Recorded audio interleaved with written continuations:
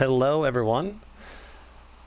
Hi. This is exciting. So I have the giveaway info in the description. If you guys want to peruse that while we wait for everyone to get into the stream. And we're going to need to do some test stuff with the giveaway too, because it'll be the first time trying to do this. So we'll do a test giveaway sample before we do the official one to make sure everything's working just fine. Hands sweaty. You think your hands are sweaty? I know there's a lot of people excited about this, and I want it to go well. Obviously, it's a low chance, right, that each individual person's going to win. So just be happy for the winner. That's all I ask. Don't be jaded or upset, and just be grateful that someone's winning something awesome, right?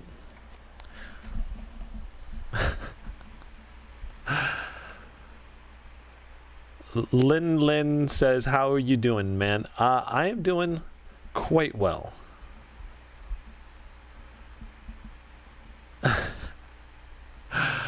So we have Nightbot in here now, so it looks like he just put someone in a timeout. That's the first time I've seen that. So we might have some issues, glitches with Nightbot. We're adding to the stream quality, right? That's kind of my goal. Oh, let me just turn this a little bit this way. More. There we go. My goal is to add to the stream quality, so having Nightbot in here should help.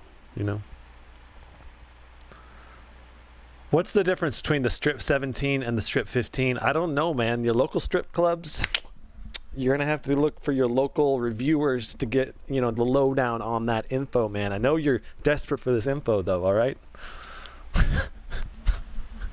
Hello, I've been waiting for this since announcement. Yeah, I know there's a lot of people really excited about this, and so I'm excited as well.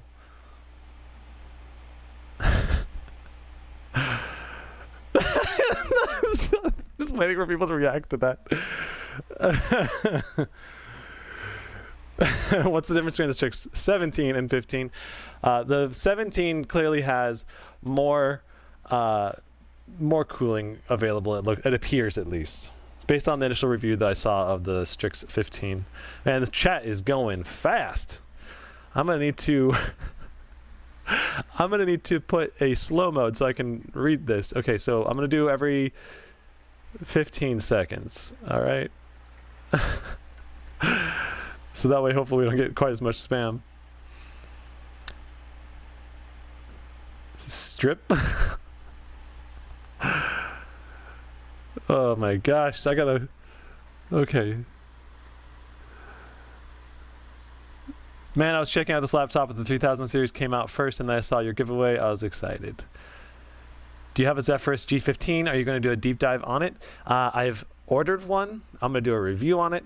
Those should be officially released on February 15th. I'm really excited to do the review of that Zephyrus G15 because, I mean, think about it. That sucker is gorgeous, beautiful, lighter weight than this one, has very similar-ish components, and it costs the same. Has arguably a much better screen, though, because the QHD screen should be a lot better. Can you disable Optimus on the G17? No, you cannot. I've checked in the BIOS. I've tried disabling the integrated GPU. The reason you can't is because the integrated GPU is being used to do FreeSync on the display. Okay. Anyone know when they will ship? Mine is back ordered. Yeah, dude, you're not the only one, man. Oh, man. Hello from Australia. 2:30 a.m. in India. Ouch. How is it 2:30? It's 1 p.m. Do you guys have different time scale there or something? Do you know when the G15 with the 3080 releases for pre-order? I am not sure, Real Adbox. I did see a review of it. So you do not have to be subscribed to be in this giveaway. I want to make that clear. I want just people who actually authentically enjoy my videos to subscribe, because if you get a whole bunch of people that just want giveaways on your channel, I think it can hurt your overall viewership. So if you enjoy my videos, hit that subscribe button. But I would love it if you guys smash that like button, and it'll help with the live stream visibility. Not requirement, though, for the giveaway, though, because there's no way I could even know that anyway. Hello from the Philippines. Nice, Jamriel. This time last year in January 2020, I was actually in the Philippines. We went over there for my fiance's parents' wedding. They're from the Philippines, and it was from January, the beginning of January to like mid-January. I think we came back on the 26th of January, and that was right as COVID was breaking. And I had been watching the whole story about the Wuhan outbreak at the time, and it was so scary because we were in the Philippines right as the outbreak was happening, and then we flew back on the international airlines, and there was people sick coughing in the seat next to me. Very scary. Anyway, I did catch a cold after that flight. It probably was COVID, but I don't know that for sure. There's no way to know. So anyway, that's my COVID story. when it all happened and got started, it's pretty crazy. Okay, wow, we're at 573 concurrent viewers. This is awesome. So the giveaway is not happening immediately, but you do need to stay and watch and pay attention because it's going to require you to do something actively in order to enter. So just making sure that that is clear. Was I traumatized from COVID? Yes, absolutely, man. It's so stressful thinking about COVID, and I think it's just all the news. I think the news gave PTSD to so many people. Yeah. What do I think of the Lenovo Legion 7? Is it going to have Ryzen 9 RTX 3080 and 300 watt power adapter? We'll see. I don't know. Until we get more specifics, it's going to be hard to know, like, what kind of cooling did they actually put in there, and how loud does it get? And there's so many things. It's hard to know the precise nature of a laptop until you get it in hand. Now, I want to make it clear that if you win this laptop, I'm not going to ship it immediately. I'm going to ship it probably in about 2 weeks so I can use it to make a few more videos before I ship it out.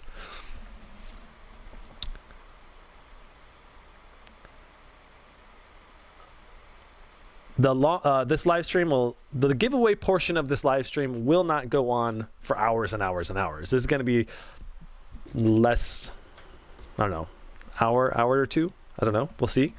I'll just interact with you guys and hang out, and then we'll do a test, and we'll do a test giveaway first to make sure that everything is working as expected, and then we'll do the official giveaway. I'm more hyped for the updates to the G15 design than the spec bump. Interesting. Yeah, there's some nice little improvements to the design. How well does this laptop perform in CPU-dependent games?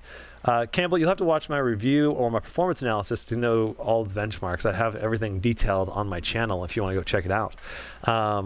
And it does really, really well when you hook it up with a USB-C port to get the full power of the NVIDIA GPU. But if you're using a laptop display, man, it can be pretty bottlenecked by the NVIDIA Optimus. Nina asks, what's your dream laptop? My dream laptop would probably be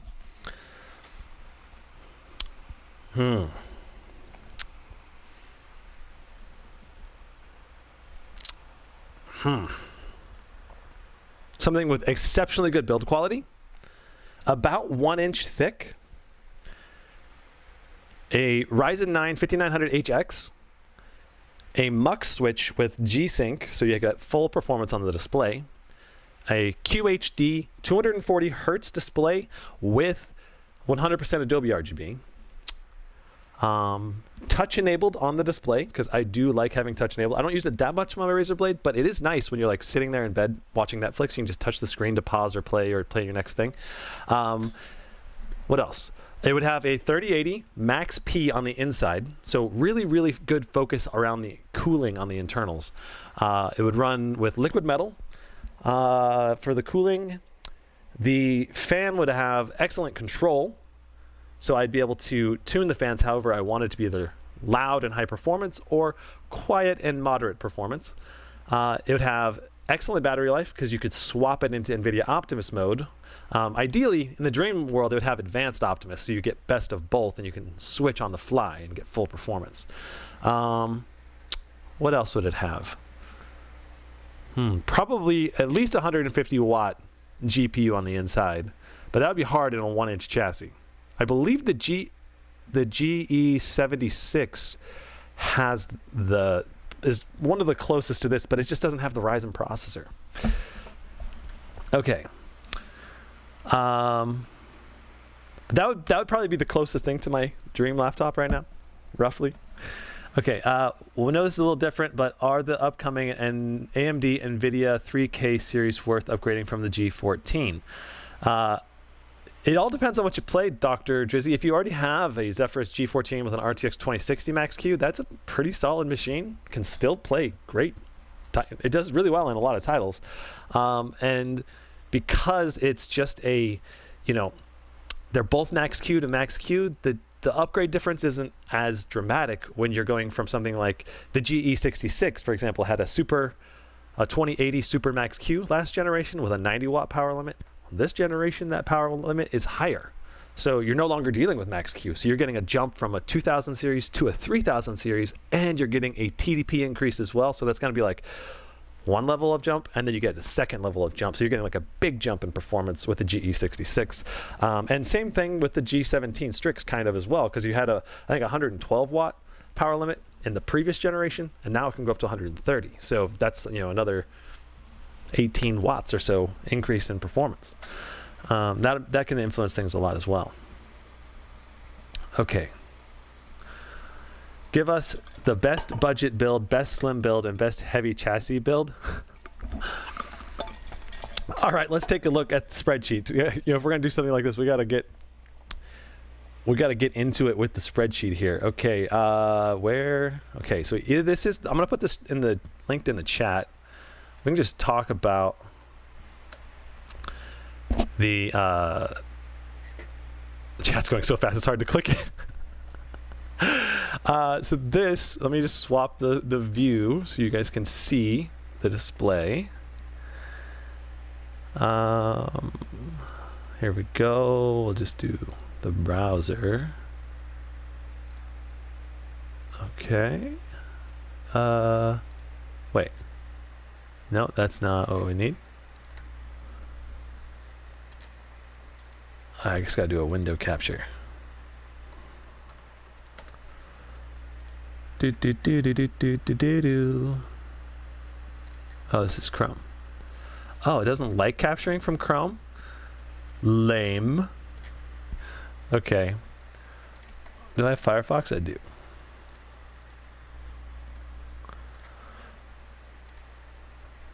Do. My amazing singing skills are coming out. Okay, I guess I'll just do display capture because that seems to be the only way to make this happen.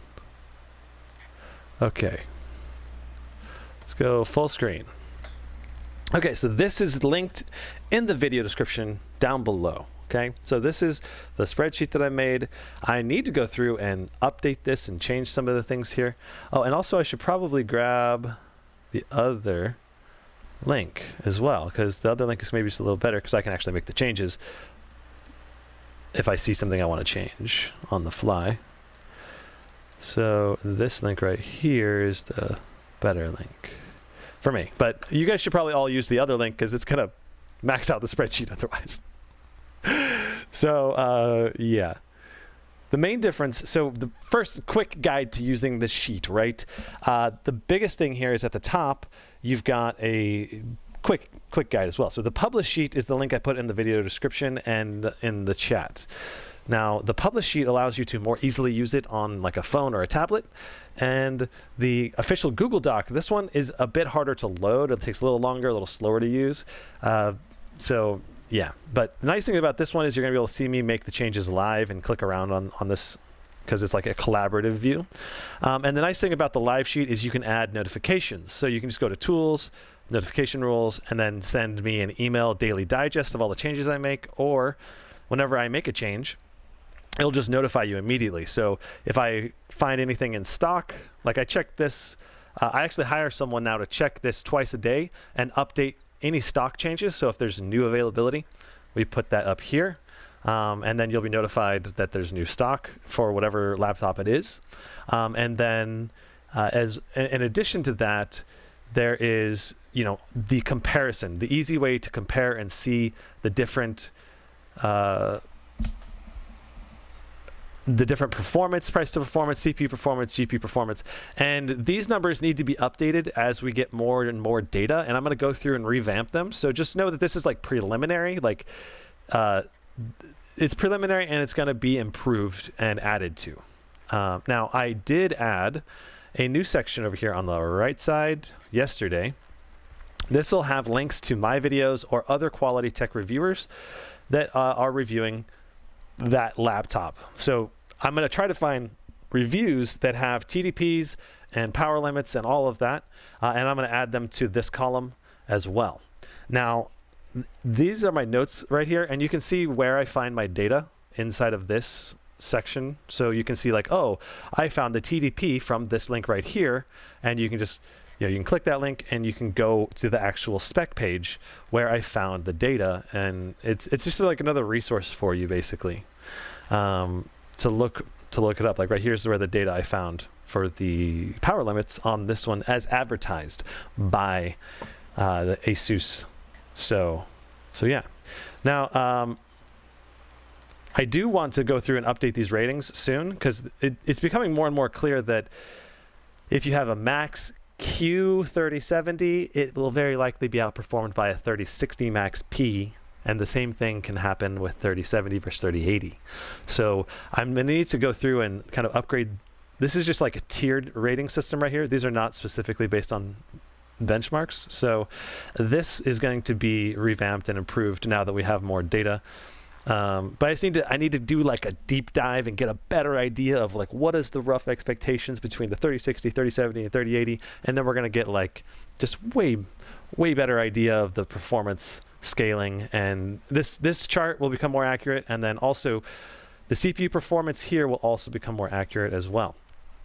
So just know that I'm planning to improve and update this list. And as new laptops are added, I will be putting those new laptops up here as they go for sale. So whenever the Lenovo Legion 5 goes for sale, I will put them here, as well as add them to the list down here. And these right here are the information on the laptops that are currently not for sale, but they will be available for sale soon-ish in the next couple months sometime. So we have the Acer Nitro, Lenovo Legion info, all of this. So feel free to click through those and explore as well. And if you want to know how I come up with my ratings, I have all of this information listed down here. So yeah, and this is the kind of numbers I'm going to revamp. Like I'm probably going to change the max Q to be a 9, and then maybe the max P version to be a 9.25 or something like that, to show that a max P 3070 will likely outperform a max Q. But I need to do more testing, right? I've got a 3080 max Q laptop right here that I'm going to be benchmarking when I get done with this live stream giveaway. So if you guys want to see how a 3080 max Q performs in a live environment, there you go. I'll be doing that right after this whole giveaway. So I'm just trying to be as helpful as possible, and I'm asking other reviewers as well, like Jared's Tech and Owen and Desone. I don't want, like, I'm asking their permission first before I add their reviews into this reviews of the laptop over here on the right. But I just want to I want to link to quality reviewers, and I'll probably have multiple reviews over here eventually. So there might be 3 or 4 or 5 reviews on each listing eventually, as I find more and more reviews for each one. Okay, sorry, I've been a little busy going over that. Let me go ahead and take a look at chat here. If you guys want info on the giveaway, it's in the video description. So all the little rules, we can go over that as well real quick. Okay, so the giveaway started the stream at 1 p.m. Giveaway does not happen right away. It'll happen later on in the stream. So I'm gonna talk about a bunch of different things, answer questions, and then we'll do the giveaway. Winner will be selected during the live stream. So near the end of the live stream, we'll do a test giveaway, and then we'll do the official giveaway. And it will require you to do something active in the stream in order to enter. Okay, so you can't just be in the stream and expect to win. If the winner is international, so if the winner's from the USA, I'll just cover all shipping charges, whatever they are, to cover like a FedEx tracked shipped package. I mean, I suppose if someone wants me to do overnight shipping or ship as fast as possible, they could pay for that upgrade. But yeah, if the winner's international, I will pay $50 for shipping because that's roughly what it would pay to ship in the US. And then if the international winner will need to agree to pay any additional shipping charges that's going to cost, because some countries out there can cost like $300 to ship to. So just be aware that cost, anything above $50 will be required of the winner to pay, and any customs costs too. I'm not going to pay for customs cost if your country requires you to pay, even if it's a giveaway item. Some countries, it just depends on the customs. So I'm going to mark that it's a giveaway on the customs form, but they sometimes just don't believe you. So I've had some nightmare experiences trying to give away some iPhones in the past, like shipping them to some people in like some third world countries that had their address wasn't even in the shipping databases, so they didn't even know where to go, and so they had to like ship it to their friend's parents' business address or something, and then that's how they got the iPhone. But it can be a real pain, so I just need a verifiable shipping address and then to cover the shipping costs. So nice, man. We got 1,100 people on the stream. You guys are nuts. Okay, so yeah, and the payments for the shipping costs can be done through PayPal or Venmo, or I don't care, whatever. And I'll trust that you're not going to try to dispute the charges or something ridiculous, because I'm trying to do something nice for everyone. Okay. Yeah, and you do not have to be subscribed to enter the giveaway. I only ask you to subscribe if you actually, enjoy my videos and want to watch them. That's it. Oops, made a change. Okay. Now regarding the TDPs on the sheet, let's go over the different price ranges. Like what is the best in each price point category, right? But first, let's talk TDP. Dual load stress test CPU power is on the left. CPU only power is on the right, and this is as rated by the manufacturer, which, as you saw in my Strix G17 review, it can vary, right? Like it's not quite exactly correct. So yeah, and then the RTX 3070, this is the same thing. This is a GPU only load. This is a GPU only load, and this is when the CPU is also engaged. And this shows the difference with dynamic boost for the CPU and GPU.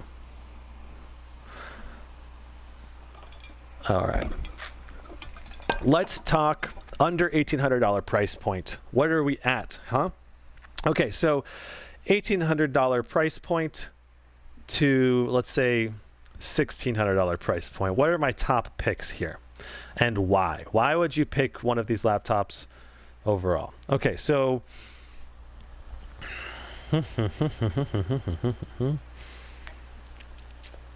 let's do it. Now, I did mark this. Probably Amazon marked that because it's not. So this HP was I think a listing mistake. I found it on Best Buy early on, and it was already sold out when I first discovered it. So, but this might be a hint at what, HP will do. They might release something like this. I should have grabbed a screenshot of it. I didn't think they were going to take down the listing. All right, so starting at $1,600, we've got the Stealth M15. This is a 4-core, so really reduced multi-core performance, and you can see I put it down to a 6.5 on CPU performance. Really not great.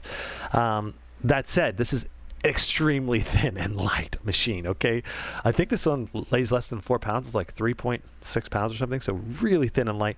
3060 Max Q, 16 gigs of RAM, 1 terabyte SSD. That's a good size SSD. 144 hertz Full HD. The tricky part is this is kind of expensive for only a 4-core CPU, so that's the main downside. Next up, the Gigabyte A5 Ryzen 7 5800H RTX 3070 Max P. I think, we don't know yet, this is a Clevo chassis. So basically this is a bare bones machine that Gigabyte is using and putting components in and then labeling as gigabyte. Now, there's nothing wrong with that. I've owned Clevo chassis in the past. The big question about it is, this is a thicker machine, and I really want to know what the performance limits are on the machine. Thanks for the super chat, D Giant. Nice. Okay. So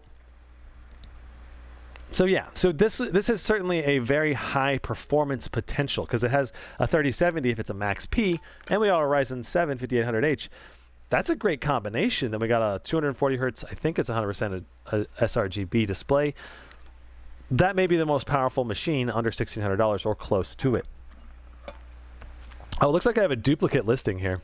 I need to delete one of these. Okay. All right, so we have the Aero 15 OLED display, 8-core from Intel, 3060 Max Q, Max P. Not sure what the power limits on this is. And then we have a 16 gig of RAM, 512 gig SSD, 4K OLED.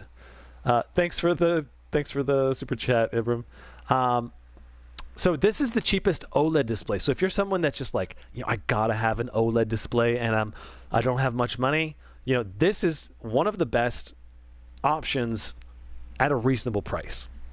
You're going to be able to play games on it. You're going to have an 8-core Intel, so you'll be able to do multitasking, but the performance on the CPU will be less than having a Ryzen CPU for sure.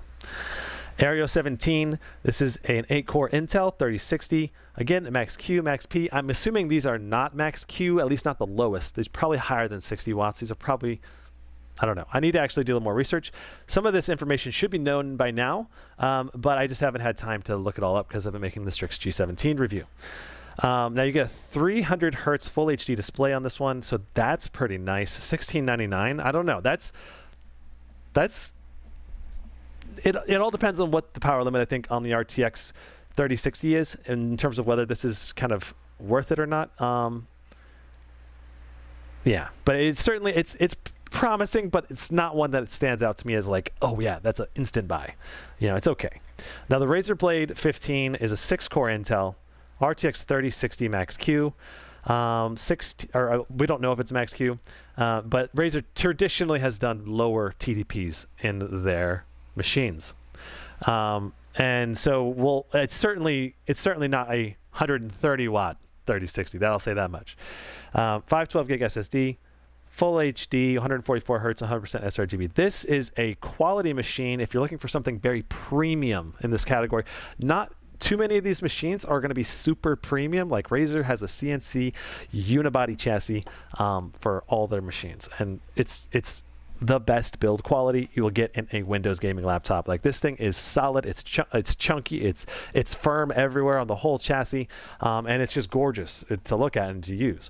So if you want something that's more premium, this is a great option, but it's not going to have the same performance as a Ryzen or the Max P GPU. So this is like the premium option in my mind. Now, GP66 Leopard, this is very similar to the GE66, but the problem is, the main difference between this one and the GE66, let me just pull this up so you get an idea of what I'm talking about. It looks very similar to the GE66. The overall chassis and build is almost identical from what I can tell visually speaking. I haven't seen them in person yet because this is a new build, but it's basically doesn't have the LED strip on the front, which saves you a little bit of money, so you can basically buy this for a little lower budget, which I do like that a lot. I don't know what the power limits are on this though, and I haven't updated it yet. At least I think MSI did release the power limits, but they have a wide range of power limits on their chassis, and I think they even have different power limits depending on what region you're in.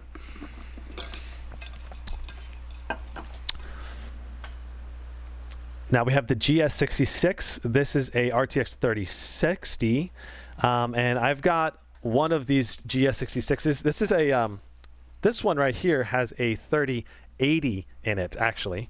So it's a little bit interesting because that 3080 is going to be a good performer, but it's in such a small chassis. Like the GS66 is just nutty how small it is, right?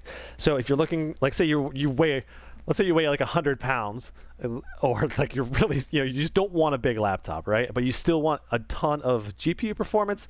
That's when I think getting a GS66 might be worth it. Like if you're just like, you hate having a heavy backpack and you just want something super portable, that's when this becomes a little bit more attractive. That said, $1,800 for these specs is not an amazing deal. So, but you're paying the premium to get a thinner and lighter machine. All right. So this Zephyrus G17 has a Ryzen 9 5900HS. This is a 35 watt processor, but Asus has tuned this to go above 35 watts in a sustained load. So when you're on a CPU only load, this thing should perform really well. And it has a 100% DCI-P3 QHD display. So to me, this thing is like geared towards the portable video editor. Okay, so if you're looking for something, a machine that has the screen quality and has the CPU performance and is super thin and light, this looks like a fantastic choice. But the GPU is a Max-Q, so you're going to have lower GPU performance, which kind of sucks, right? But it's thin and light, so you're paying. Whenever you get more portable, you're going to have reduced overall performance. Now we have the Strix G17. This is this is the same unit that I reviewed exactly, right? It's going to be sold out everywhere because this thing is tuned. Oh, the performance on it is just, oh, I love it. It's got the GPU performance, it's got the CPU performance, it's got the solid build quality, it's got the keyboard, the trackpad, the thinness, the battery life. It's the whole package, and it's only $1,800. Honestly, good luck buying it. But every time I've seen this sucker go on sale, even before reviews came out,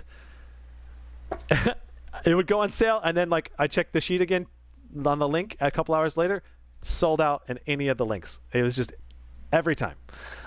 So just know that if you're going to get one of these, you're gonna want to, I guess, like refresh the sheet, or not refresh the sheet, but you're gonna want to refresh the official places like B&H Photo, Adobe Adorama, Newegg, and you're gonna want to like, if they have options to get notifications for when they come in stock, you'll want to sign up for those. And then anywhere that you can to get a pre-order in, feel free. I know that like, so these links right here do go to help support me as a creator, and I'm totally fine if you don't use those links as well, because I understand you guys really want to get this laptop. There are other options in here that might have some availability, but I think these are all sold out for the most part as well. But you might be able to put your pre-order in these or in these down here. I don't know the full status on all the websites. The main websites I track are the ones that are affiliated, right? Because that's what benefits and helps support my channel. So so just be aware that all the sites that I'm updating are the ones like right here. I'll be checking these at least twice a day to make sure that there's any changes in stock and then adding them to the sheets. But these I'm not checking, so if you're really desperate, you can check those as well yourself every day. Now, let's see here. Where were we at? We are on the Strix right here. So fantastic machine, 2 giant thumbs up. I just wish it had a QHD display with 100% Adobe RGB. If it had that, oh, the dream is achieved at $1,800, quite frankly. And so next we have, I keep moving these. The next we have the Aorus 17G with an RTX 3070 Max-Q, 32 gigs of RAM, 512 gig SSD, Full HD 240. And this is an 8-core Intel. Not as attractive CPU for sure, but they had to sell something, and this is all the CPUs they could probably get. Now we have the RTX 3070 Max-Q, so lower TDP, lower performance.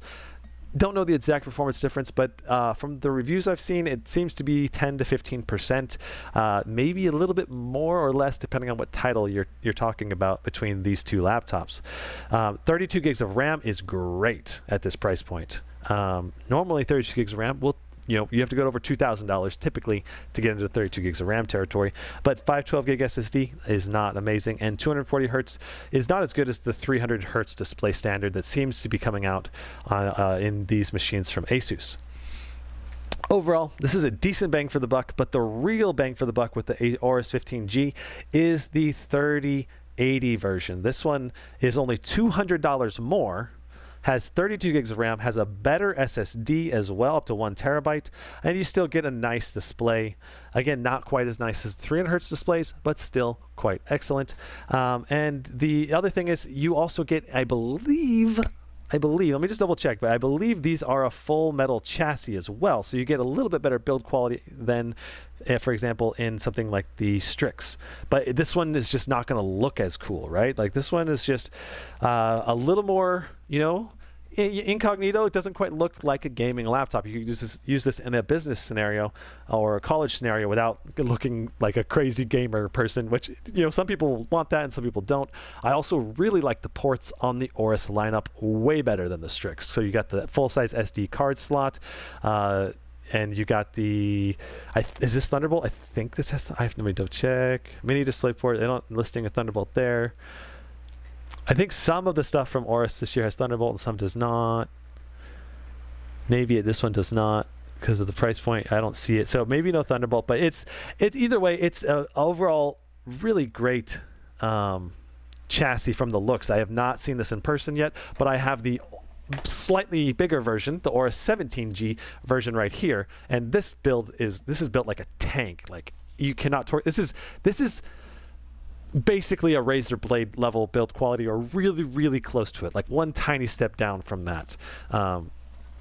Really firm hinge, really firm chassis. So this is a great option if I think if you can't get the Strix 17G, this is certainly a very acceptable option. Only 4.5 pounds on this guy too. So great blend of portability and performance. Look, there's 6 reviews here now. Hey, they're all pretty positive. That's good to know. Can run Cyberpunk at ultra 60 FPS. Fans are a little loud. So overall 9.4. Why did he put 4 out of 5 eggs if it's a 9.4 on his rating? That's hilarious. Now, anyway, so let's see. I think we have one more laptop to go over, and then I'll talk to chat. So let's go ahead and, so we have the Strix G17. So this is a little brother to the Strix G17, and from the review I saw of this one, I did watch through I think 1 or 2 reviews, it looked like the power limits were just a little bit lower in actuality, or like it just wasn't able to cool the components quite as well, which makes sense. It's a smaller chassis, probably has slightly less amounts of heat pipes. How many CUDA cores does the 3070 have versus the 3060? What is the main difference between the two? Let's go ahead and pull up the stats from NVIDIA. I don't have them memorized off the top of my head, but the 3060 is a surprisingly high amount of CUDA cores, but the 3060 can also have down to 60 watts of TDP. So if you get a 3060, just try to make sure you get one that can boost up to at least, I'd say 90 watts as a minimum goal. Like 80, 90 watts, you know. If you get down, if you like, I think a Zephyrus G14, super thin and light laptop, right? You're just going to sacrifice a bit of performance if you're getting down to only 60 watts of, if you're getting down to 60 watts of performance, like it's going to be a struggle. Oh, I don't have my cam link above, so you guys haven't been able to see my face. Hey, there I am. Okay, so this is the Aorus here. I'll go to the right here. This is the Aorus right here that I'll be benchmarking. So if you want to know what that Aorus 15G or 17G performance is going to be like with the 3080 Max Q, this sucker will give you a better idea. Great ventilation on the bottom. Look at that all open ventilation right here. Overall, really nice laptop. I love the ports on this too. Better ports than the Strix for sure. But this one with the 3080 I think is like $26.99. So it's $900 more than the Strix G17, and I'm guessing the performance will be very similar between the two, even despite the price difference. On the GPU, CPU performance is going to go to the Strix without a doubt, though. Okay, let's go back to the display, and let's go into the spreadsheet again.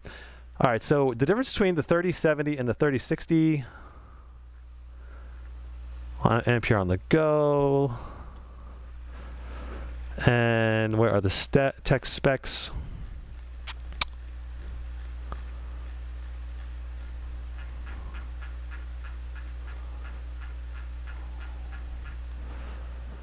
Come on, come on. Am I missing them somewhere? They should be right around here. I'll bet you if I go to images, they'll come right up.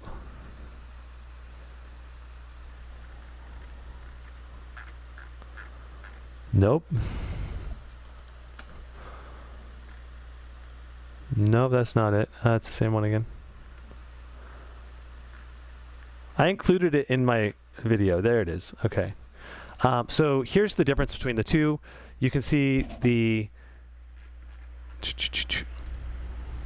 you got 6144 on the 3080, 5120 on the 3070, and 3840 on the 3060 for the CUDA cores. But the bigger difference is what wattage you push through each of them, right? So you'll want to pay close attention to that. Wow, $38 in super chat revenue.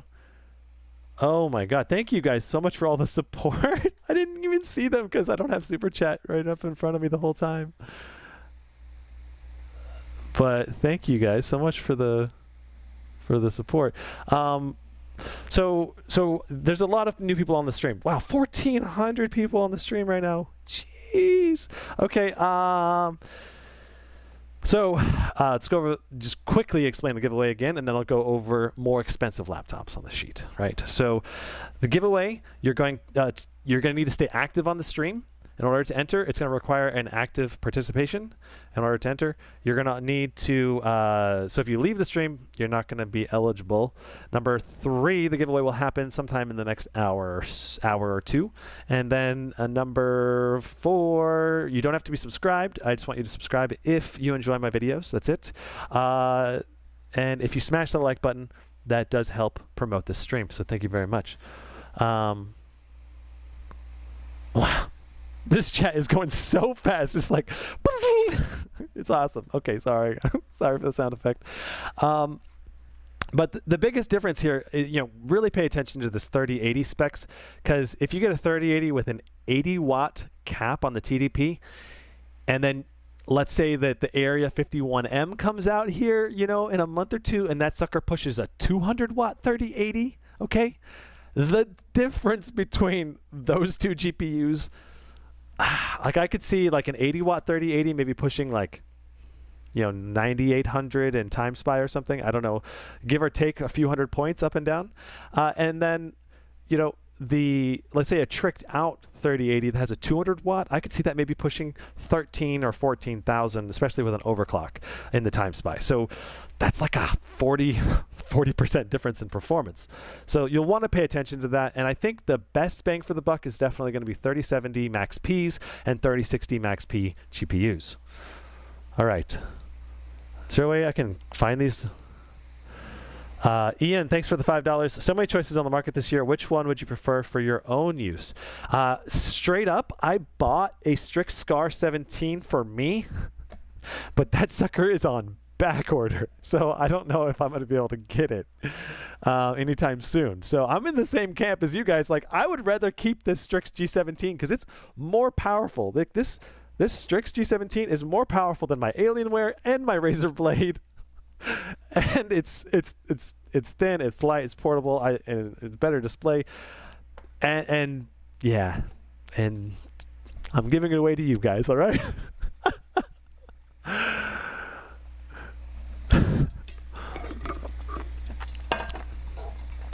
3090 and a laptop soon. Oh, I just turned on the Asus. You guys heard it. I don't know how it turned on. Okay. So let's go over the more expensive laptops on the list. Here we go. All right, so starting at 2,000. For these, I'm just going to pick out the ones that I think are the top picks and maybe talk about a couple of the most popular brands. Okay, so the G17 with a 3070 starts at $2199. That's, a $400 jump, right?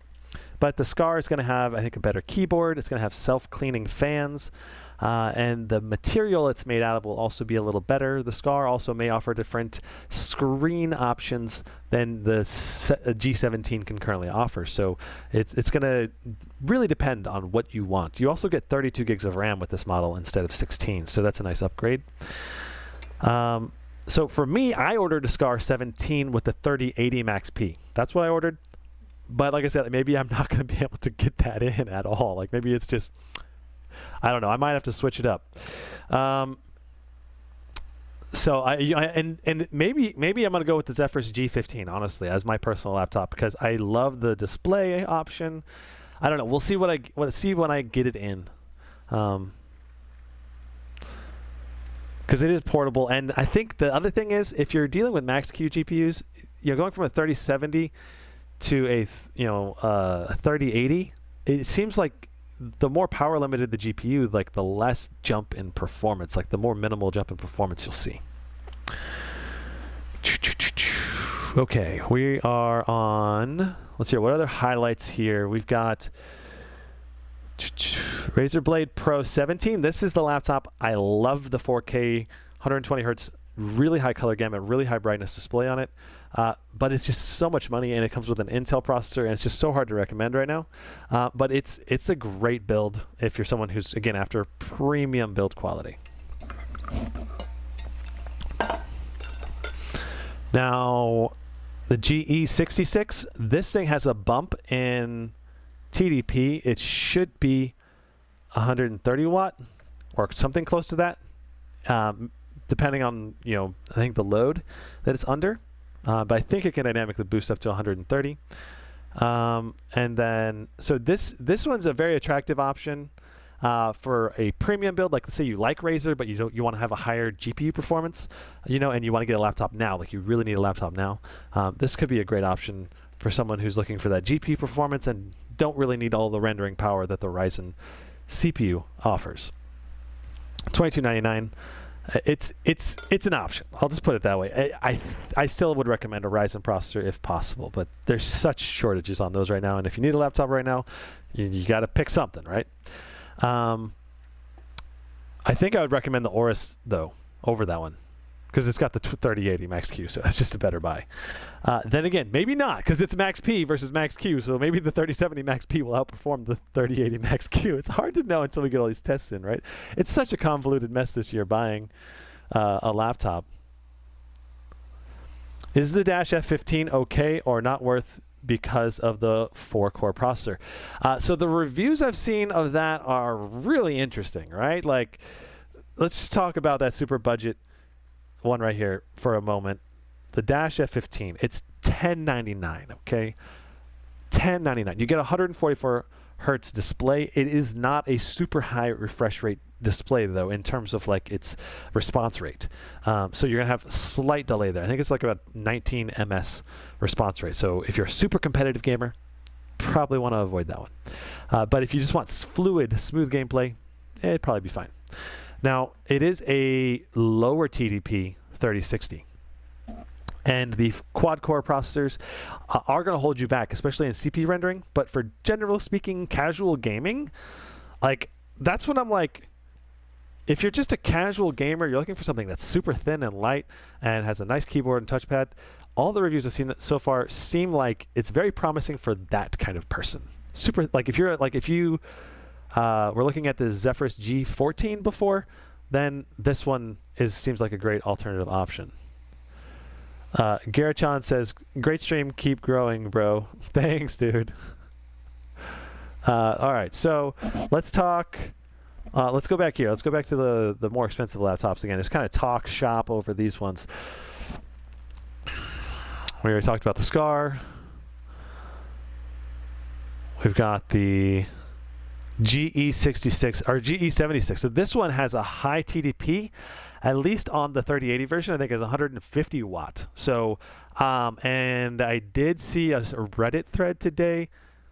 Don't know if this is accurate, but over 13,000 in time spy for a 3080 version with the GE76. So that sounded super promising. Don't know if that was overclocked. Don't know any of the settings. Hard to compare. But I really like that. That made me go, Okay, so maybe that's the most powerful laptop GPU so far that we've seen. But also, I think the Alienware M17 also has 150 watt. But so many things here need to be tested because, like, does it maintain 150 watts even when under a load, under an extended duration, or is it like a short burst? You know, like we need to know more. We need to have quality reviews and tests of them, and then we'll be able to decide if it's worth it or not. Okay, so this one is interesting. If you're someone that needs a lot of RAM, like let's say you're some programmer or designer or animator and you need just a crap ton of RAM and you don't want to have to deal with upgrading the laptop after the fact, this one, 64 gigs of RAM with a 2 terabyte SSD, 3080 Max Q, only $24.19. That seems like a great option. That said, I don't even know, is this one still for sale? It's not even available right now. But this one is configurable from HID Evolution like that. So, yeah. So that is certainly an option, going to some retailer and getting those upgrades in post. Zephyrus G14.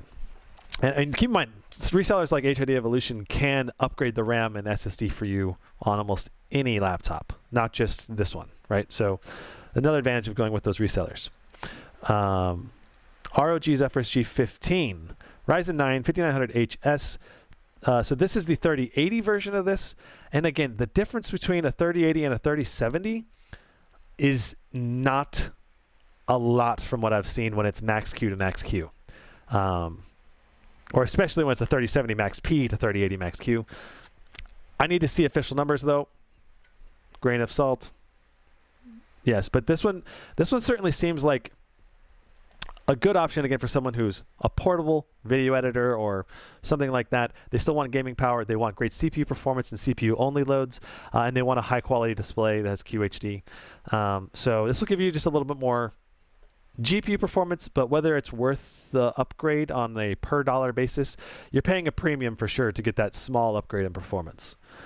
And then we got the electronics laptop lineup, and I like these on spec paper. They're kind of bland looking, in my opinion, and I've not ever had any of them in hand yet. So that's the tricky part. Whoa, we got several super chats. Hey Brandon, which AMD gaming laptop under 1500? 3060 is best according to you. Let's start saving up for my own gaming channel.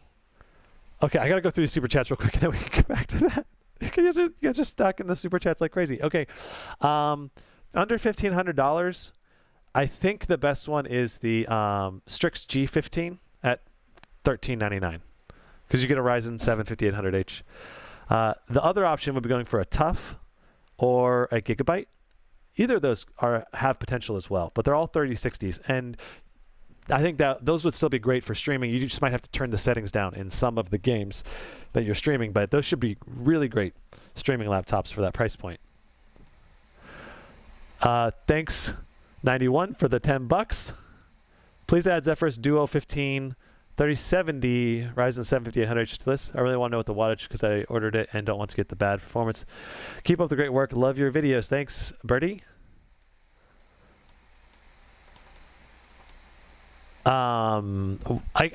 Where did you buy it, Birdie? Because I'm trying to basically list everything that I can find for sale down here. I just haven't seen that. You'll have to hit me with an email where you bought it, because I don't know otherwise. Craig Campbell, thanks for the $10, dude. You got that little thank you emote. I appreciate it. Man, you guys, thank you so much for all the super chats. It's been so cool. Like I say, it's been so cool seeing all the support around the channel lately. It feels just so satisfying for me because I've been working so hard on these review videos for like 3 years now. I just haven't seen much channel growth, and now it's like finally getting a little nudge in subscribers, because there's only like 20 subscribers a day for like 3 years, or I don't know. There was like a burst of subscribers at the beginning, and then it was like a slow trickle, and now I feel like the channel is actually growing a little bit, and I'm just so thankful to everyone. So thank you guys for all the support. Okay, my top recommendeds in this price point. We've got electronics. These have higher TDPs, And they have the Ryzen 7 5800H. These certainly seem very promising. Jared did a review of a very similar one to the Electronics Mech 15, and the performance was quite good. But again, they look a little bland. I don't love the design, and they are pretty expensive as well, right? So, you know, you look at these and yeah, so it just depends on whether you like the design. I think it has all the ports you need, and it's going to meet your needs. I think it's a really great overall blend of thinness and performance, at least all on paper. I've not got them in hand, so it's hard for me to rate them on the premium rating scale, but these are a mixture of Tongfang and Clevo chassis, so just rebranded under the electronics lineup. And keep in mind that you can buy very similarly spec'd machines to these at a number of different resellers across the world. So if you're in Europe, you can get one of these, I think from XMG, or one very similar to it. I think Origin PC also sells some similar builds to these. Not all of them, but you just know there's a bunch of different resellers across the interwebs that resell these. So you don't have to buy it from them if you don't want to. Now let's see here. We got the GP Leopard 3080 Max Q, $25.99. Integrated our Intel chip. It's hard to recommend this, especially at this price point. Because it's just like, unless you just don't care about CPU performance, that's the only real situation when I'm like, all you care about is gaming. Yeah, that's an option. Alienware M15 R4 and M17 R4, these both have Intel chips. Again, supply-demand issues. You know, can't supply everything. But 3080 Max Ps, and I think there was also a cheaper version of these as well. Yeah, right here we've got the $2,100 Alienwares. These are 3070 Max Ps. And the nice thing about these Alienwares, I believe, I didn't double check this. Let's just go into here real quick, make sure this is right. Someone was saying they have Advanced Optimus, which will give you full performance on the GPU and the CPU in games, reducing bottlenecks. So I just want to make sure that that's right, though. 300 hertz NTSC, lunar light. They have more display options. So you can get a 4K UHD display. This is a slower response display. This is not for gaming. This would be more for video editing and photo editing. 360 hertz with G-Sync. So these two have G-Sync. So these are definitely, anytime there's G-Sync, you're definitely getting the full performance from the GPU. It's more the whether or not when you have G-Sync, you might not have NVIDIA Optimus. So it's kind of like you want to trade battery life for performance or not, basically. Ian says, your reviews help many people make their decisions on laptops. Those are big purchases, so it definitely makes sense if your channel is taking off. Keep it up. Thanks, man. Anon says, watching from my 10-year-old Asus K55V all the way from Fort Wayne, Alaska. Nice, nice. Dude, oh my God. Should I show you guys my old review videos from back when I was in college, when I tried to do a review channel on laptops when I was in college. And I didn't have enough laptops to review. Anyway, let's finish the Alienware stuff, and maybe I'll show you guys that. Okay. So anytime you have the G-Sync technology, you're going to have the full performance on the internal laptop display, at least. So you're definitely getting it here. I don't know about this one. Hard to say. And the pricing definitely goes up. You see these G-Sync panels, right? It costs a little extra money every time you get the G-Sync stuff. And this is 360 hertz right here too. So you can get a 360 hertz G-Sync panel for $22.89. So if you're an esports junkie, this might be the buy right here. I don't know. It's hard to say. I haven't reviewed this. It certainly is very promising in specs. Weak SSD though. Only 256 gigs. So you'll want to upgrade that in post. From the 3101 161 Infantry, Army, National Guard, keep up the great content in these crazy times. Good content gets us by on our downtime while keeping these riots under control. Thanks, Joe. Keep everything safe, man. Awesome. Hey, I want to buy the GE66 Raider with the RTX 3080 with an i9-10980 CPU. Is it a good laptop? Benny, the tricky part with that one is the Intel CPU it should be unlocked. It should be overclockable unless MSI really locked it down, but it should be in theory. But it's not a super beefy chassis, so you're not going to really take advantage of the full performance spec because those Intel CPUs run really hot. You need heat pipes to keep them cool. And so you are going to get better performance than most of the other 8-core Intels, but it's not going to be the same as you're going to get with the Ryzen, especially in CPU rendering performance. That said, it's going to be a great gaming laptop. If all your focus is on gaming and not CPU rendering, that machine is going to serve you really well, I think. I pre-ordered the Zephyrus G14 to replace my first gen GS65. Do you think that the RAM will be dual SODIMM or one soldered? I am not sure. You have to check some detailed reviews to know what RAM is soldered or not. Lady Clean says, please continue to support this channel after this giveaway because he truly deserves the growth. Thanks, Lady. Britt Allen, what do you think about the exotic G17G?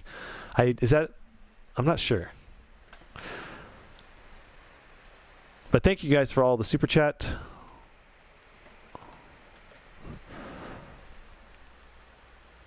Let's just see if we can find this laptop you want to know about. Can I search this? X170. This sounds like a Clevo chassis name. Yeah, it's a Clevo. I have owned Clevo chassis before.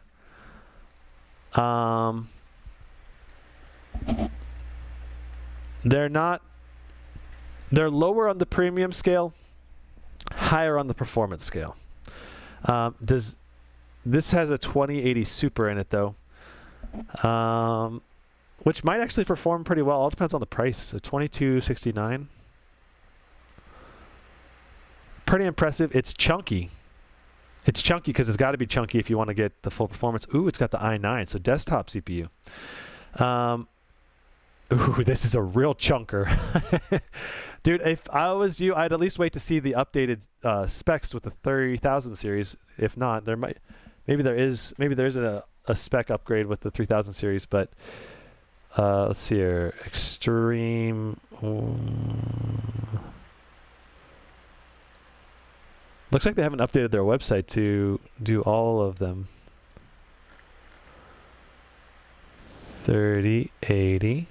Okay. Is it in here? There it is. Okay.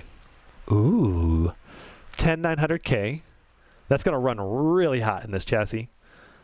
RTX 3080. Nice. I wonder what the power limits are on it. So I've actually owned a chassis that's... It was actually... I'll have to review it. It'd actually be hilarious to review now again, if it's still working. It was basically very similar to this. It had a 6-core Intel processor in it back when no laptop had a 6-core processor in it. It cost over $4,000 back then, and it was 13.5 pounds. 13.5 pounds. It was a portable desktop, okay? Overall, this is much smaller, though, at 8.3 pounds for sure. So, well, this certainly seems like a promising build. I'd have to do an actual review of it, though, to get a better idea if it's worth it. Could be a good alternative to the Area 51M on a budget. Obviously, no battery life. This is just you move it from desk to desk type situation. I should probably add that to my list, though. Let's see here. What is this? What is the price? So let's just get the actual price going here.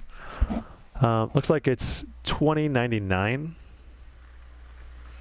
But we gotta get a realistic spec price, right? Because we want the 3080, and then we want i9. So 31. Now the price goes up to 3228 when we get to that. We want dual channel memory as a minimum. 500 gig SD is fine. Okay, so this is the real price of this machine, $32.97. Let's just slap this over here and add this to the sheet. So $32.97 fits in right here. Okay. G17K KMG. This is i9-10900K. So one downside to this, buying this for sure, is that there's just about to be a new release desktop CPU, so you're going to be lower on the CPU side of things.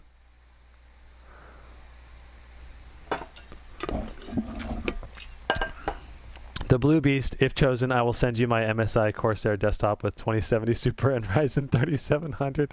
Dude, can I refund this? Dude, I can't. I can't take your thing, man. That wouldn't be fair for anyone else.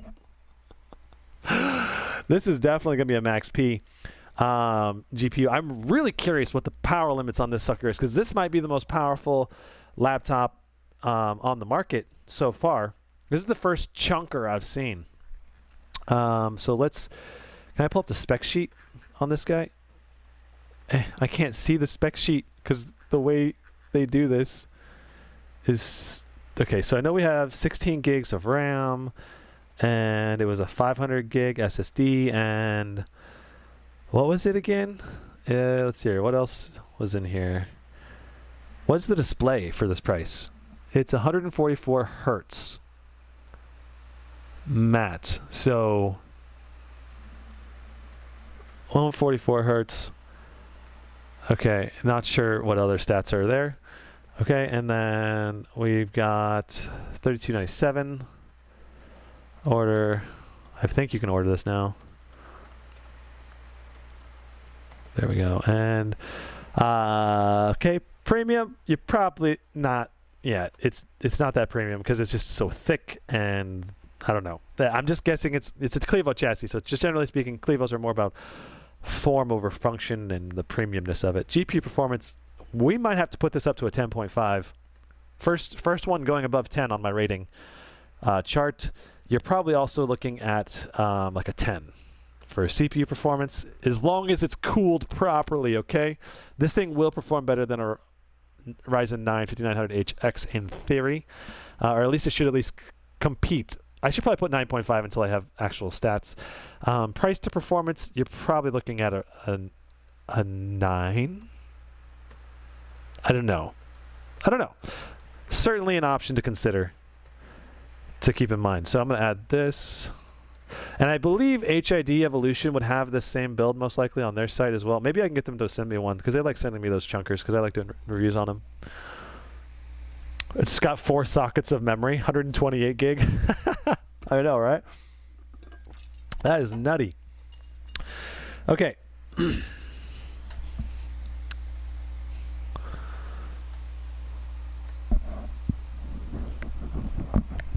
Very nice. Okay, let's go ahead and just round out my top picks for above $2,000. So I definitely think this one is worth considering. I'm going to just highlight it because it might be the best esports or great esports portable performer. Strix Scar, this is just going to be a great blend of CPU performance, GPU performance, but, you know, it may not be that big of a jump from the cheaper Strix G17. So you may be paying $900 more for this sucker and only have, like, you know, a moderate increase in performance. Now, the GE76, this is the top performer from the initial benchmarks that I've seen. Very impressive chassis, very impressive build quality on the GE66. So if this translates over to this one, I really like the keyboard layout as well. And the looks of this machine are top notch as well. And it's still fairly thin and portable as well. It's just like, this should be a nice blend. I just wish it had a Ryzen CPU in it, and then it would be like highly recommended, you know? And then let's see here.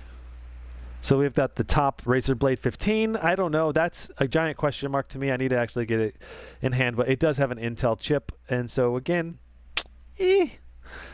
But if you're after like the best premium experience and you want a really great display, this is the only QHD 240 hertz I've seen so far.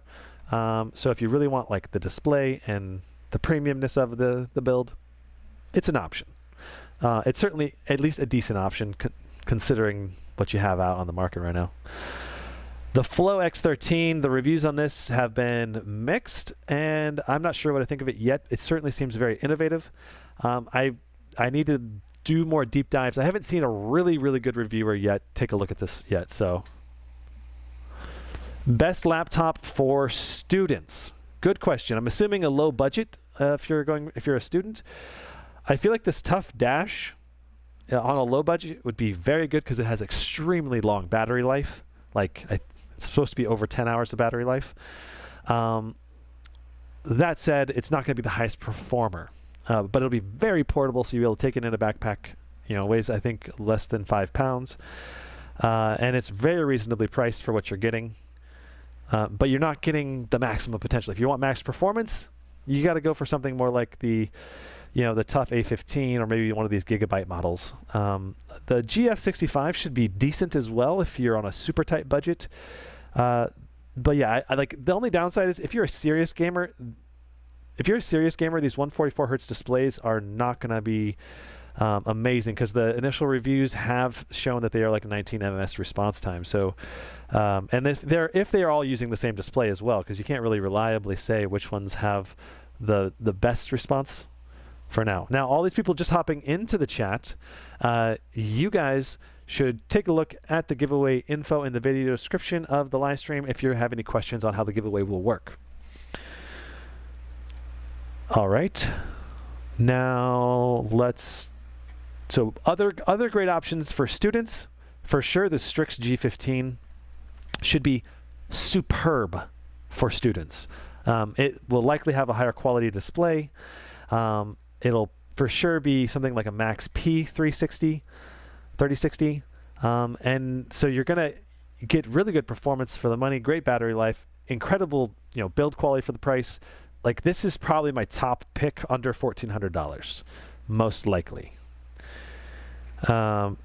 This one is close though. It has a 3070 Max Q, so you're going to get a little bit of a bump in performance. But the big thing here, compared to the cheaper Tough Dash, is you get a 240 Hz higher color gamut display as well. So more portability, better screen, and it's the cheapest 3070 on the market that I've found so far, I believe. Yeah, it's the cheapest 3070. You can see a bunch of 3060s are actually more expensive than it. But I wouldn't be surprised if some of these 3060s outperform it because of the increased power limit. All right. Will there be thermal throttling issues with some of these laptops? Rook King, that's a good question. It all depends on the design of the manufacturer. As a reviewer, I don't know how much thermal throttling will happen on a laptop until I get it in hand, or I can see someone else's quality review so I understand how they do their tests and what, like, do they do a proper stress test on it? Do they test the different fan profiles? Because maybe they checked only like the default fan profile where the temperatures are high, but if you set it to max fan, the temperatures go low, so there's just so much variability. And that's why I try to keep my reviews just spot on consistent across every review I do, so that you can cross compare and check and all of that between the different laptops. It's just a very long process. Like I probably spent over 60 hours doing the Strix G17 review. And there's a reason for that, because I also had to go redo a bunch of the benchmarks because of NVIDIA Optimus, right? Any 2-in-1 gaming laptops out there, something that can fold into a tablet or tent mode? Abhishek, thanks for the $5. The Flow 13 can do that, but that's also extremely expensive, right? Extremely expensive. So I'm not sure about other 2-in-1 options. I think, if I was going to get a 2-in-1, I think there was a 15-inch Dell last year. I don't know if they're going to update that. That had like a 1650 or something in it. And so you got some basic gaming on the go. And then I think it had a Thunderbolt. I think it was like a Dell 15-inch 2-in-1. That seemed like it would be a promising kind of multi-purpose laptop. Yeah, I don't know. I don't know that question off the top of my head. Sorry, man. I don't want to give bad information, so I want all my information to be as accurate as possible. Okay, so, but thanks for the $5. Let's just round out these. We're almost at the end.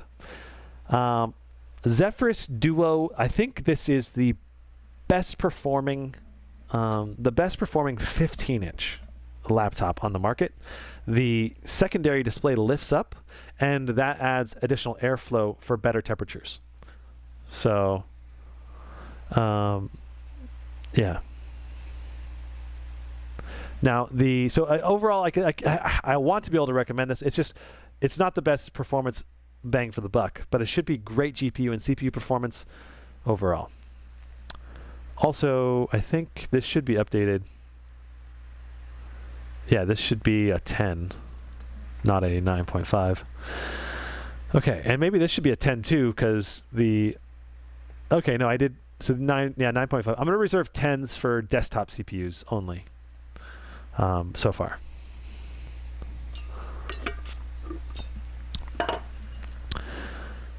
Very nice. I think that roughly covers all the major points. I might have missed some here. Let me just quick glance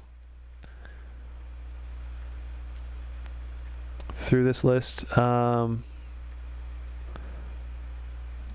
don't know. This Zephyrus Duo might be a slightly better option because the difference between a 3070 and 3080 seems to be very small, and the price difference is a lot between these two. So, could also be a great option with that Zephyrus Duo. I'm just going to highlight that as well because I think that's a pretty solid machine too. Now, my top picks. The reason why I picked these ones. This Gigabyte A5, I actually just discovered this one, I think, a couple days ago. It's $1099, and it has an Intel i5, so really weak CPU for rendering, but decent performer for gaming. And we've got a 3060 Max P. This is, again, a thicker chassis. Let's just hop into here. So this thing is a thicker chassis, but the nice thing about it is it should have better airflow, and it should, in theory, be a Max P GPU. I haven't seen a review on this yet, but I don't see how they could make it thicker and not put a Max P at least above 80-90 watts as a minimum. I'm not sure. Wait, I can't say that for sure. But the big thing here, okay? The big thing here is I believe this should be the best gaming performance per dollar that you can buy right now. At least in theory, because it's got a 240 hertz display, and it'll likely be a 3060 Max P, and that's a $1099. So, but it's thicker. It's a thicker chassis. I don't know what the battery life is. I don't know what the thermals are like, but at least on a spec sheet perspective, seems extremely promising because they saved a few bucks by this. So comparing this one to the more expensive version right here, it's $200 cheaper. And you get basically everything that is the same except the processor is downgraded. So if you don't need CPU performance, boom. I think this is probably the best gaming, performance for the money, probably. Tommy Rodriguez says, I'm a programmer, casual gamer. Do you think the Zephyrus G14 would be okay? The Strix G17, Zephyrus G15 for extra $400? If you don't really care about portability, I would say you should probably go for a Max P GPU, Tommy. And then I would say all of those options are going to be decent because they're going to come with Ryzen chips. And so it just all depends on, I think all of those are good bang for the bucks. Again, I haven't tested some of those, so it's hard for me to know exactly, but I love the Strix lineup so far. I have yet to review a Strix and be like, oh, that laptop sucked. Every time I've reviewed them, they've been like, okay, looks cool, reasonably priced, thermally pretty solid. And in this case, the new ones, thermally amazing. Now, for all of you guys just hopping in the stream, quick overview on how to use this again. Published sheet. Right here, this is where any number of people can use it. There's also a link in the video description down here. So if you need to go there, you can check it out. There's an unlimited number of users that can go to the published sheet, but the Google document is limited to 100 people at a time. So you're not going to be able to check out the official document.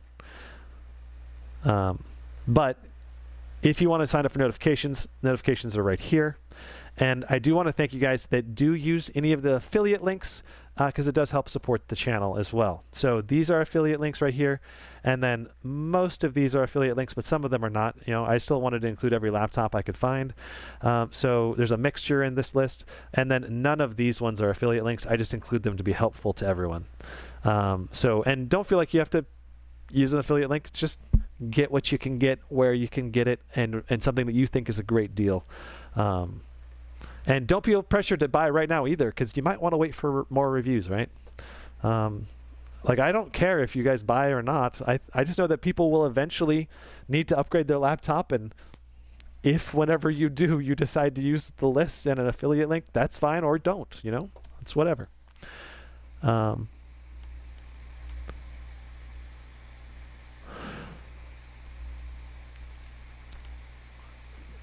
Benny Wright says, do you have a recommendation for a laptop with a 3080? You want to pay up to $4,500. Benny, you got to give me more specifications, man. Because my top pick for the money on a budget would be this Aorus 17G, reduced performance because it's max Q.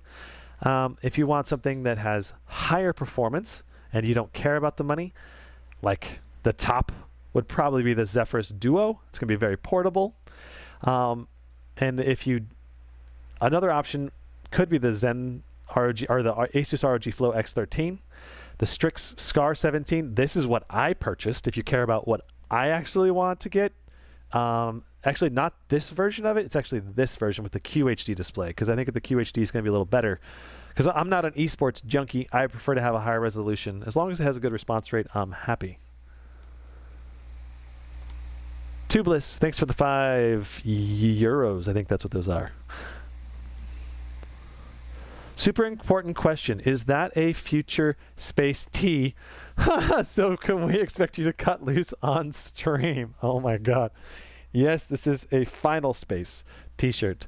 I love Final Space. The first season is amazing. Second season is still solid, not quite as amazing. Right now, if you're looking for an amazing show to watch, watch The Expanse. The latest seasons have been just getting better and better. I've read all the books on I've read all the books in The Expanse, I think, twice now. I read a lot of books. I was an English major in college. So, yeah.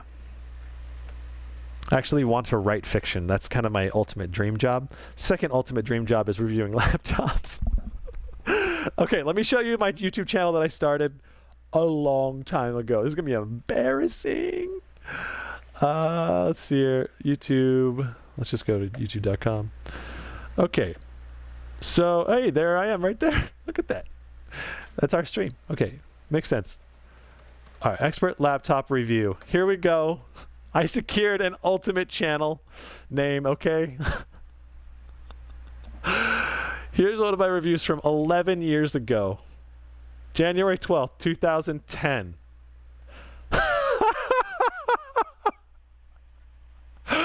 Okay, I gotta turn up the sound. Very thin and light. The front. Let's restart this. Let's start from the beginning. I have not watched this ever. Oh, not in 10 years. Okay, all right. Okay, all right. Okay. Let me see if I can turn on the desktop sound so you guys can hear it as well. This is gonna be so embarrassing.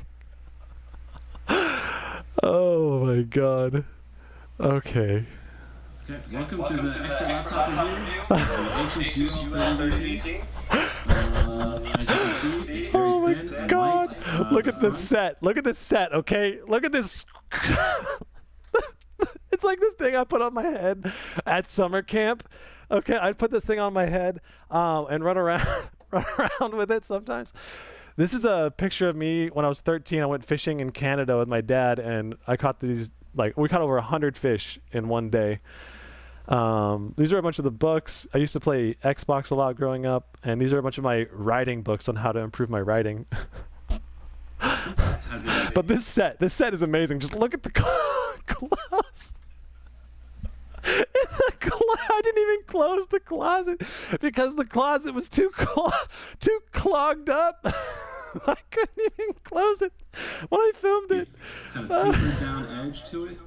It's has exactly the same components as the UL80VT, except that it has a smaller battery, but a larger hard drive. That haircut. Bluetooth. Those are the main differences. Yeah, it was a big deal when the laptop had Bluetooth back then. There's also a 13.3-inch screen instead of a 14-inch screen. I'm just going to show you the comparative size really quick. The UL80VT, which I have right here. Ooh, live comparison. As you Dang. can see, the UL80VT is just Who needs B-roll when you can just show it on camera, right?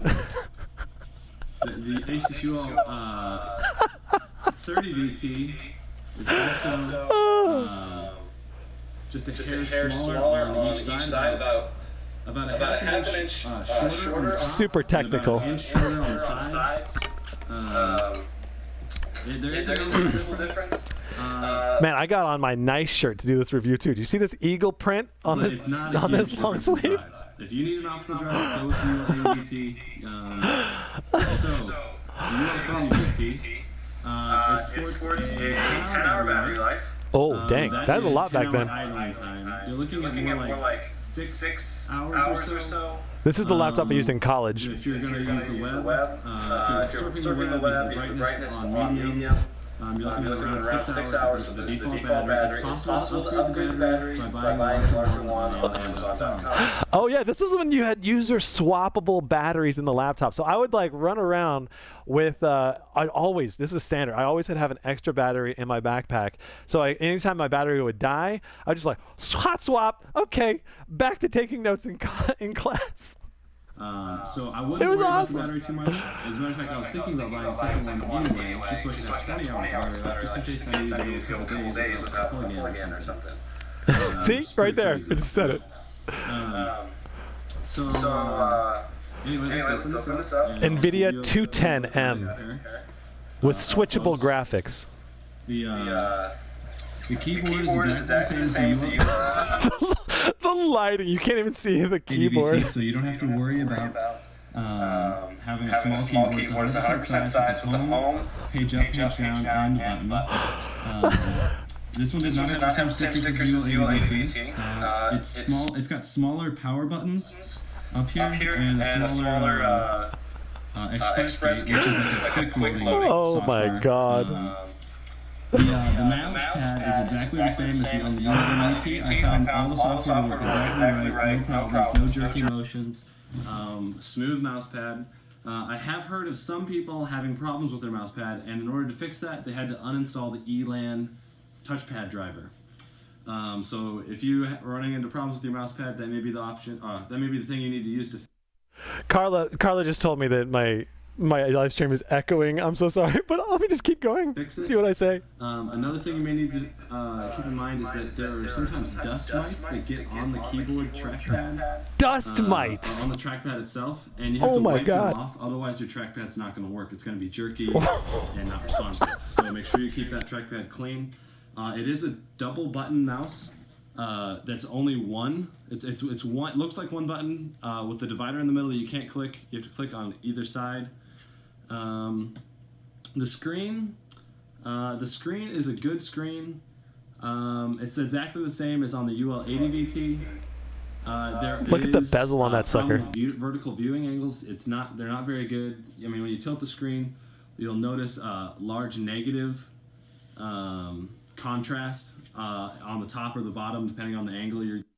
One thing I will say that I appreciate is I did this all in one take, okay? I think I retried it a bunch of times, and I didn't even edit. I was like, screw it, I'm just going to do this nonstop. Now it's like so much editing involved, and yeah. So you have to get really in that sweet spot, and it's a very narrow sweet spot, unfortunately. I mean, it works fine.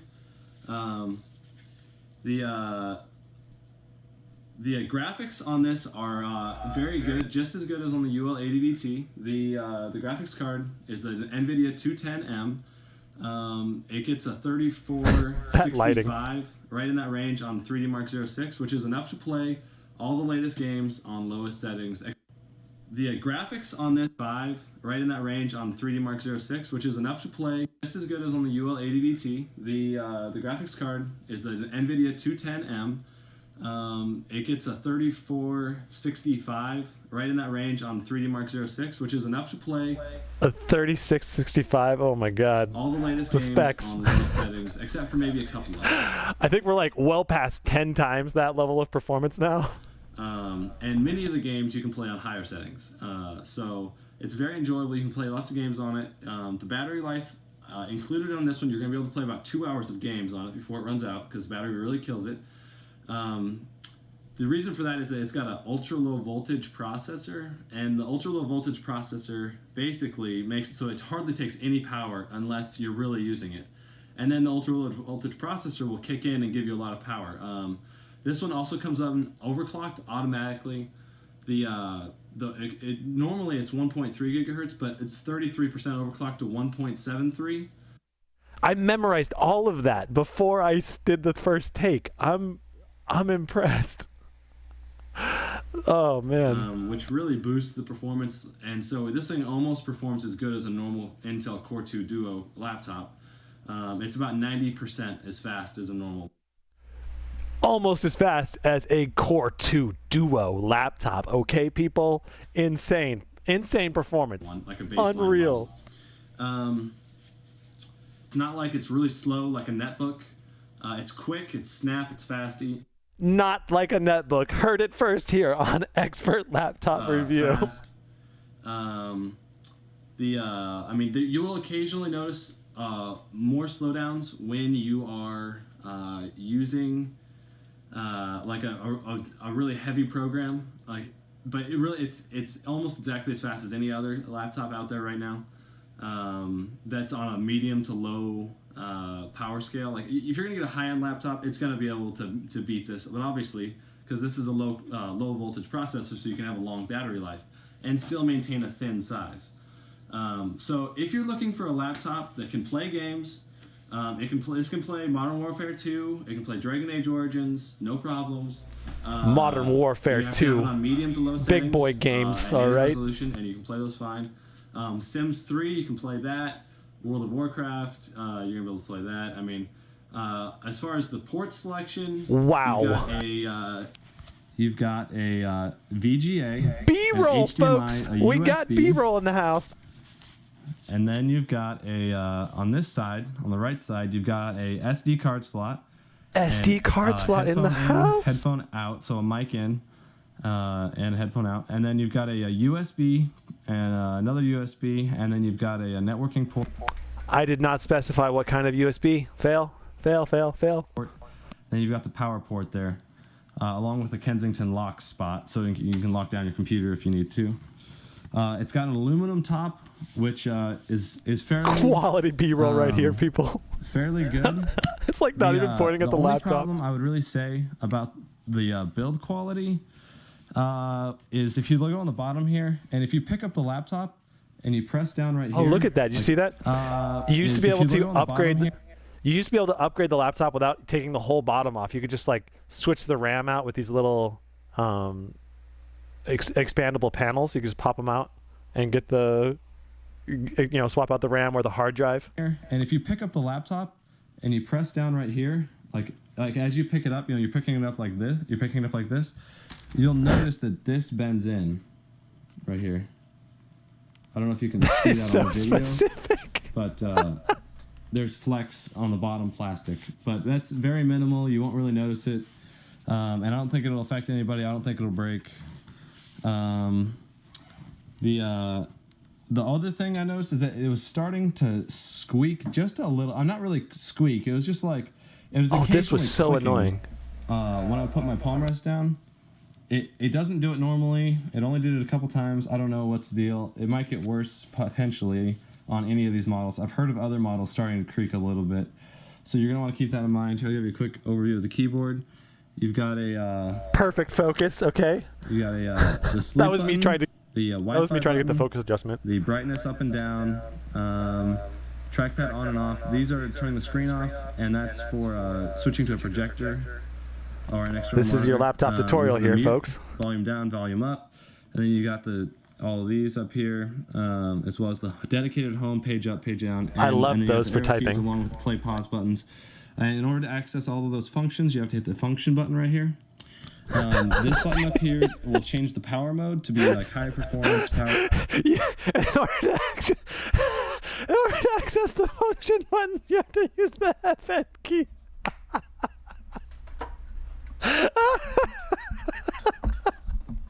Oh my god.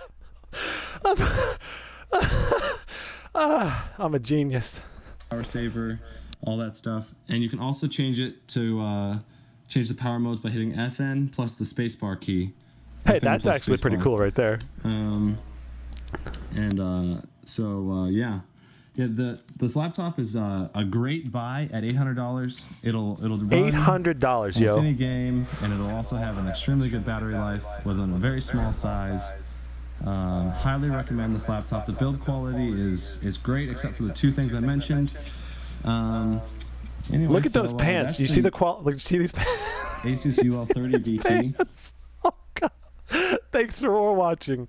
Thanks for watching. More reviews and laptop advice, go to expertlaptopreview.com. Oh my god. Oh man, it was, yeah, so it's been my dream to review laptops for so long. This was 11 years ago. Can you believe that? January 12th, 2010. Look at these comments.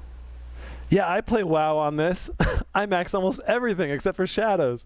It works good. Wow, really happy. Thanks for such a good review. Even going over all the button functions. Oh, man. Holy crap. Old but gold. Oh, goodness. Nova Mesh with the super chat. Can you tell what the difference between the Strix Scar and the Strix G17 and Strix Scar 17, for example? I think is what you're asking. Okay, really quick, I just want to do an outro to that because I think I'm going to make that a whole video on my main channel. That is too hilarious. Anyway, so thanks for watching, guys. That old comparison video. I can't believe I don't know. It's just so interesting looking back and seeing all the changes and differences between the videos I make now and back then. It's just dramatically different. Oh, jeez, it's a blast from the past right here. My old bedroom. I grew up in this bedroom when I was 13 to 18, and then obviously when I went to college, you know, just when I was back home, I would use it. But man, the lighting right here, professional lighting right here, right here. Okay, all right, let's move on. That's insane. Okay. Yeah, so that whole channel just didn't work out for me. I made a few different laptop reviews here. You can see I did 4 or 5 different laptop reviews, did some unboxings. And then I just didn't get the views to be able to keep doing it. And I didn't get the supply, you know, I couldn't get the laptop sent to me because I didn't have a following at all, right? No company's gonna send you a laptop until you have a following. So it was just like this catch-22 where I could just review the laptops I bought. So I ended up buying like a new laptop every few months to try to get another review done. And it was just too expensive. I couldn't keep up with it. And then this is the first drop test I ever did right here. And this is what eventually led me to doing Gizmo Slip, my main channel that has over 3 million subscribers. So I did a drop test on carpet, then I went outside and did a drop test, and then this video went viral, and that's what basically led me to doing the drop tests on my main channel for a while. But I always did laptop reviews first, and that's, I don't know, yeah. Anyway, so there you go. It's blast from the past. Blast from the past. Holy crap. All right, so I think this is a good point. Asus UL30 VT giveaway. Thanks for the super chat. Whoa, you guys kept donating super chat. I must have missed a bunch. I'm so sorry.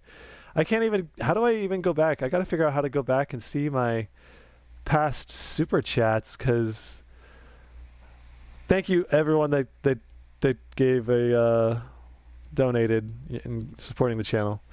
Okay, so for this the giveaway here, let's go ahead and do a first test giveaway. So I want to make sure everything's working before we do this, right? So we need to go to...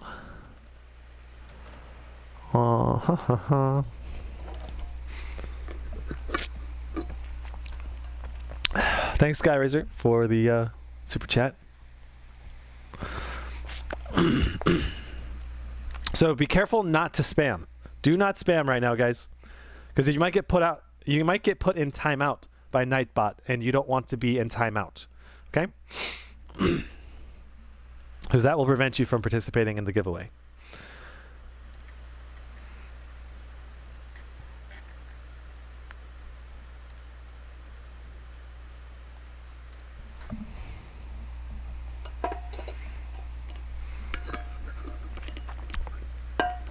Okay. Okay, so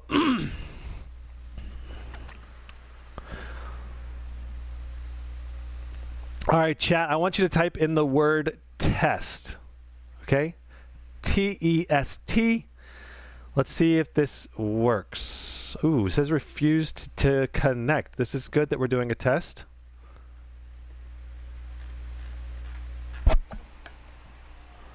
Type it in one time. Do not type it in more than once. Okay? Oh my god, that chat is flying by. Chris Emery, thanks for the support, man. Tommy, the real giveaway is when the laptop from the 11-year ago review, right? Oh, that would be such a bait and switch. Holy crap. Let's see here. So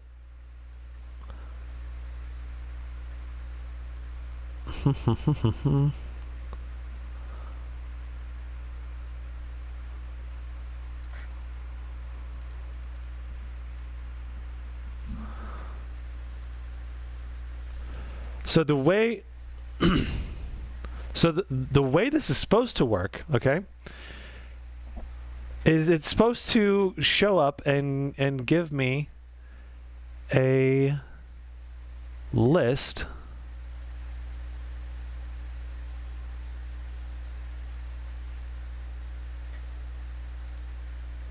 of people who typed the keyword in, but it's not doing that right now on Nightbot. So don't keep typing in test right now. This is just the test, right? I'm glad we are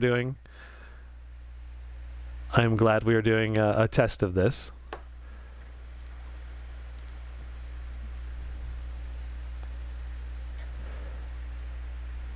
I don't know. I might need to add in the Nightbot back to the permissions here. I'm gonna troubleshoot this.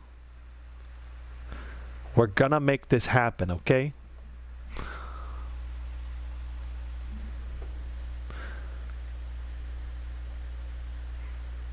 I'm gonna get Nightbot out and try to part the channel. I'm gonna have him rejoin the channel.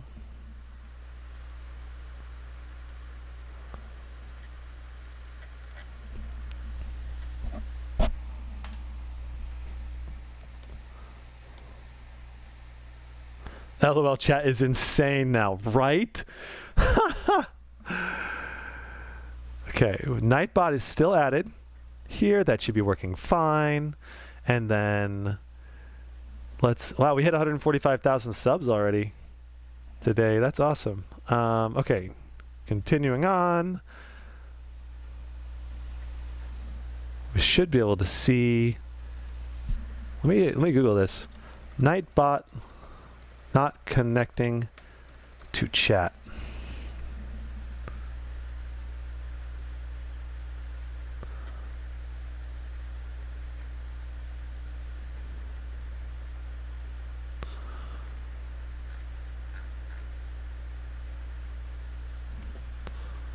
Because it was working when I first clicked in here, and everything was working fine.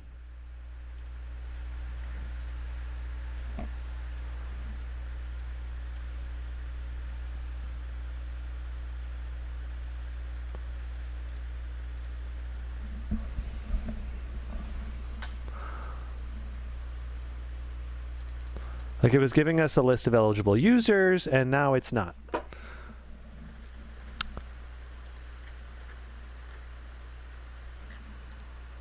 Maybe we broke it because it was too crazy, right? Maybe, oh. Yeah, so don't spam too often, guys. Otherwise, the Nightbot might time you out.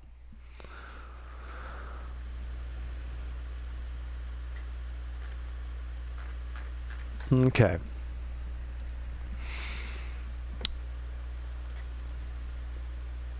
Hey, it's working again. I did nothing different, okay? So everyone just type in test one time. Do not type it in more than once, otherwise chat, otherwise the Nightbot might, time you out. And we're going to give it an opportunity to find everyone in the list. Right now it's got over 500 people in the giveaway list. This is just a test still. This is not the official one. Want to make sure everything's working first. And I'm going to go ahead and just check this out, test it out.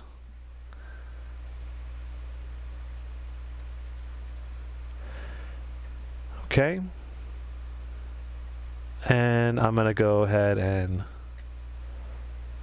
try it out. Okay.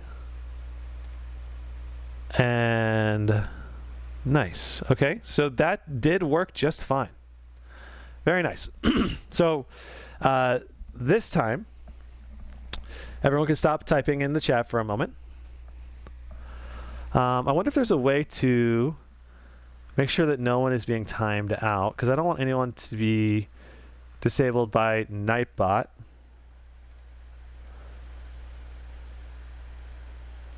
And therefore not eligible, so Nightbot, how to remove time out.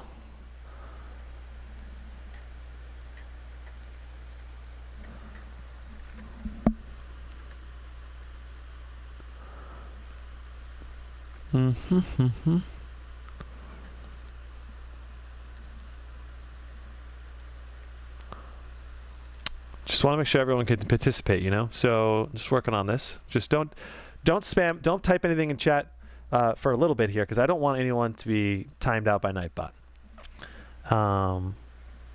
Let's go back here. Timers, where do I find?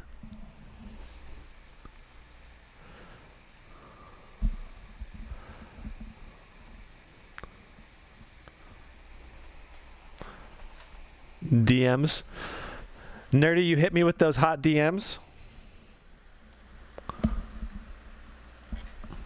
Let me log into Discord real quick on this machine.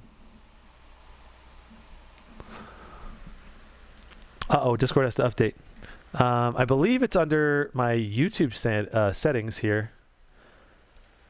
Let me just go here. Should be under like my community settings in YouTube, so I just need to find it. Got my DMs here. Snarry says they can't be timed out if I set it to slow mode. It is actually set to slow mode already, but it's just 15 seconds. So let me try 60 seconds in between messages so no one gets timed out, okay? Wow, we've got 1750 people on the stream right now. Thanks everyone for hopping into the stream. Nice. So I've set the slow mode to be 1 minute. 1830, okay. It just keeps going up. So this is, maybe it's good that we're having some delays here so a few more people can get into the giveaway. Again, I want to go over the giveaway details, right? Everyone should know that I'll do free shipping for USA winners. If it's an international winner, I'll pay up to $50 for shipping. Anything above that, you'll need to cover. So if you're an international winner, know that going into this, you'll have to pay for shipping and customs fees if there is any. I'll mark it as a giveaway because it is on the customs fee, but just know that. And the payment for those can handle through PayPal or whatever. It doesn't really matter to me. looks like I may have found the spot where I can remove channel status features, view, okay, advanced settings.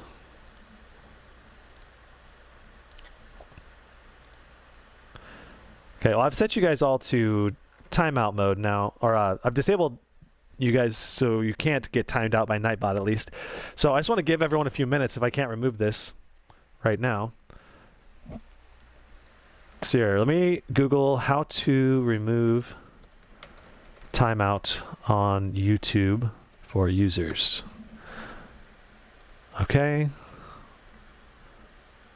There's no way to undo a timeout. They would show in the hidden users list because a timeout is only temporary. Okay, so we just got to give everyone a few minutes to make sure that all the timeouts are done, right? Because I don't want... Okay. Oh, nice. This Nightbot is only timing people out for 5 seconds. So maybe Nightbot really wasn't timing people out for very often.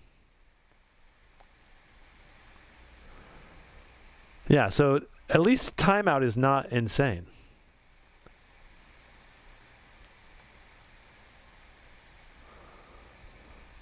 Okay, very cool. All right. So everyone's got... Yeah. So yeah, we safe, nerdy. Okay.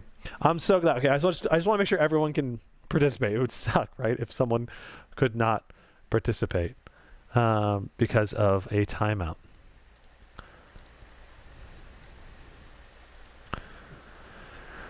Okay. So I want everyone in chat to type the word Strix. Okay? And this is, as long as this goes well, this will be for the official giveaway. Type it one time. Do not type it more than once. Okay? So type in Strix, S-T-R-I-X.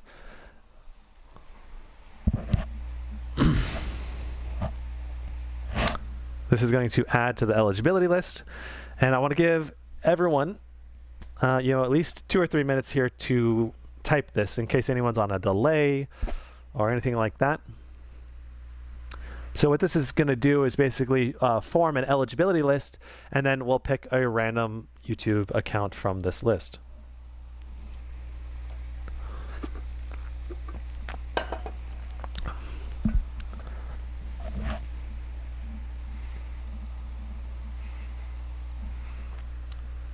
Got 530 people.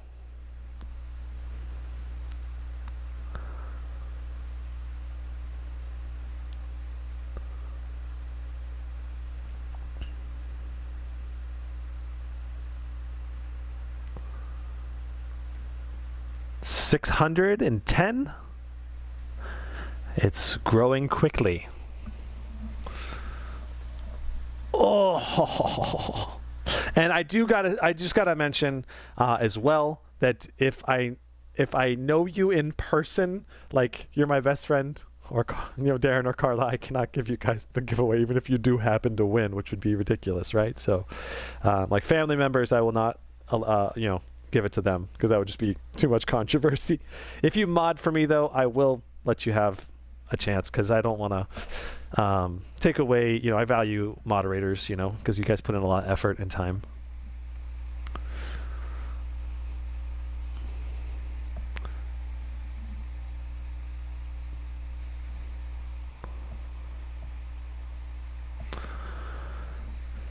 We got over 900 people now in the list.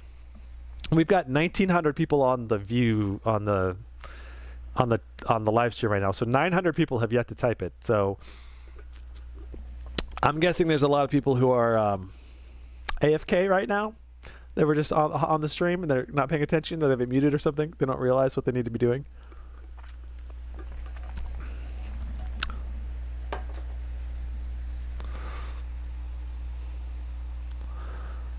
Okay.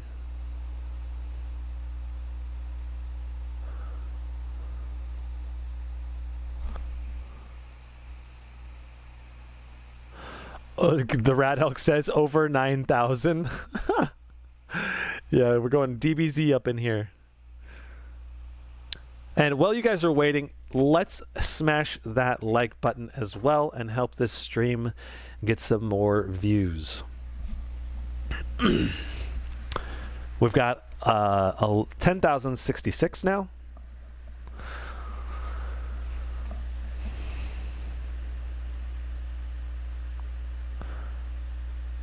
All right, so I'm going to give everyone about 1 minute more, and then we're going to roll it.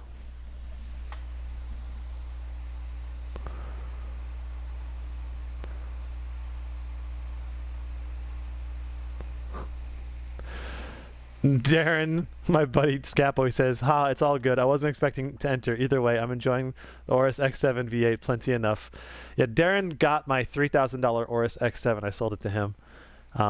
So that's the laptop he's rocking, which is still a great laptop.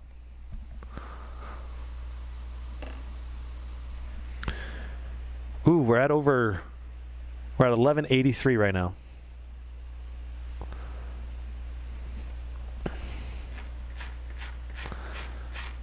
Ah, it's crazy. How many people are in this right now? Okay.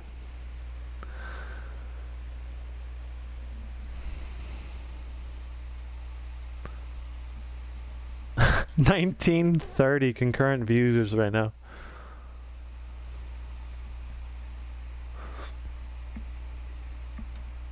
We haven't quite busted 2K yet, but it's getting close.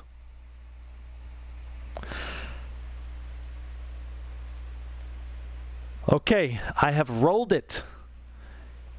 Here we are. Let me go ahead and show you the winner. Dun dun dun. Display capture. Boom, boom, boom. Moby.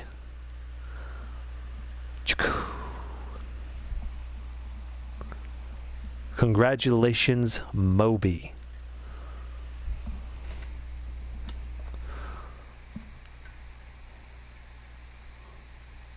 So, Moby, are you in the chat right now? Let's see you in the chat. And I'd like you to hit me up with an email there, Moby. And we can work out all the details. I just want to see, Moby in chat. Let's hear. Do you guys see him? Chat is going so fast.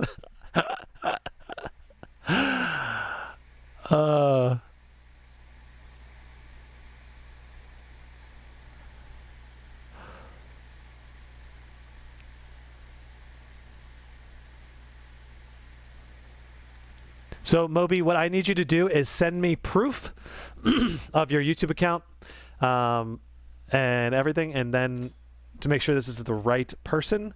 And I want you to do it right now before I end this live stream in case I need to repick the winner. And I want to confirm that you are willing to do the shipping and where you're going to be shipped to as well beforehand. So I'm going to go ahead and swap this.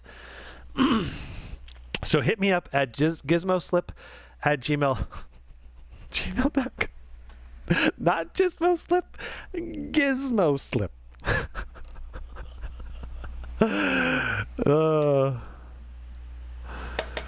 Okay. Okay, yeah, he says, yes, I'm here, thanks. Which email address do you mean? Gizmoslip@gmail.com is the email. So, did you guys enjoy doing this giveaway? I might actually do some more giveaways in the future if it helps the channel grow enough. I just don't want the channel to ever be about giveaways. I want it to be about how awesome laptops are, you know, and figuring out what the best ones are.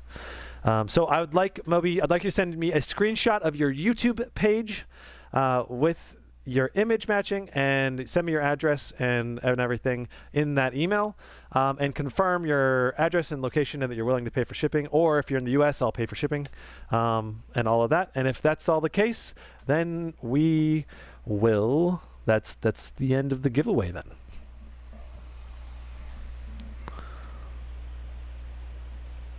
Okay. One lucky dude. Let me load up my email and make sure that I get your email as well.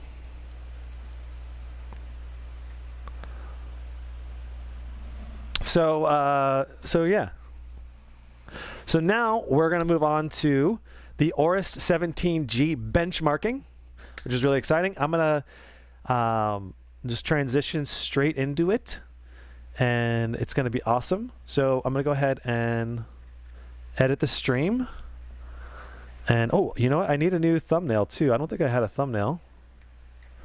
And Moby, you also send the giveaway's technically not over until I've confirmed with Moby in the email, but he did chat back saying he's here.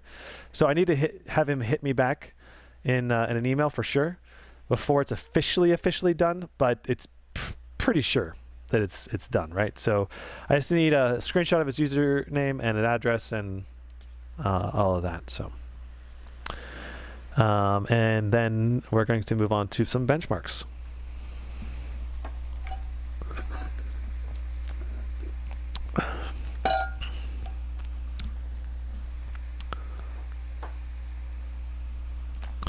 So Nerdy says there's an official Gizmo Slip Discord. If you guys want to, feel free to hop into that Discord. I do talk to people in that Discord fairly often as well, answer some questions occasionally, and so it's another way to interact and kind of join the community. There's a tech discussion section of the Discord, as well as some voice channel chats if you want to just hang out and meet other people who love video games.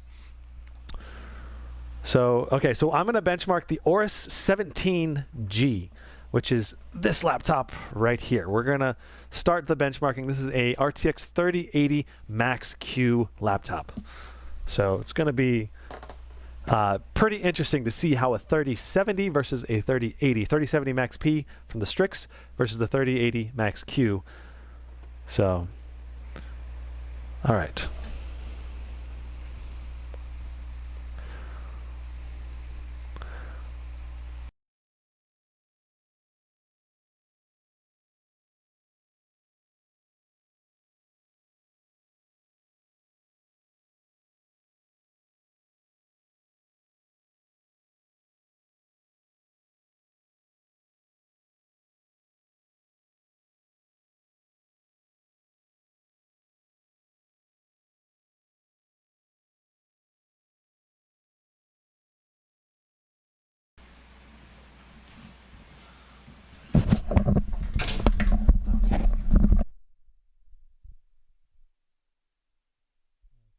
Yeah. Okay, very cool. I'm going to go to the bathroom while I wait for him to email me, and then I'm going to reposition all the cameras and everything, and we're going to transition into the benchmarking for the Aorus. Like I said, it's not officially over until he's confirmed, right? If I need to relaunch another stream later for the giveaway, I might do that. We'll see. But I don't think so. I don't think that's going to be the case. But at this point, I have yet to get his email right now, so.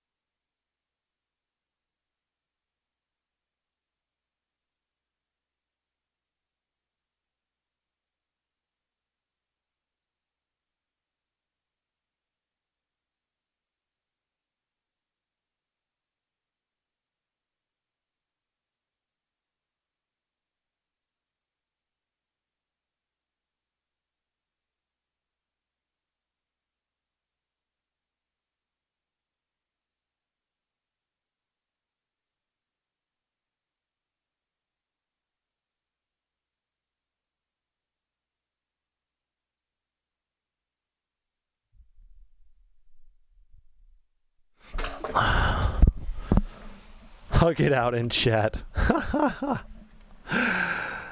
Oh, man. Ooh, I should check my spam just to make sure.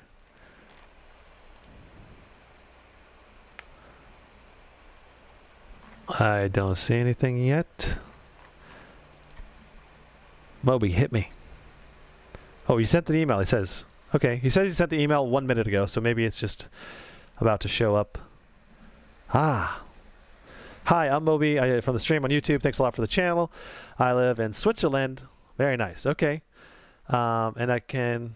Let me know how I can pay for the shipping fee. Thanks a lot. Okay, so I'll have to figure out what the exact shipping fee will be. So the giveaway is officially over. Thank you guys so much for all participating in the giveaway. And I think it went really well. I'm actually really, we had a little bit of issue there with I want to make sure everyone was participating, and Nightbot wasn't reading it initially, but it all worked out. And so congratulations to Moby. And yeah, we'll go ahead and hop into the Aorus 17G benchmarks. I'm actually really excited because this is going to give us a really good idea of the performance differences between Max-Q and Max-P GPUs, and it'll tell us a lot about what's worth buying and what's not worth buying. And this is going to be my first Max-Q GPU for the 3000 series that I'll be testing, and it's going to be really interesting to see how it stacks up, especially since this is a more expensive laptop versus the Strix. So, yeah. Let's see here.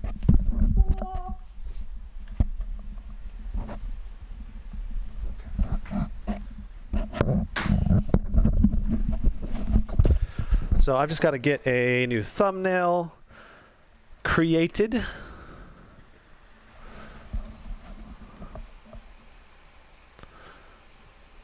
Jump King says, a lot of folks were here just for the giveaway. Come on, folks, more support in this channel. No, man, I understand, man.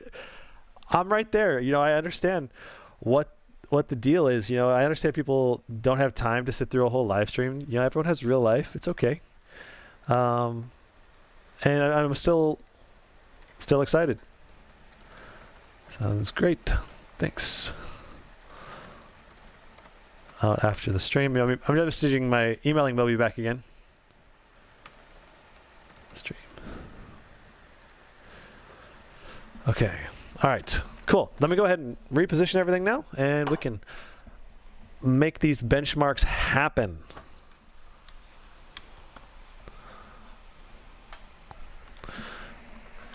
Okay. There's going to be a lot of wires, so I got to navigate this crazy scape. Oh, I should make the thumbnail first real quick. Oh, I think I have it on the other computer real quick.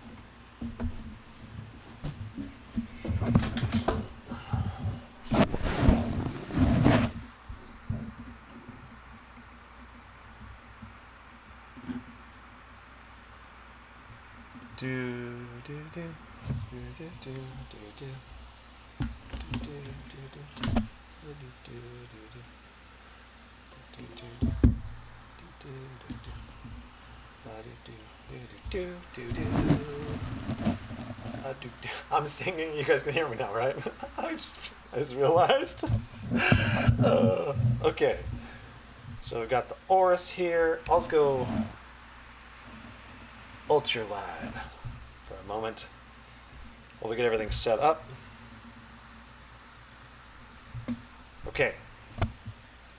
Be right back.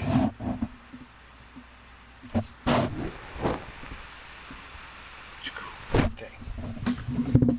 Getting the thumbnail going here. So I've already got everything pretty much installed on the laptop. So we don't have to wait for installs either. We can get right into the benchmarking.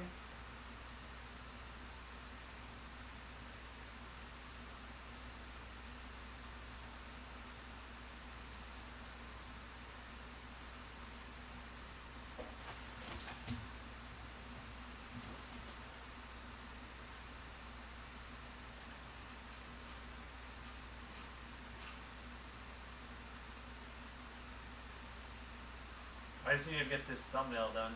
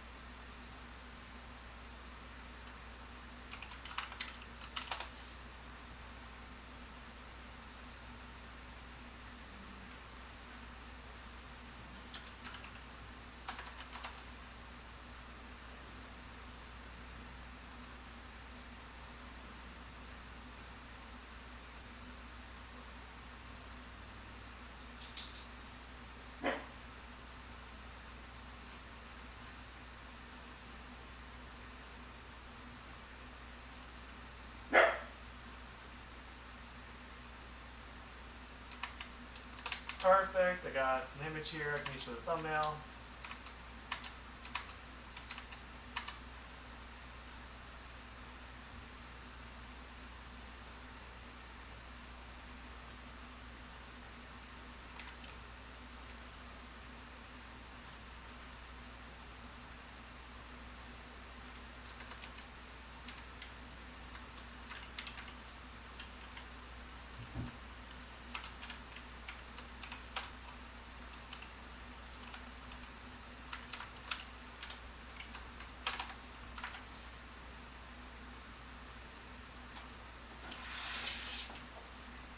Oop.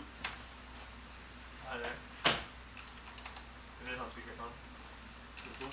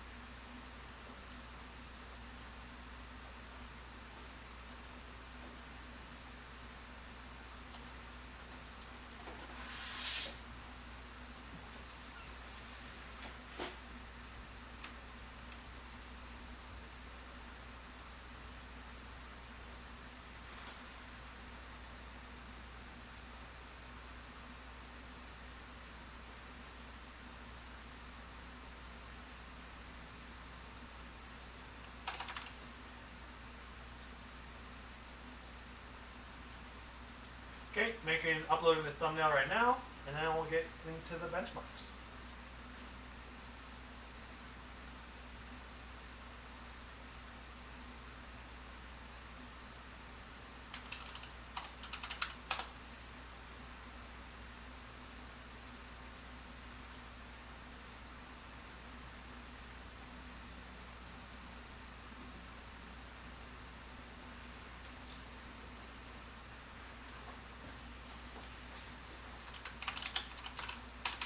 G17.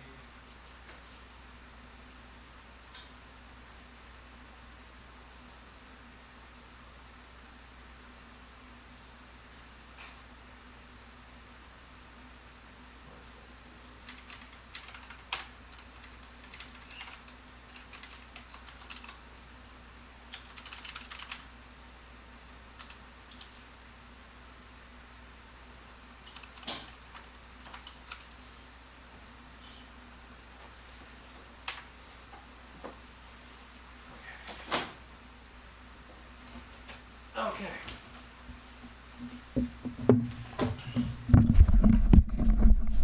Very, very cool. Let me move some stuff around here. Put this up here.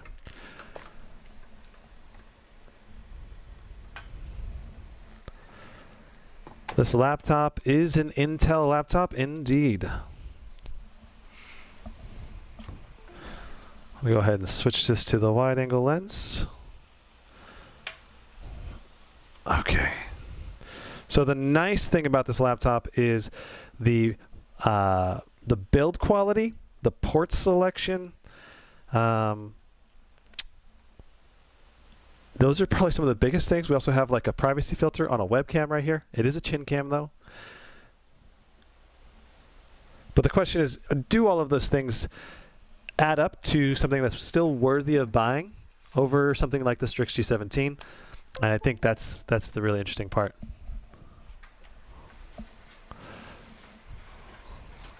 Remove slow mode, please. Okay. No problemo. I'll turn that down to like 10 seconds or something again. Yeah, we'll do 10 seconds. This should be good. Okay.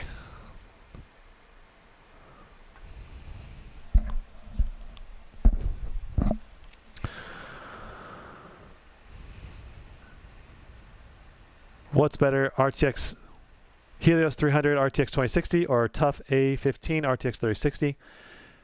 A15 is cheaper at 3060, but I was told that it can still be worse than a 2060. That just depends on what game, Ryan. I would guess the tough A15 should be better in most, for sure. Okay.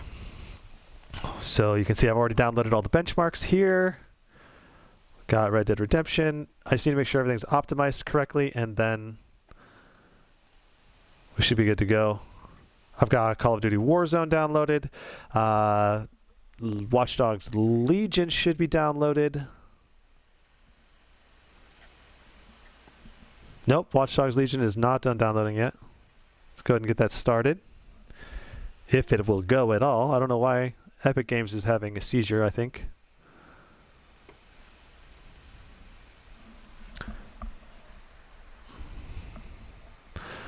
My budget is $1,500. Do you have anything to recommend? I would probably give my number one recommendation to the Strix G17 at that price point with an RTX 3060.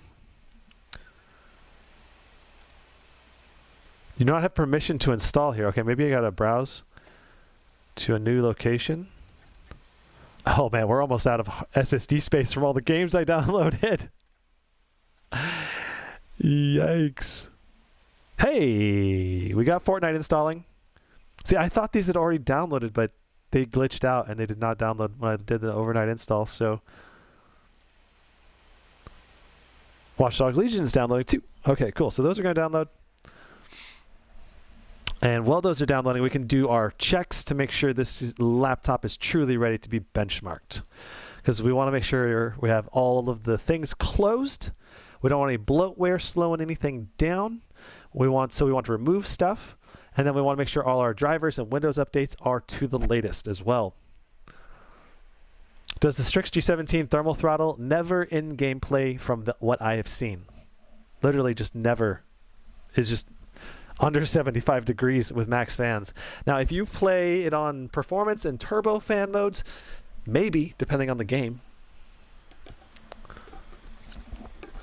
What do I think about the Razer Blade 17 4K? That's the laptop that I own right here. Pretty rockin' laptop, okay? Build quality is amazing. Keyboard's nice. Don't love the layout in some ways, though. Arrow keys kind of suck. But the design and the 4K touch panel, oh, it's the best display for watching entertainment, watching shows. It's incredible. It has a MUX switch, so you get the full performance for esports titles. And you can still turn on NVIDIA Optimus for extended battery life. I don't know about the new version.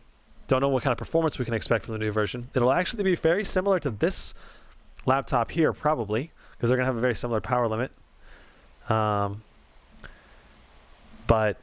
yeah, it's the Razer Blade Pro 17. The biggest downside is the Ryzen processor, or the lack of a Ryzen processor. Sorry. The amount of programs open on this laptop would make my laptop struggle right now. Yeah. This or the Asus Strix.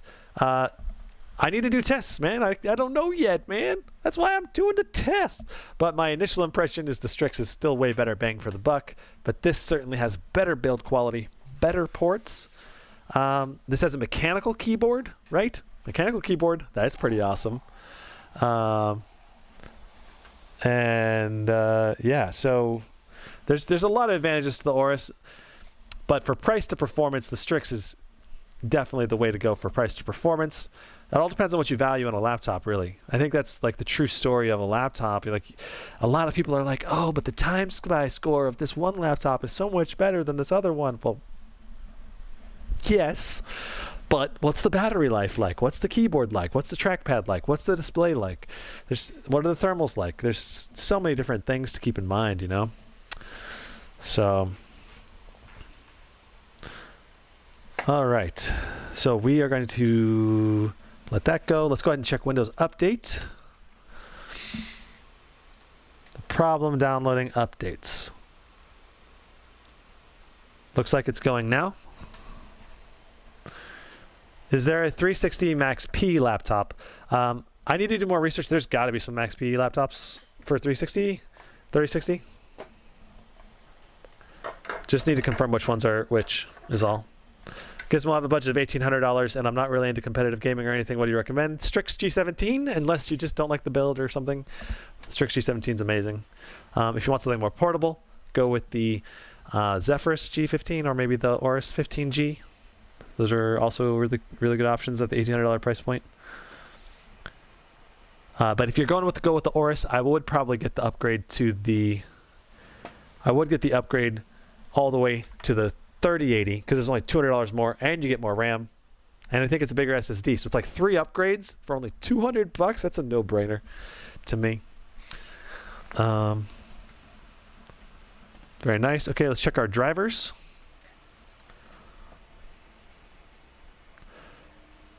Can you check whether the G17 can support XMP to adjust the RAM speed? Potentially, yeah. I think it's going to be in the BIOS, right? I have not messed with much RAM in laptops, generally speaking, and I think it's something that honestly I need to do more research to understand how that impacts performance, because and like also like what kind of tweaking. I know in desktops, tweaking RAM can be a much bigger deal. In laptops, typically speaking, manufacturers are very careful and specific to make the RAM optimized when they just, when they design the laptop, typically. But especially if you're going to upgrade the RAM, let's say you want to go to 64 gigs of RAM or something like that, that's when RAM optimization, I think, makes a bigger deal.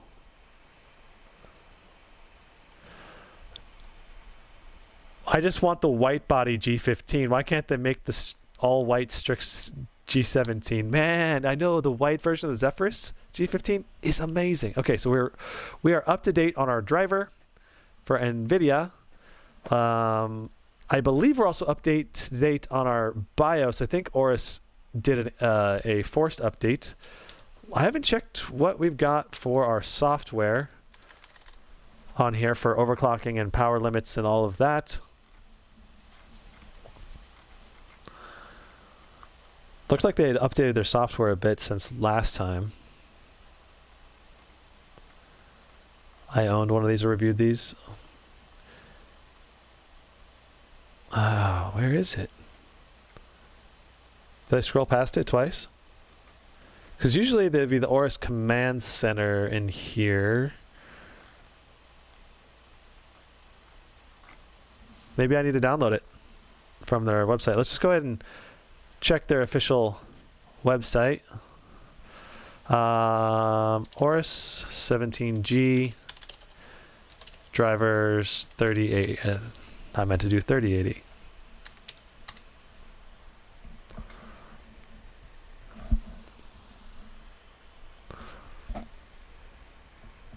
Aren't you people worried that the white versions of the laptops will yellow over the years of use?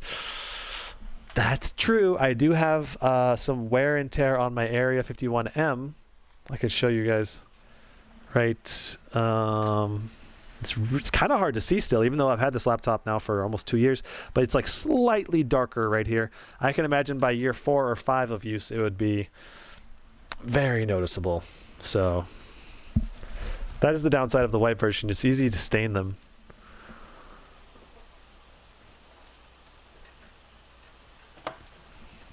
So that's something I really like about the Aorus lineup in general. I've owned 3 different Aorus laptops now, and they all still work. My buddy Darren owned one as well, so I know of 4 Aorus laptops that all still work, that have never failed. And then on top of that, the battery in Darren's did break though. And I do love my Aorus laptops though. It's been rocking for me ever since I've been buying it from. You're not in the camera. You gotta come closer. Oh, I'm over on this one. Okay, not on that one. See that? It's trimmed down. The video. What's up, dudes? So welcome to Darren's live stream now. Yeah, what's up? Now this is my live stream now. Oh Hi, guys. God. But yeah, Aorus is awesome. Yeah. So in general, Aorus is a brand that I definitely have a lot of affinity towards. That said, I do think that they need to work on their thermals in their laptops and work on increasing the TDP of their GPUs in their next iteration. This is the wrong driver page. I think we should be able to find it on here if we just start searching. Mechanical keyboard.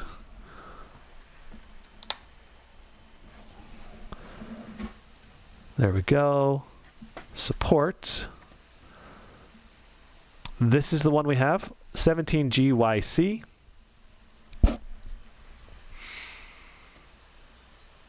Let's go to driver and software. Do they not have any downloads yet? Okay, here's the downloads.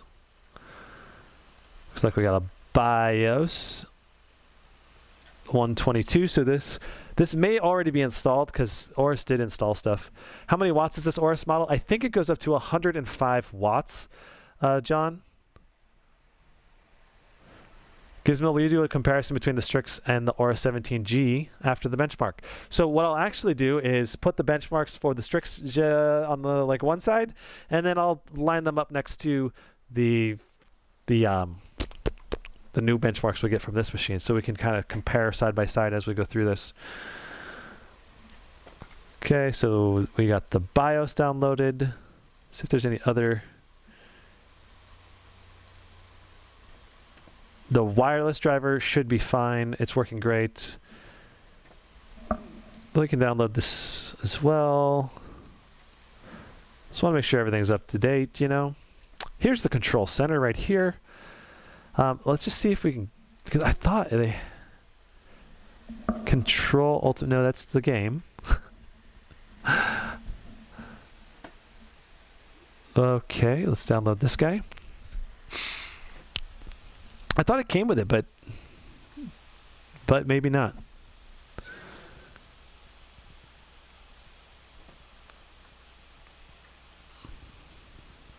No, I'm not going to worry about the card reader. We'll update that, and we'll update the driver audio as well. Okay. Don't ask again. Let's just wait for all these to finish. Looks like Fortnite is done downloading. We've got fiber internet at my house here, so it's quite fast for downloads. Does this laptop have Optimus? I am not sure yet, Zaid. This is all fresh, right? I'm experiencing this with you guys as we go through. So 100% fresh information for me. I've not ran a single benchmark on this because I wanted to wait until I was live with you guys.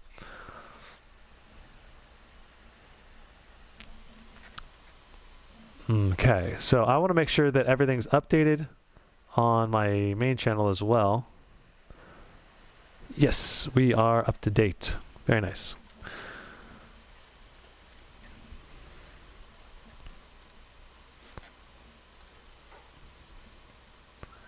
I just want to make sure all of the key drivers are the most up to date. We want to run anyway.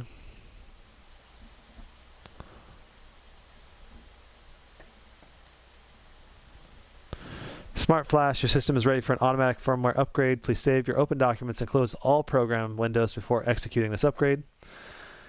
All right. I did download Apex Legends as well, so we'll be able to test that. And exit Steam. 3D Mark, close that. Okay. It's going to automatically shut down. System might show a black screen for 15 seconds during first boot up. Should be good to go.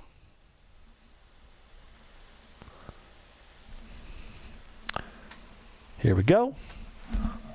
Fingers crossed. Hopefully we don't have any issues here with the BIOS update. I wanted to wait for an RTX 3060 laptop, but found a Blade 15 2070 for $1,300. Anyone thinks this is a good deal? That seems like a pretty reasonable deal. Keep in mind that is a 2070 Max Q, so reduced performance, but you're getting really great build quality on that, at least for that price point. And it's going to perform pretty well overall. X Gaming, you'll have to send me a link to what you think is the best way to benchmark Blender, because I've never benchmarked Blender. Has Moby officially won? Yes, Nerdy. He did respond, and we're working out the giveaway details. Will there be a new AMD GPU in laptops and when? First half of 2021, RDNA 2 should be coming out. That probably means like June. Oh, yay. We're updating. I didn't even look. I've been reading chat. We are updating the firmware right now. BIOS/firmware. Same thing.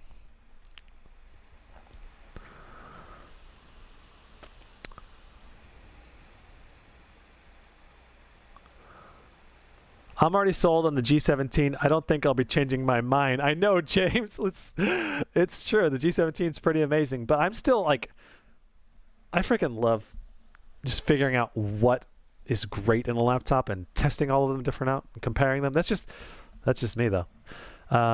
Looks like the BIOS flashed. It's normal.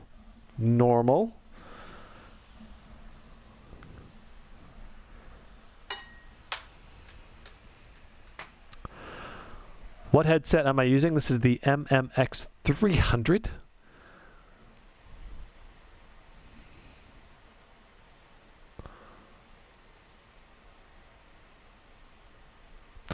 Yeah, Pablo says there's already new AMD GPUs.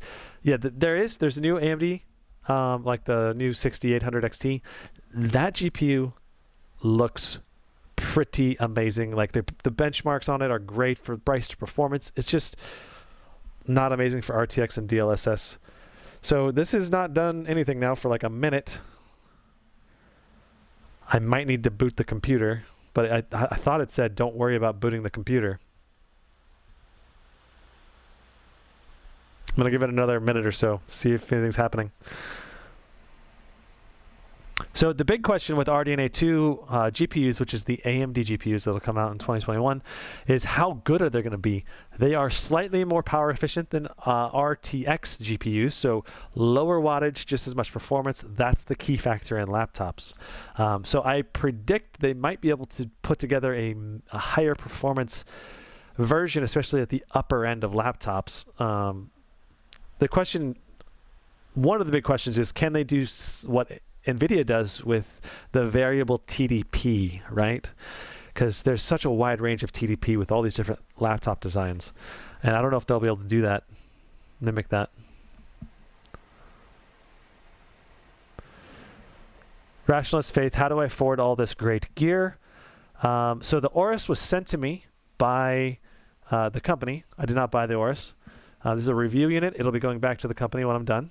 I'm going to try just pressing the power button and seeing if this thing boots up. I think it just kind of shut down on us. Now, I actually grew up very poor. I actually didn't have money growing up, generally speaking. Lived in trailer homes most of my childhood with a dad that worked extremely hard. I'm very proud of my dad. And he tried starting businesses, and sometimes they worked really well, and sometimes they didn't, and that's okay. The biggest thing is he kept working hard, and he used laptops basically for all of his work, which is a really interesting thing, because it basically showed that laptops were the key to making money, supporting the family.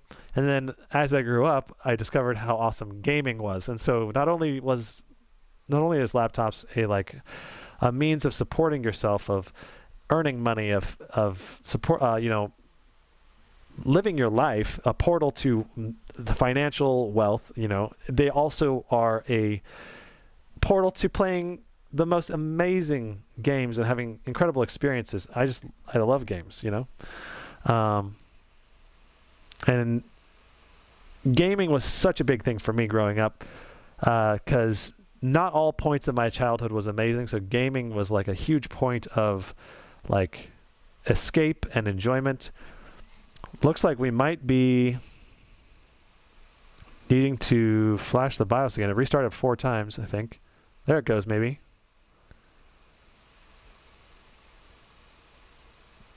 Maybe. Hey, we're back. All right. I was getting a little worried there. We are good to go, though. That didn't quite go as Aorus indicated for the firmware update. So in terms of where I got my my money, my main channel has 3 million subscribers. I've earned my money mainly through there. That's how I was able to afford an Alienware, Razor Blade, all of that, so I'm going to swap this around while I type in the password.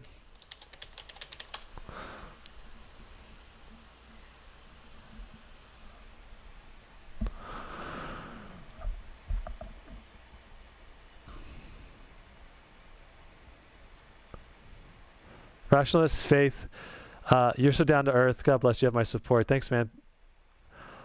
What is your preference between Apple and Android laptop? I believe you maybe mean Google Chromebook, maybe? My preference is I like to play games, and I play competitive games, so I need a high refresh rate, quick response, and you just can't do that with either of those machines. I actually did create a whole review for the MacBook Pro 13 with the M1 chip, and I haven't posted it yet. I filmed all the B-roll. I just haven't edited it together because all of the CES gaming laptops just taking priority for me.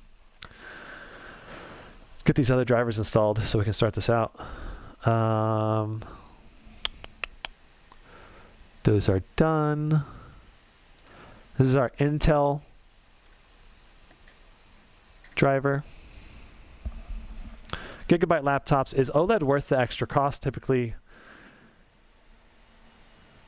so if you really like OLED displays, that's where like that $1,500, $1,600 Aero 15 laptop is really attractive. Like if you're a designer or if you just care about the colors and brightness more. I think it's just whether or not OLED's going to be worth it for you is going to vary a lot, because it's not worth it for me at all. I so much prefer to have a higher refresh rate. Like if they made an OLED 144 hertz, or honestly even 90 hertz, maybe I would consider it. They are starting to do that though. The first 90 hertz OLED panels for laptops are arriving in Ultrabooks. I have yet to see a gaming laptop with a high refresh rate panel though. You got to be careful about OLED burn-ins. Yes. OLED displays can burn in too, so that's another downside. You have a $1,300 budget. What do you recommend? I'd say go check out my video talking about that. I made a video going through those options under $1,300. We're restarting the computer again. Do I know when they'll restock this Strix G17? I do not, Snoy. I think it's going to be like this weird time period right now where everyone is going to want a Strix G15, G17, and something. They're going to want Ryzen processors basically, and it's going to be very difficult to get those processors. And any laptop that features those are going to be sold out, or much more likely to be sold out at the very least. So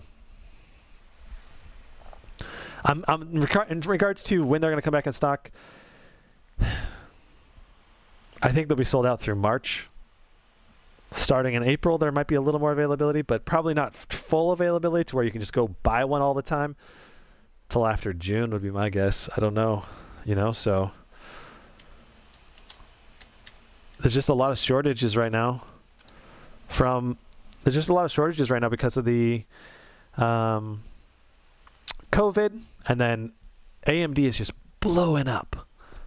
Everyone wants AMD right now, at least for processors. Intel,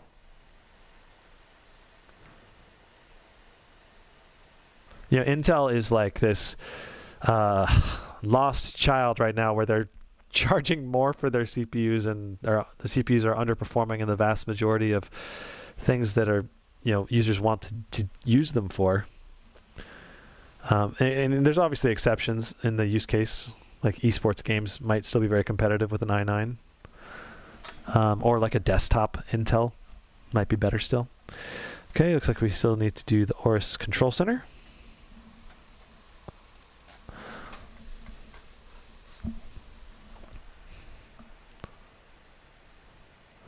That's why I'm forgiving the delays. COVID makes things harder, and it's fine to wait.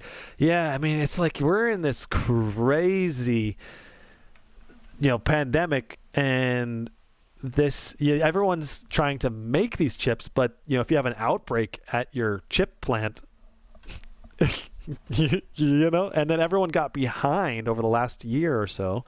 So everyone's just been playing catch up nonstop, and there's only so much you can do as a company and as a brand, to make that comeback happen.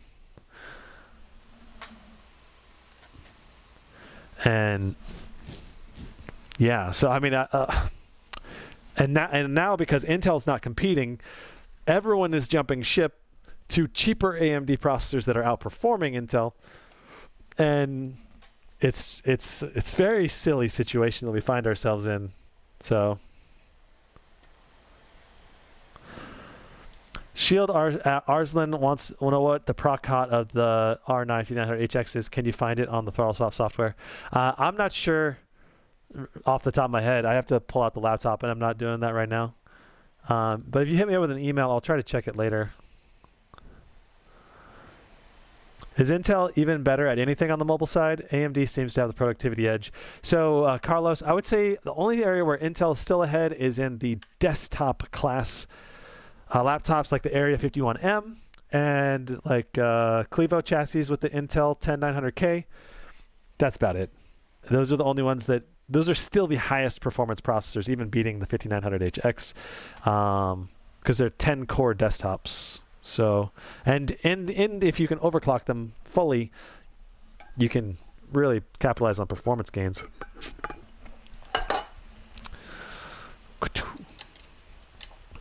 Oh, you know what? I'm not going to worry about logging into that. Okay, so here's our control center. We got that going. Let's get the audio driver installed, and then I think we have 2 drivers left, and then we're good to start the benchmarks. I gotta say, I love that we don't really have much bloatware going on. So this is our audio driver. Audio drivers can sometimes mess with performance if you don't have the latest one. It's rare, but it's happened to me before in the past laptops. Is there a table? There's a table by video cards comparing the 28 variants of the laptop, teraflops, and power comparison. It might ease you in the benchmark process. Yeah, I did see that, Prakash. I have looked that over, which is very interesting. I'm very curious to know how closely that list would mimic real world performance, or even like a time spy. So in something like Cyberpunk, does the teraflop throughput mimic I don't think it would, because there's so many other things factoring in for performance, like RT cores and tensor cores and DLSS and RTX. And then you also have to factor in other things like memory bandwidth and each individual game's requirements, whether it's CPU bound or GPU bound. So yeah.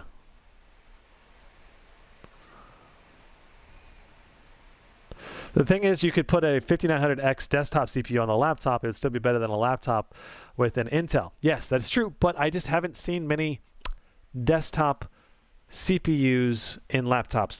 There's been a number of Intel ones. That's the thing. It's like this weird, like, you know, maybe I just missed him. I haven't been paying close attention to all the chonkers out there. Maybe there is some more. I did do a test of an AMD CPU last year with a 16 core. I think it was a 3950H or 59. Really? We have to restart again? Goodness gracious. It was a 16 core Ryzen 3950X, I believe. And it had insane multi-core performance. But the gaming performance really sucked on it compared to like a 10900K, for example. So like with Intel, you're getting kind of the best of both worlds, if you will, of gaming performance and CPU performance. There may be better AMD Ryzen desktop laptops out there now.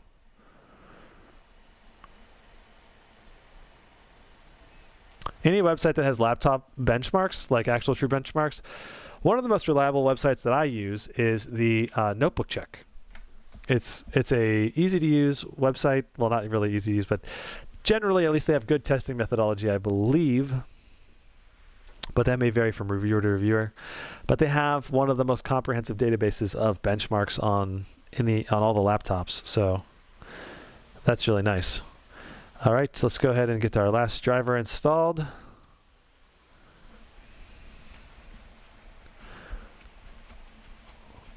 $3060 Max Q equal 3080 Max Q equal 3060 desktop. Maybe we'll see. Chonkers, yeah, dude, chonker laptops like the Area 51M. That's a chonker laptop.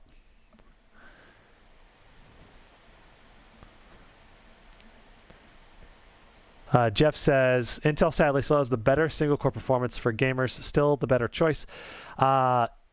King Jeff, that's not true in mobile anymore. The 5900HX single core performance is better.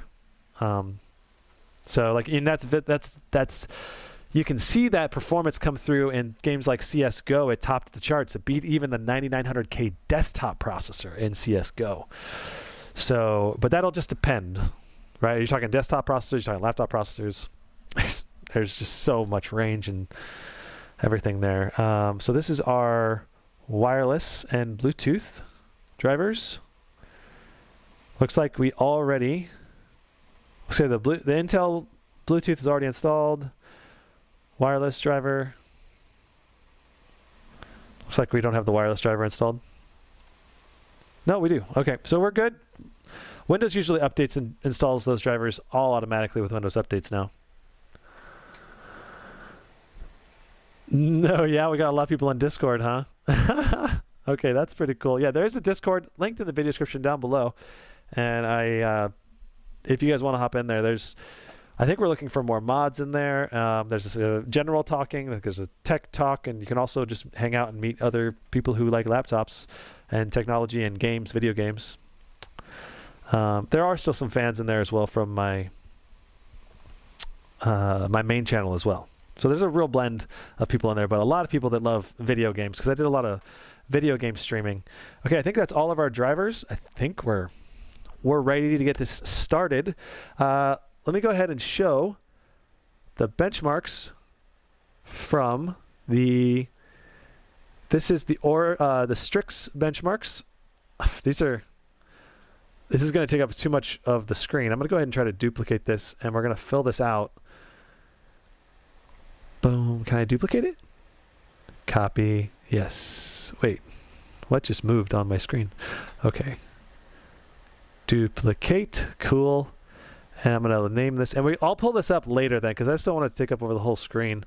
So this will be the Strix G17 benchmarks. And then we're going to go and hide that.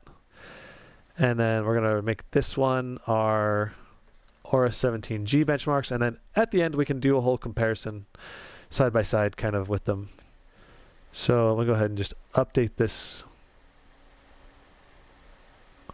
list of benchmarks, make it all blank.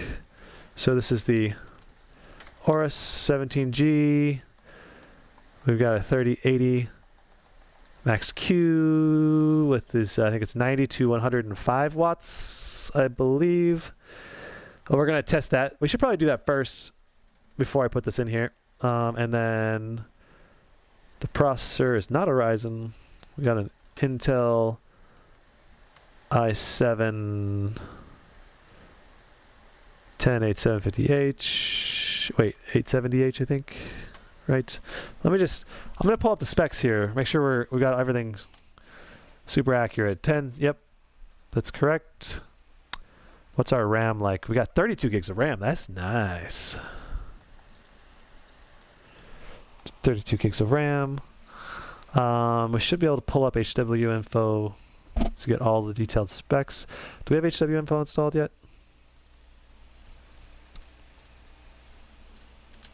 Nope, we do not. Okay, let me blank out these other stats.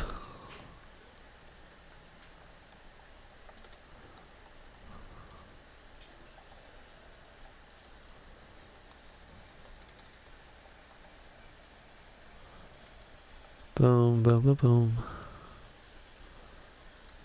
My current predictions are we're going to see performance increases in CPU-bound games versus the Strix, and then we're going to see decreases in versus like, or it's going to be very close, I bet, to the GPU-bound games. But we'll see.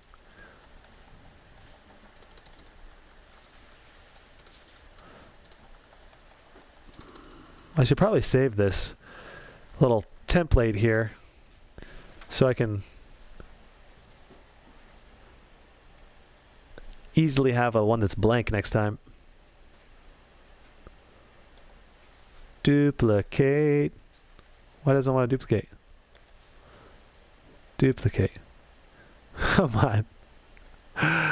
OBS is being all weird on me. There we go. All right, rename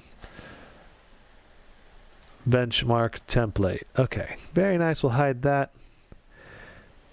So these are the things we'll be testing today.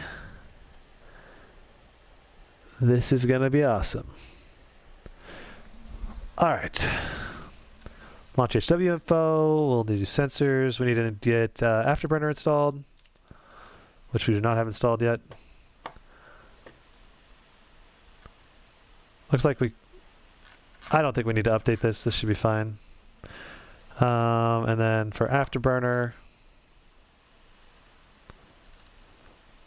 this is not the most up-to-date. We definitely want to get the most up-to-date Afterburner.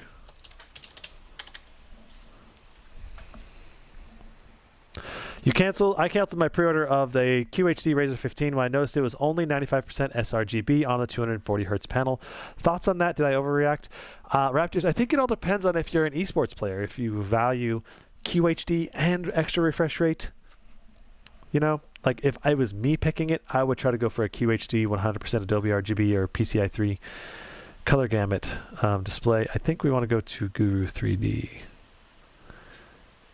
To make sure we get the latest one. Beta 5, this looks like it. Because with the newest GPUs, oftentimes the stats won't display correctly unless you get the latest beta version. So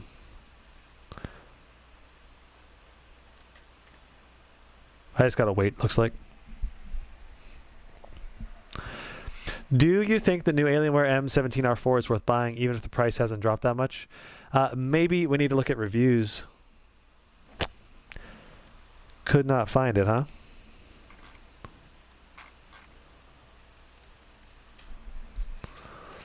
Guru 3D is more reliable.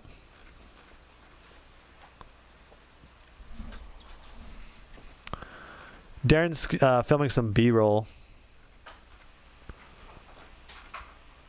over there. Sorry. Do the brush.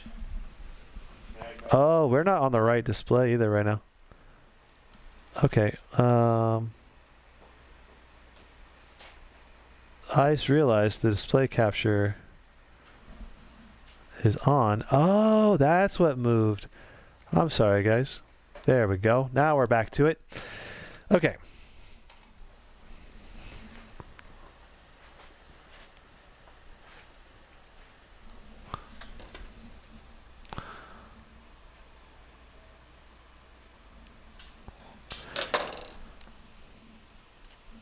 opening MSI Afterburner now. Yeah, the placement in OBS got messed up when I was dealing with the benchmark list.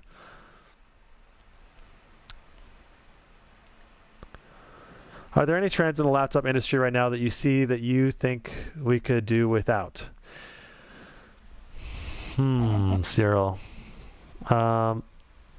Disclosure. We should have full disclosure of stuff. Everything that's included with the laptop and the design power limits. I think that should be standard. Maybe not the tested power limits. That's going to vary from laptop to laptop, but the designed power limits are set by the BIOS and firmware whenever they make a laptop, and I don't think there's any reason why. If you sell a laptop, they can't tell the customers what is actually in the laptop. There's just seems ridiculous to me.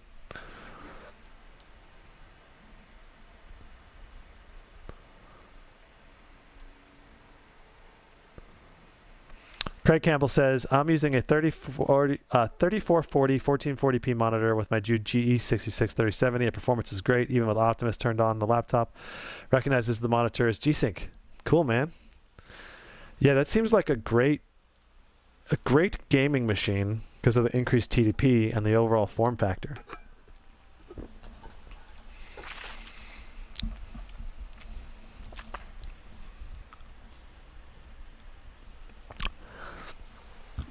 Yeah, Cyril, no problem.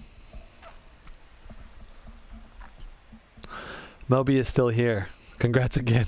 Yeah, man. Lucky duck. Okay.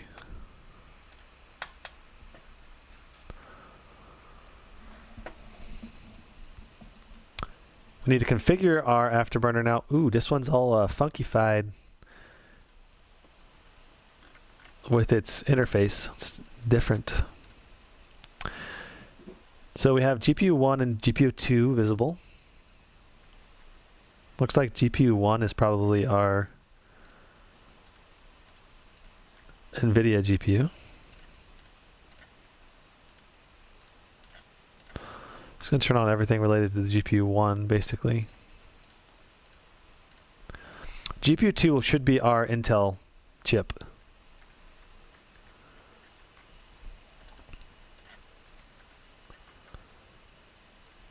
I like that we're getting access to all of this. CPU power, frame rate, okay, frame time, boom.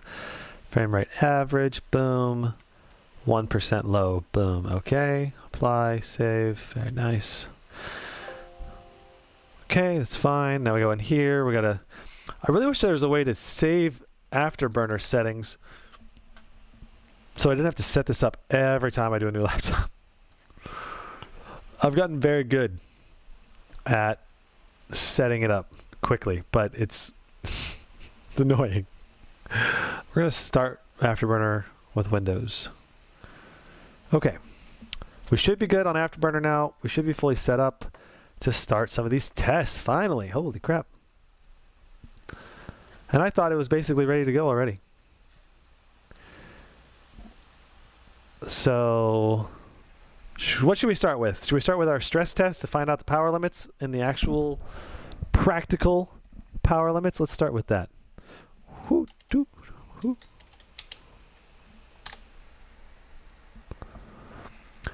How do you add GPU wattage to Afterburner? That'll just depend on your settings if Afterburner shows it or not.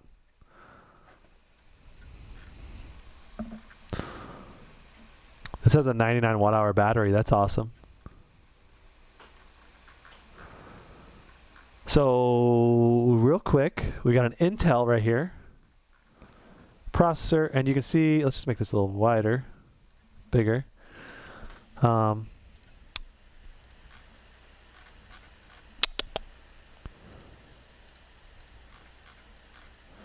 Very nice, very nice. Just make sure HW info is reading everything because I am not seeing the NVIDIA GPU. Looks like we need to update HW info.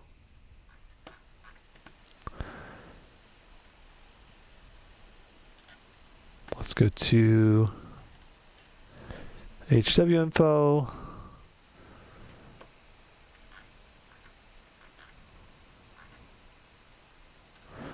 Free download. Free download. There we go.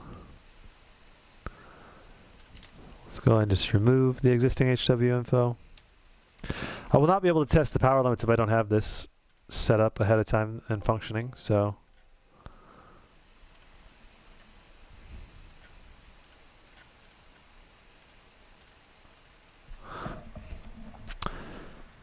$3080 max Q is equal to 3070 max P. We'll see. I think max P might actually be a little bit better with a 3070, but we'll see.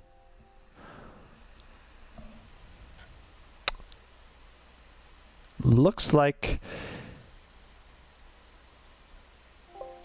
oh, we have HW info open still. That's why it's messing up. Let's try it again. There we go. Let's see if we got all the specs or all of the information being pulled now on HW info. Very nice. Let's see if we got our NVIDIA GPU. There it is right there. Okay, we got our NVIDIA GPU information now. And so you can see right now the GPU is pulling 24 watts of power. Let's see what happens when we unplug it. Okay. Let's refresh this. NVIDIA GPU is still pulling 22 watts of power, so I'm not sure if this has NVIDIA Optimus or not yet. Let's go to the Aorus command. Control. Oh my god. How do I get the Aorus software to launch? I always save it in my on my start bar menu normally.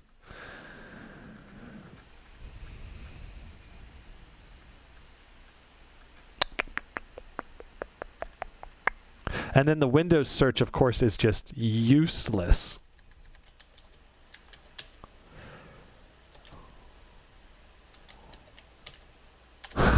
We know we installed this.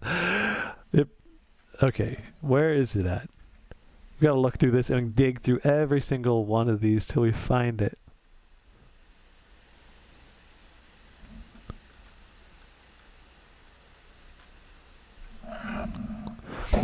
What laptop do I think would be good for student casual gaming, little gamer accents under $1,200? If you're not doing any CPU rendering, then the Tough Dash series is pretty sweet for portability. I haven't done a review on those though, so and performance may not be as good as some other ones that have max P GPUs. For my recommendations, the best thing is probably just to go through my list. On my spreadsheet, there's a link in the video description down below to the spreadsheet.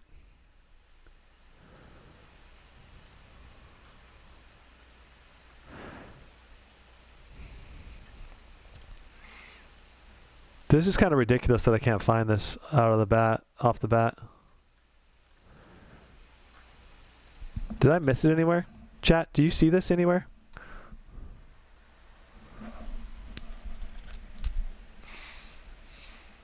Control center, here it is.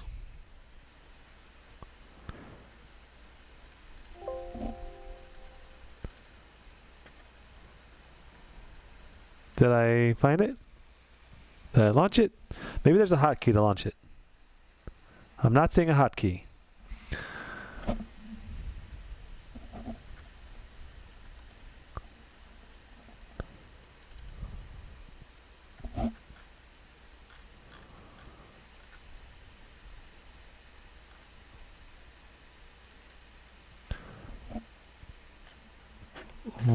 Why is this so hard? Come on, Aorus.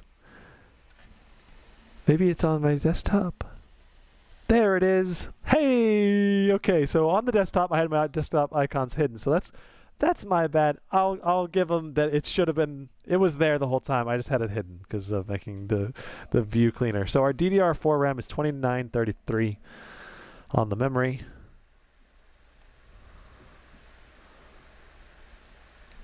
Let's just add that info into the specs on the side of the sheet.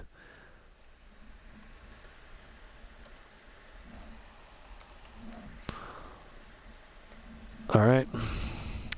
Now these look like they're different profiles. So we're going to do, oh, we're not plugged in right now. So we're going to plug in.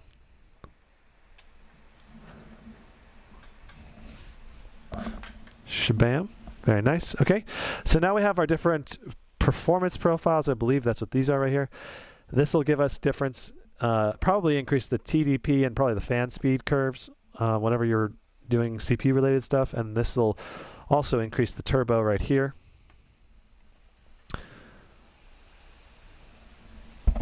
We'll have to do some testing with NVIDIA Optimus versus not and seeing everything. But this says NVIDIA GPU control. Okay, so there's this. Looks like the HDMI and the display port goes directly to the laptop GPU, and the USB-C goes to the integrated graphics. That's good to know. All right, we want to go to high performance, or maybe customize it. Okay, I guess high performance is our best one. Okay. Display settings. We want to make sure our display is set to maximum frame rate, 300 Hertz. Very good. And also, just checking down here. Yeah, nothing else is open. That's great. Very minimal bloatware on here, which I love that. Looks like it's only the stuff that comes from Microsoft. The Microsoft Office and stuff like that. If my GPU isn't performing well in the benchmark tests versus the same unit, does that mean I need to upgrade my GPU now? Not necessarily next Simonati. You could just be running into thermal throttling issues. Maybe you need to repaste. Maybe you need to clean your fans. I'm going to make a video about how to maintain your laptop long term as well. Okay. Shkaboom. We're good on extra apps running in the background. This is very good to know. We have 2 outputs from the NVIDIA GPU. And device settings. Here is our fan control. Are you guys ready for the max fans? Dun, dun, dun. So this allows you to set your fan profiles right here, which is very nice. I can kind of zoom in on this with the telephoto camera. Boom. So based on the temperature that you have on the components, you can see what fan percentage speed you'll hit. So at 71 degrees Celsius, we get 65% fan noise, and it'll ramp up. If you ever get to 89 degrees Celsius, it'll go to 100% fan noise. But for all of my tests, I always do fixed mode custom right here, and I just go to fixed mode and I just turn it to max. And there's the fan spinning up right there. All right. So our dashboard, we might have to click this turbo more than once. So you can see our fan RPMs right here. Status. We're all looking pretty good. Our battery is not quite at 100%, which can, when you're charging your battery in your laptop, it can sometimes impair performance just a little bit. Because basically, the reason for that is your power adapter is being used to charge your battery and run the components at the same time. So it's being used for more wattage than normal. And if the power adapter is not capable of doing both tasks at the same time, that's when you might run into a slight performance degradation.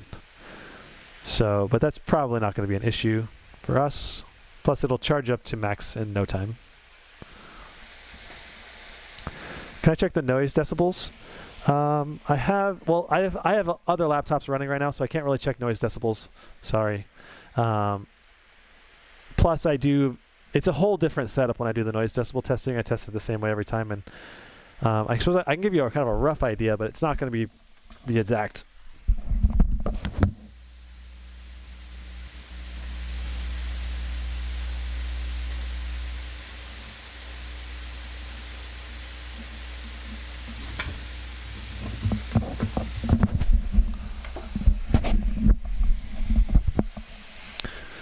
Okay. Here's my noise decibel meter. Right here, we're going to go to wide camera. Okay, and I usually put this about I usually put this precisely 6 inches from the chassis. I'm not even going to measure this time because this is not my official numbers at all. And also, see that? I have my Alienware running right there and my Razer running right there. Those are going to add to some of the fan noise as well. Okay.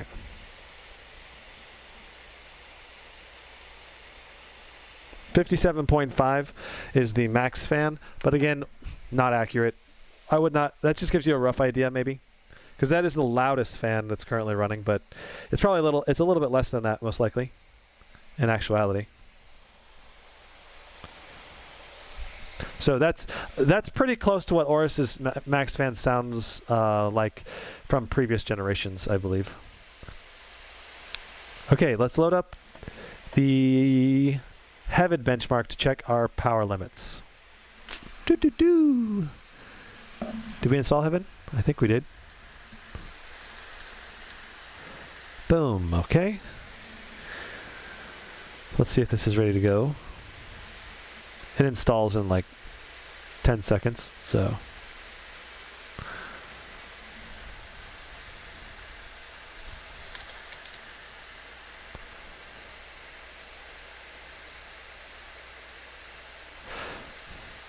No, we need the Heaven benchmark. There it is. Okay.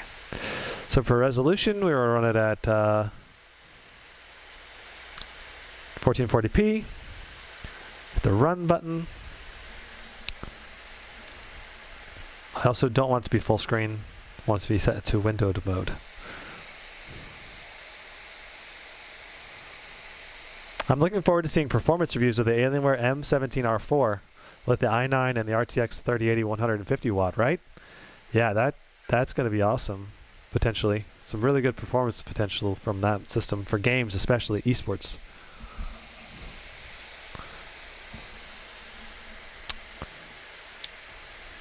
Okay, now we can run it.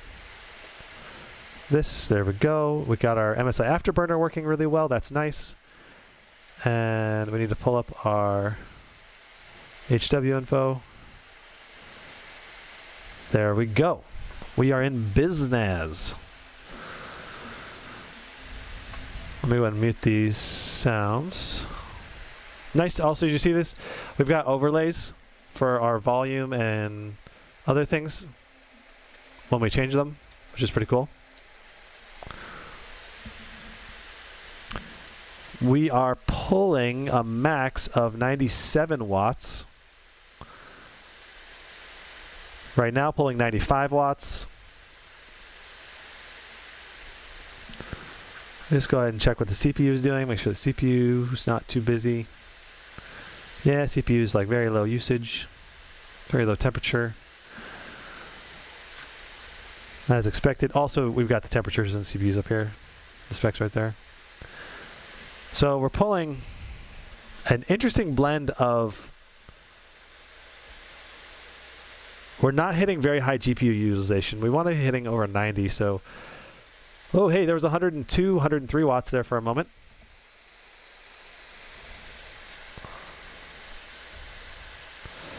The giveaway is over, yes. There should be a VOD of it if you go back further in this live stream.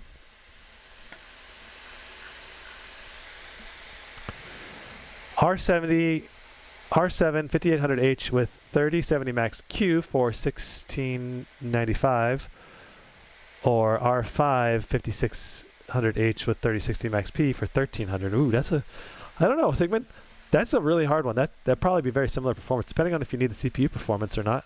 Like, do you use CPU rendering? If you do, maybe go with the 8 core.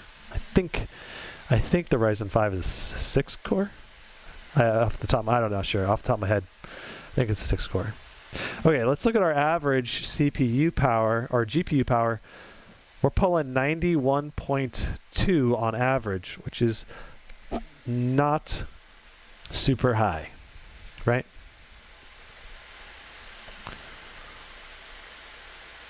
So what I would normally do with this is kind of just let it roll you know, in the background for about 5 minutes, get my averages.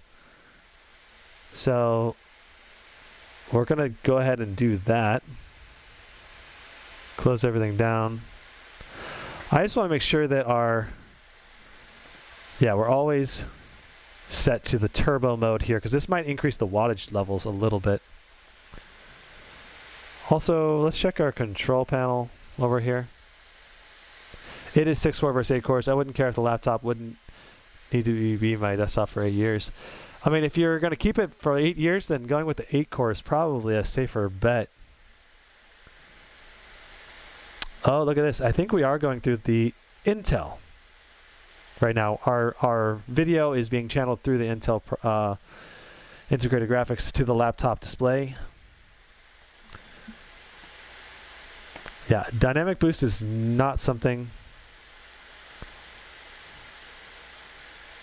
that we can even change here, it looks like. So, as expected. And yeah, we can switch between high performance and integrated graphics on this machine. So this does have NVIDIA Optimus for sure, confirmed. Now the question is, does it have advanced Optimus, or if you're going to see some power reductions in CPU-bound titles?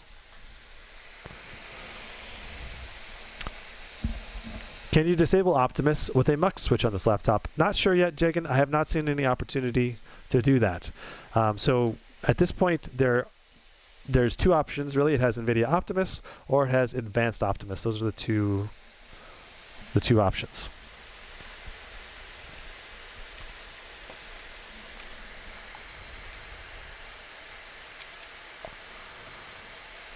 I'm curious if we were to run, so we're hitting a little over 90 watt power on average for the GPU. Let's go ahead and run Time Spy and see what kind of power watt averages we get for that.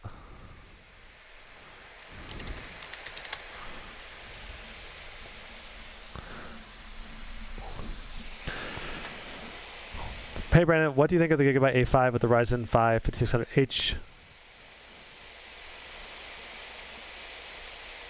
Yeah, you guys just asked, someone just asked about that. I haven't seen the listing on that Arnold Adolfo. I need to add it to my list. Sounds promising. For sure.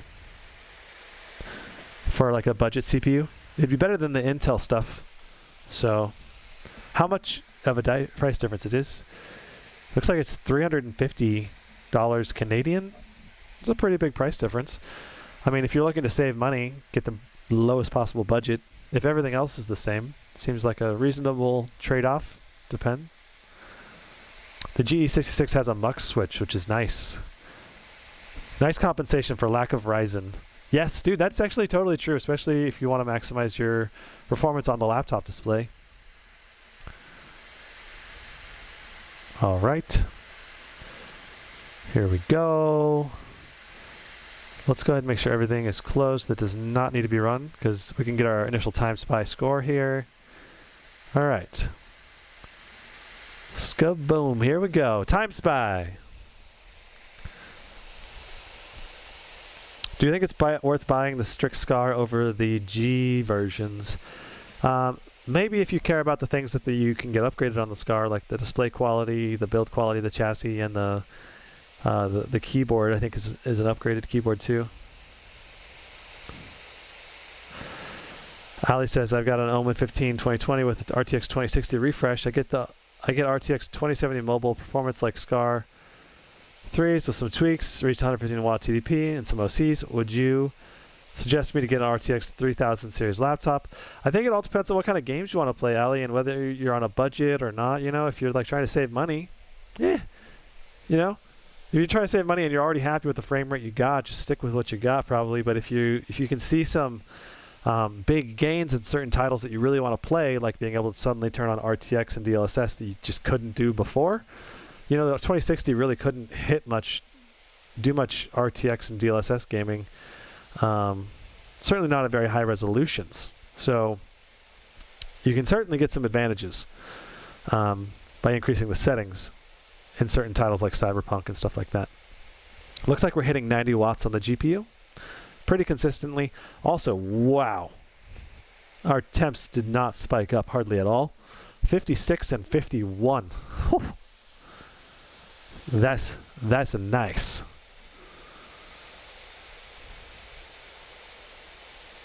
Makes me wonder why they didn't try to go a little higher on the wattage. I feel like they could have boosted to 115 watts very easily.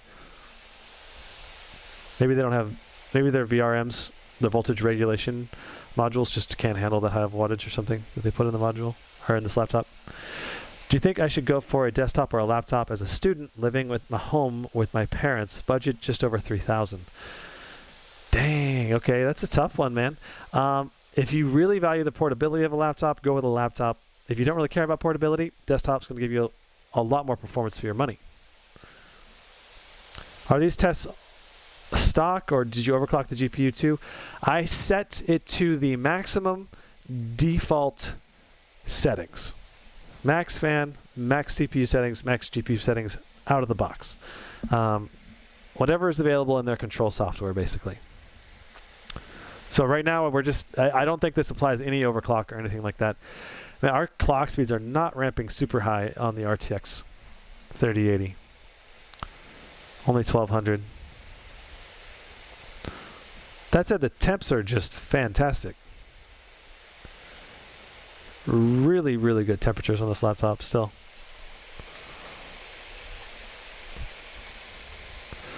Cyberpunk ray tracing performance of the RTX 3070 is pretty impressive. I know, right? You being able to play 1080p perfectly smooth, no stuttering basically at all. With max settings, DLSS set to quality too. Like you could set it to performance and probably get like a nice frame bump too. You'd probably even be able to rock it at 4K with like performance DLSS just fine in Cyberpunk, most likely. What game is this? This is the Time Spy benchmark. How does it stay so cool? So this is, it comes down to the thermal heat pipes on the inside, and it basically, ooh, whoa, nice. Look at this. We're getting 78 watts of power on the CPU. That's really high wattage on the CPU. Very impressive. Sadly, it's still an Intel CPU though, but that's matching the kind of wattage we're pulling. That actually exceeds the wattage we're pulling on the Strix. If only this was a Ryzen chip. Benchmark results. Dun, dun, dun. 9475. 8980. Okay. There's our Time Spy. Let's go ahead and run it again to verify, but let me go ahead and track these. I averaged 2 runs in my Time Spy score. That is sadly not much better than a 2080 Supermax Q.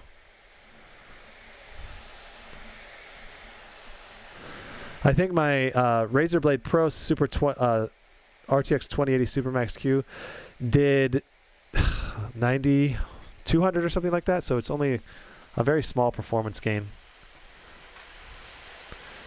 Let's try running it again.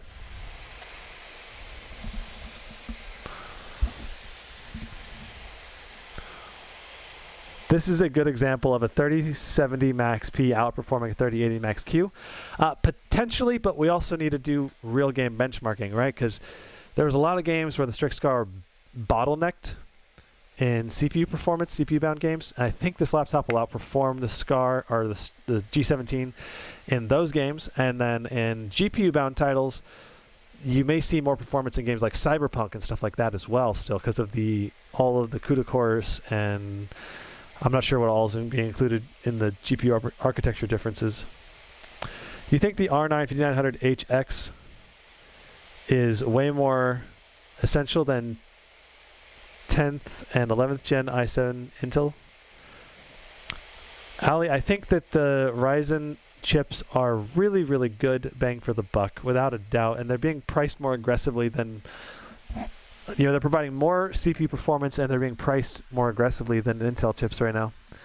And hopefully Intel can fire back and make some good improvements in March. Otherwise, there will be like a year or however long of them just like getting their booty kicked by AMD in the laptop space. See you, Devin. What is this? Why is the score so low on this machine? Because it's a Max Q 90 watt. You can see we're only putting 90 watts right now. This is not dynamic. This is not dynamically boosting to 105 watts, which it should, in theory, be dynamically boosting up. I would think, right? The time spy on the Strix G17 is 10,800. Yeah, man. Big difference in time spy score. Doesn't always translate to real life gaming, but we'll see.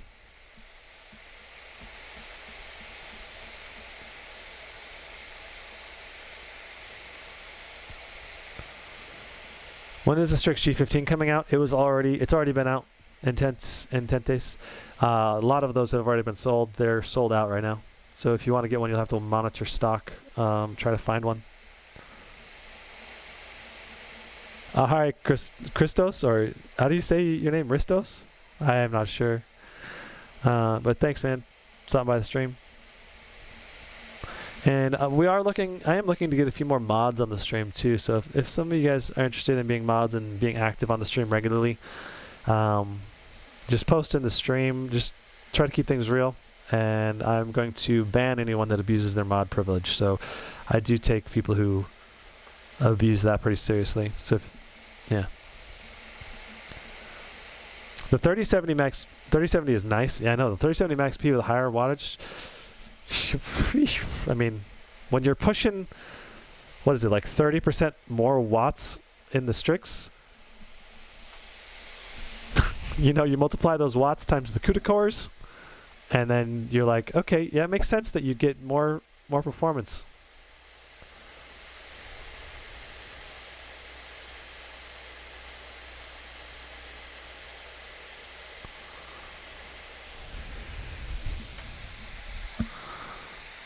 Christos? Okay, man. I could grab some members that are in the Discord, talk with them about current mods and have been on mods on the gaming channel. Okay. Yeah, that's fine. That was Darren Dyke, wasn't it? Yeah, that's Darren. He's helping with testing out some B-roll. Well, the Zephyrus 3070 Max Q laptop will run better than the MSI GE66 laptop with the 2070 Super. It is hard to say, James. I need to actually look at specific numbers to be able to know that number more precisely.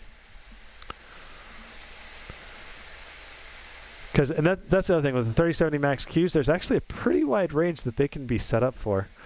Okay, so the first run we got 9475. This run we got 9478. So only 3 difference on the GPU score. So we're just going to average those out and do 76.5, which is 77. CPU score, we got a little higher. I'm actually have to do some math here. Wait, that's 30, 50. So 9029 plus 8980 divided by 2. 9,004. Okay. There's our time spy scores. Let's do our point royale. What's the power limit on the 17G? I've seen it boost up to 105 watts vicious, but it was not maintaining that wattage yet. We'll need to see how it performs in some games.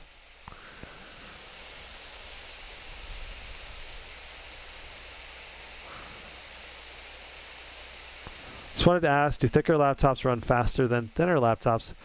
Rawadu.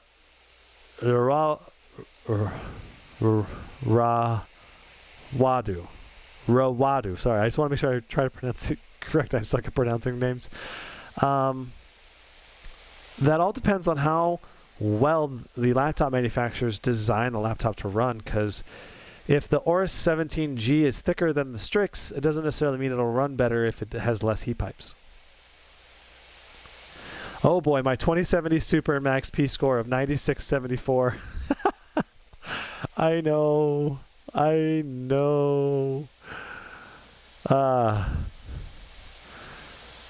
Emma, 9K? Max Q so bad.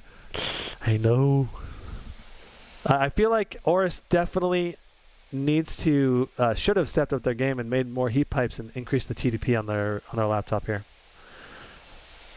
But I'm gonna withhold judgment until we get some good in-game benchmarks and can line those gaming benchmarks up against other laptops, because I think this can still probably put out some really good numbers in some real game benchmarks.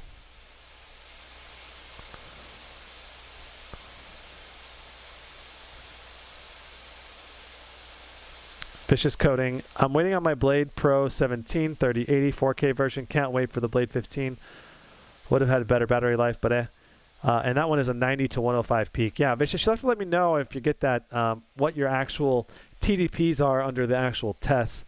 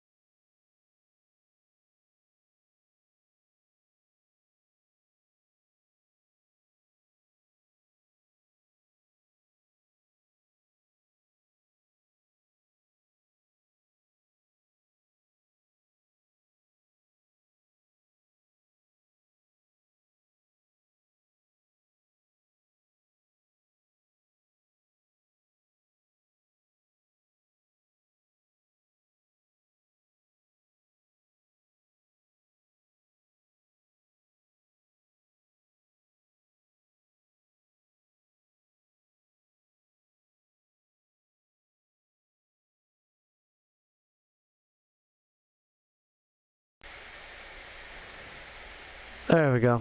Sorry about that, guys. The cam link crashed on me.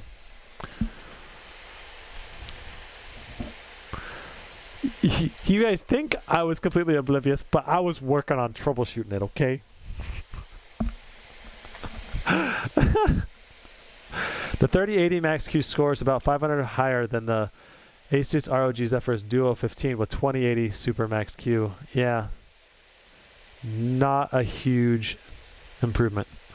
That CPU is just pulling on 10 watts during the benchmarks, probably trying to give headroom to the GPU, to the dynamic boost, which is not working. I know, like, I would expect the dynamic boost to be boosting it, right? Like, it's supposed to be boosting to 105, but it appears to not be working. I'm going to actually email my contact at Aorus and ask them about it.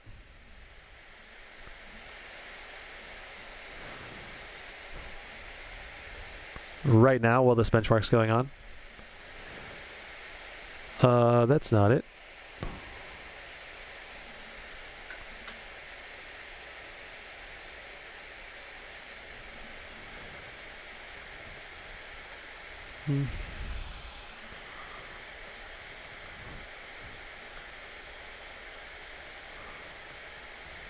Okay, what?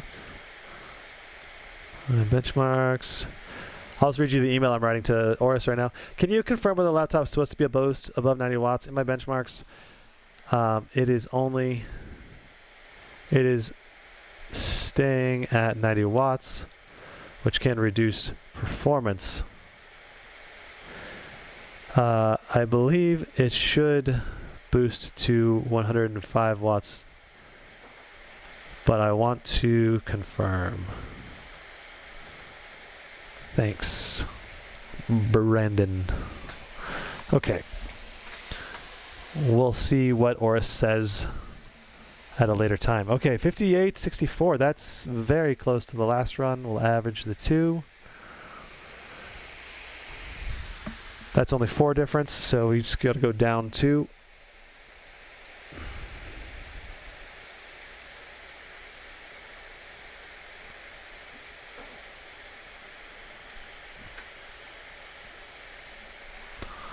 All right, and might as well just do the Fire Strike Ultra as well, because people will be curious about it.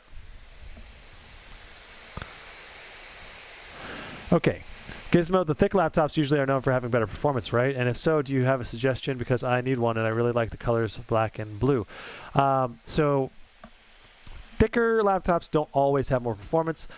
It just depends on how the designer tailors the heat pipes and how many heat pipes they put in and what power limit they set it to. So don't necessarily fall for that. But I would say you're going to want to look at reviews basically to figure out how much performance it's getting.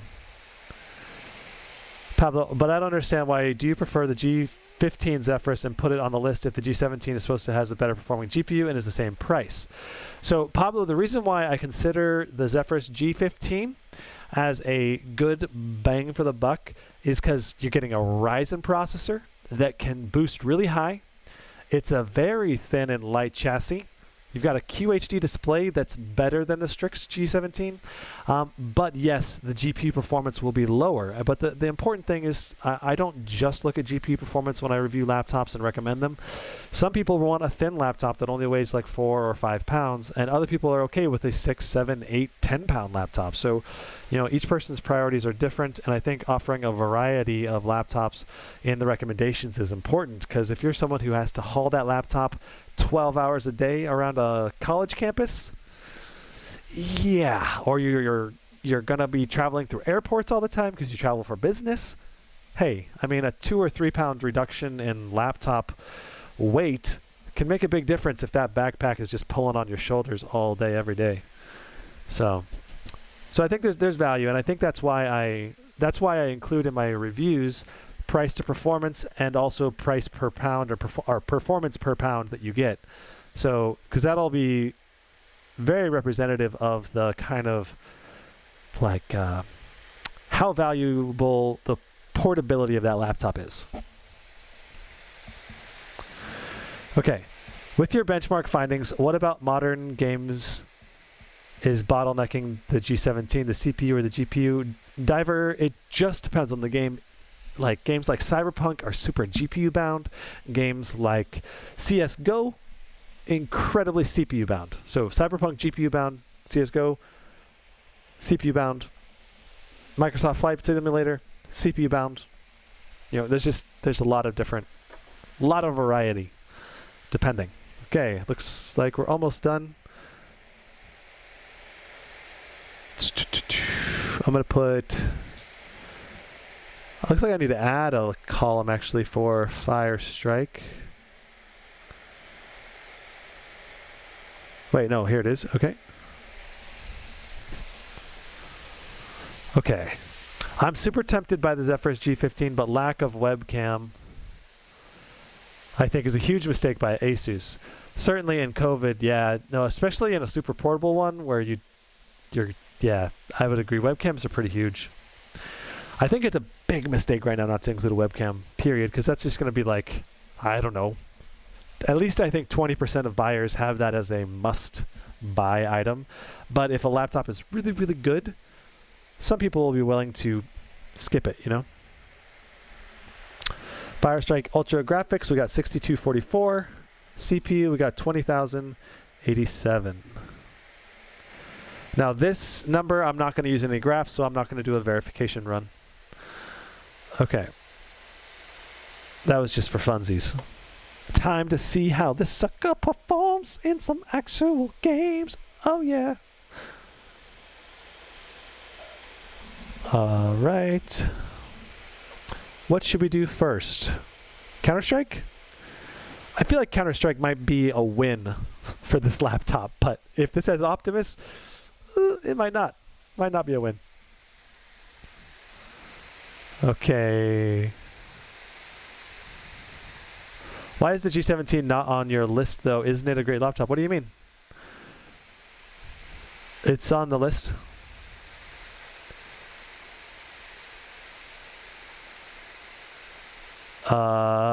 Exlo, I'm not sure which laptop you're talking about. Sorry.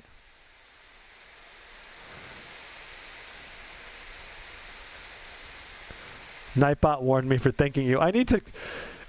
Nerdy, we need to turn down how sensitive Nightbot is to timeouts.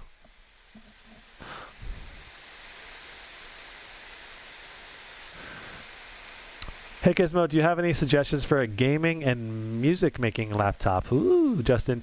I'm guessing if you're doing music, you're going to be traveling with it, at least somewhat. So, I feel like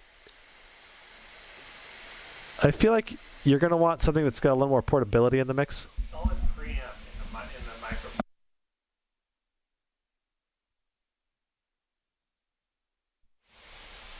That's not my run anyway. Darren's saying a preamp in a laptop can be helpful for a music maker. I'm not sure.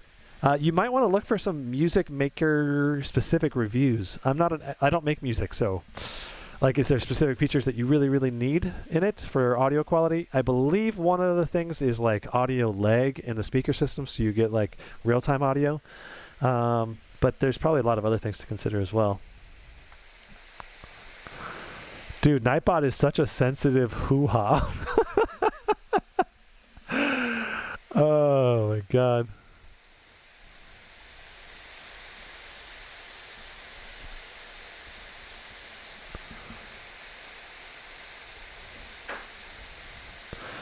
Did I do a benchmark with the TDP down to 60 watts? Acer will have a 3070 with 60 watts. Would love to know how it compares. I have not done that. Let's go ahead. And it's going to vary too, because it's not going to be a very realistic... Oh, you know what? I have to cancel this. I need to check my settings and turn on console mode. We need to go to full screen. We need to go to high. All of these should be the correct game. We need to enable developer console. There we go. So now we can see the results. And here we go. Boom. Gizmo, I'll have to 1v1 you one day on CSGO. Yeah, that'd be fun.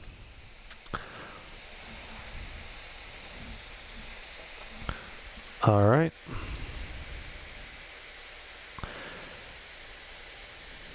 Nice. We're getting over 500 FPS right now.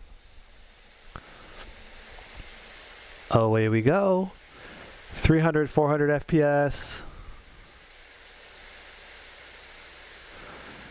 Kind of read out the numbers to you guys. 400, 380, 400, 400, 450, 400. 400 still. But this is definitely higher than the SCAR or the G17's CSGO bench on the initial results, at least.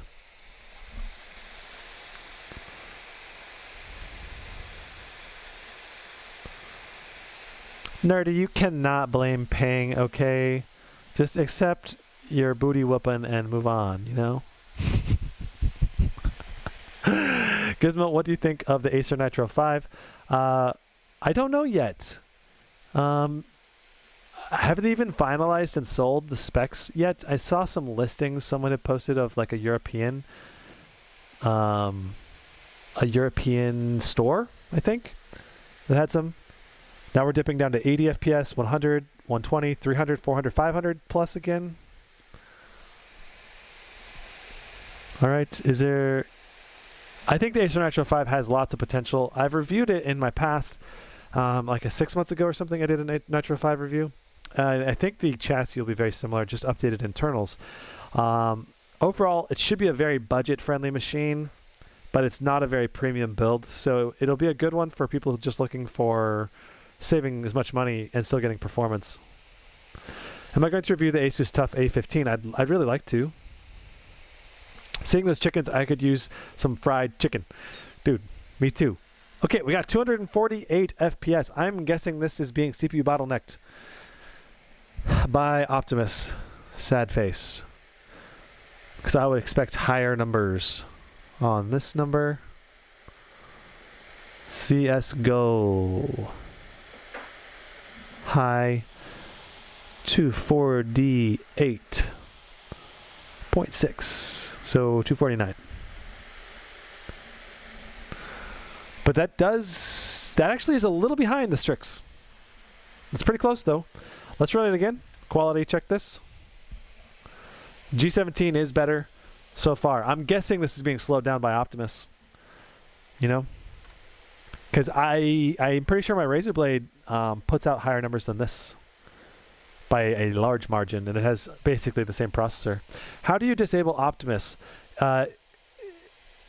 So Benjamin, I'll go over this once in this stream, but otherwise you're going to have to go check out my video. Basically, there's 4 kinds of laptops. You can have NVIDIA Optimus, which hardwires the NVIDIA GPU through the integrated GPU to the laptop display. This can bottleneck performance, but it increases battery life, makes it really convenient, and is cheaper to produce. The second option is Advanced Optimus. This has the NVIDIA GPU hooked up to a controller that connects directly to the laptop display, bypassing the integrated GPU. But you can still switch using that controller between the integrated GPU and the dedicated GPU. It gives you the best of both worlds. The third option is you just ignore Optimus altogether, you say screw battery life, and you just hook that NVIDIA GPU straight to the display. That will give you the best performance, but you just don't have a good battery life on that machine.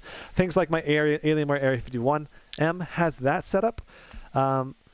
Fourth option is you've got a mux switch. So a mux switch is like kind of like Advanced Optimus, but it's cheaper to put into the laptop, and it requires a reboot of the machine, and it'll switch between Optimus mode and direct connection mode with that switch on reboot.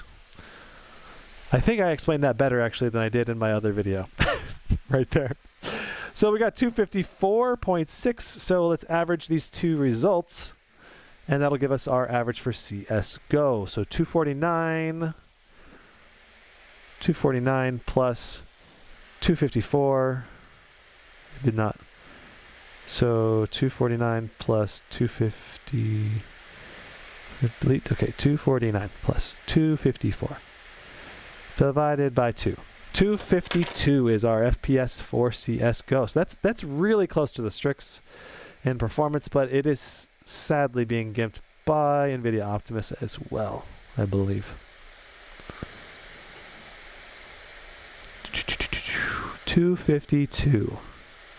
So we just got to adjust this up by 3 FPS. Okay, now on to the next game.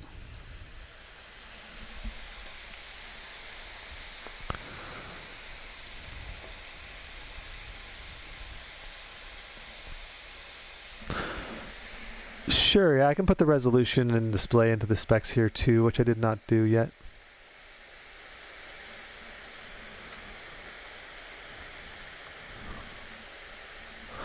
All right.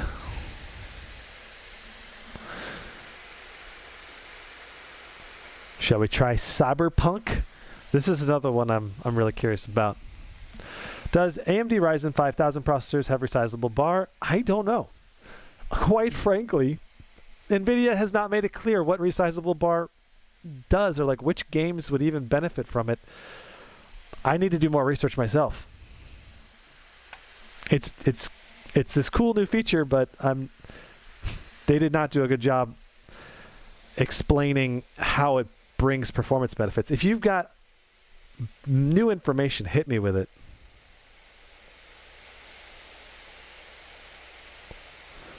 Because I want to learn. I want to know.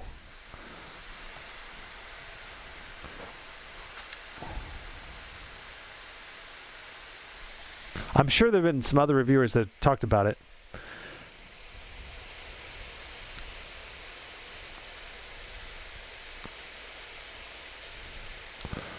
I'm low-key sad because I recently got scammed because I wanted to buy the Acer Nitro 5. I paid for it and got scammed. Oh, that sucks, man. All right. Cyberpunk. This is a game I have hopes for that maybe it'll perform better because of the RTX 3080 having more CUDA cores. RTX will be on Ultra, DLSS set to quality. Apply those settings. Go to gameplay, and we are going to go to turn off nudity. Where is that? I need to memorize where this is. Nudity sets are on. Yes, okay, and we're not going to play any music, so whatever. All right, we're going to load the game. And let's just let's start with some gameplay. Oops, I did the wrong section. Okay, Gizmo Slip Tech. If I were to connect an eGPU through an M.2 slot on the Ryzen, how strong of a GPU can I connect without bottlenecking the CPU? That is not possible to do as far as I know, Sigmund. I've never heard of anyone doing it through an M.2 slot. That is interesting, though. I wonder... Maybe it is possible to do. I've never heard of anyone trying to do it. Waiting for the review of the Zephyrus G15. Yeah, that should be mid-February, Kyle, when I can get that done. I've got one coming, a Zephyrus G15. Imagine paying $2,700 for this. Yeah, and then you know that you can spend $900 less and get arguably more performance. Oh, wait. I didn't turn on... I did not turn on my, where is it? Chicka, chicka, chicka, boom, boom. Right here. My benchmark buttons. So they come up with the averages. All right. Boom. Okay, this is basically matching the performance almost exactly to the Strix, I believe, for this area. Boom. Nice stealthy kill.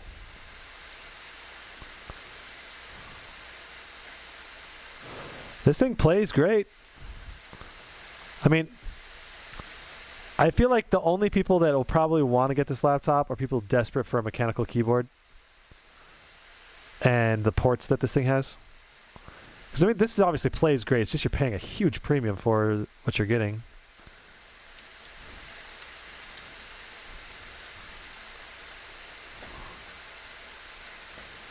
Oh. There we go. Oh snap, I'm almost dead. I need some life. Give me some life. Okay. I'm going to start recording this session too here. Give us some gameplay examples.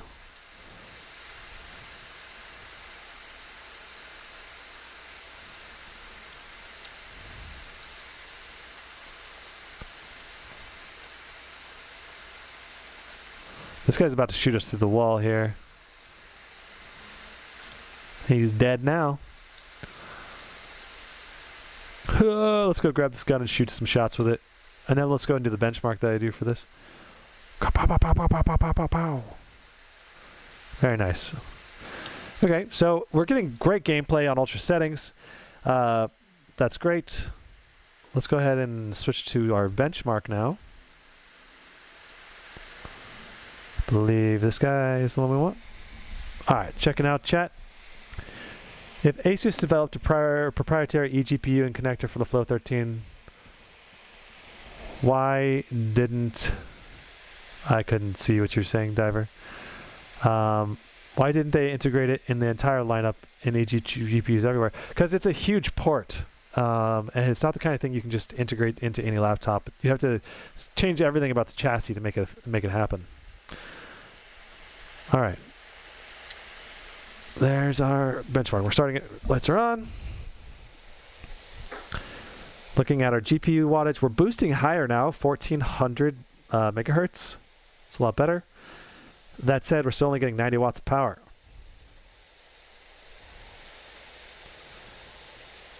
55.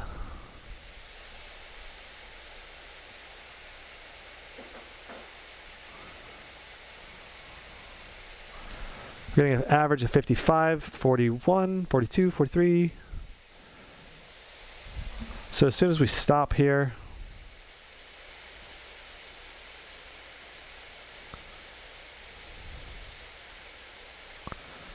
chicka, chicka, chicka, chicka. There we go. So 54.43 is our stats for Cyberpunk. Let's bust this out.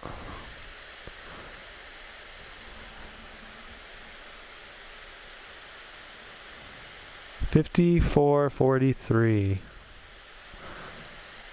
Very nice. Okay, so I think those are very close to what the Strix G17 pulled.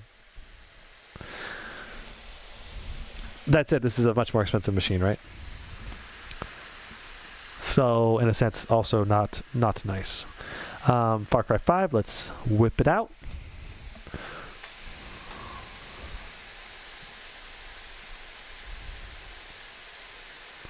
$56.41. Okay, so Ignacio, that's almost exactly the same performance to the G17 versus this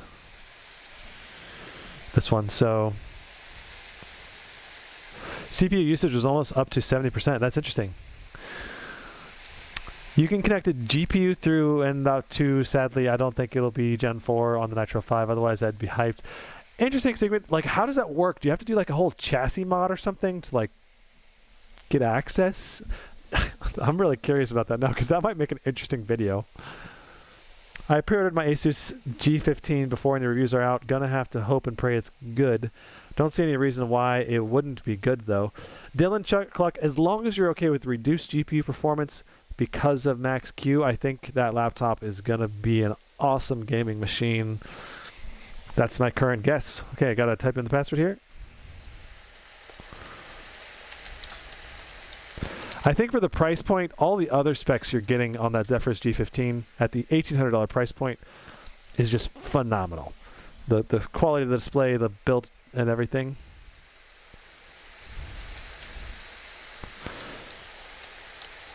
And to me, that's like the biggest reason why I still recommend the Zephyrus. Just because the other specs, like the core performance may not be quite as good as what you can get in something like the Strix G17, but the Zephyrus G15 is just, it's a pretty rockin' looking chassis. But I need to actually do the review on it, right? That's the reality. Like, you can't really know until you get the whole test. It's really good. I'm playing Hitman 3 on it now. It gets a little hot, but it's really good. Dutch Terminator, did you get the Zephyrus? Or which one do you have, Dutch? I can't remember. I remember you from the last stream, but I don't remember which one you said you have.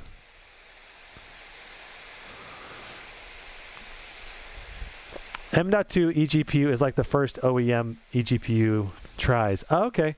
I remember notebookreview.com forums had a whole section to eGPUs before eGPUs were cool. And I was tempted to try it, but I never did. Dang, it's 2 a.m. here. Work in the morning. Good night, everyone. Thanks, Gizmo, for answering all the questions that the OEMs should have. No problem. That's what I'm here for. Otherwise, it'd be hard for me to have a job, right? Can we post links here? I can share the video link with the M.2 eGPU. Vlad, I'd say just hit me up in my email with it. It's probably the best thing. Strix G15, 3070, and 5800H. Oh, okay. Nice. That's nice. How much did that cost you, Dutch?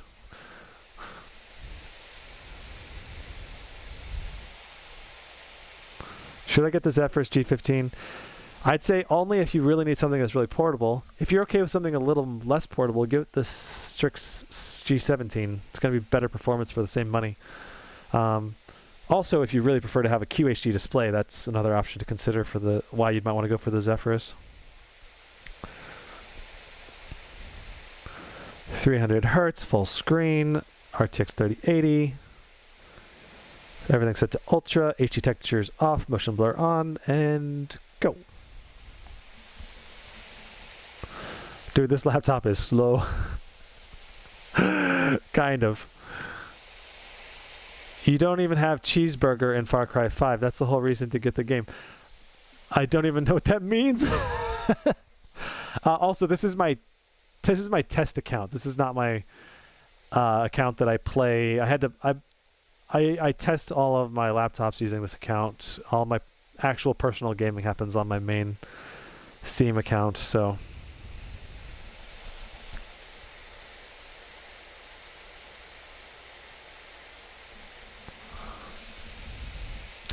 Incoming review for the Asus TUF A15. Many thanks. Boise, I have not reviewed it yet. I currently have no plans to review it, but it's one of the ones I would like to review. But it's not on my production schedule yet. I've got the next ones after this. We've got the Aorus 17G. Then I've got the MSI GS66 Stealth. Currently in this box. I want to unbox this one probably at the end of this stream, so I can start doing the B-roll for it. Hey, that's a better result in this game than we got on the Strix. 115. Very nice. I'm also going to measure the 1% lows. We're going to run it again. 115, that was the result. So once I get done with the GS66, I've got the MSI GF65 Thin. Will be probably next. And then after that, we got the Zephyrus G15. Those are my current lineup of laptops that I'll be reviewing, initially speaking. Let's go ahead and run our 1% lows as well so we can get an idea of our 1% lows.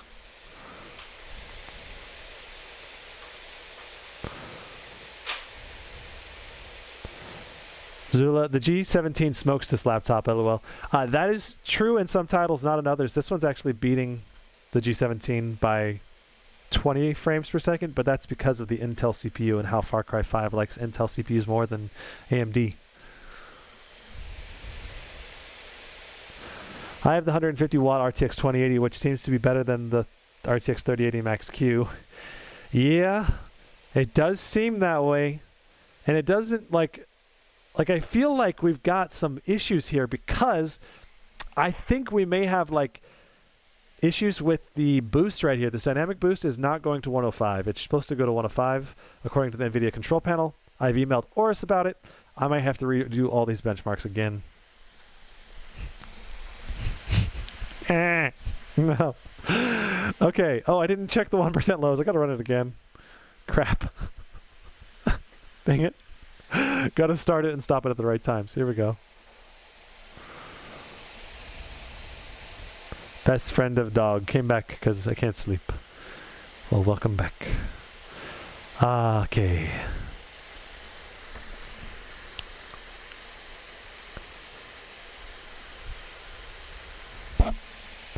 When do you think this scalping will stop for the regular 3000 series GPUs? I have no idea, Dave. There's Bitcoin mining that's causing a shortage. Then you have scalpers being like, hey, let's buy these and resell these for $300 more. And then you have the average Joe just trying to desperately buy them at against all the botters. We need like new laws to cover this stuff because you can't even buy the things you want to buy anymore because of the scalpers. Is bad.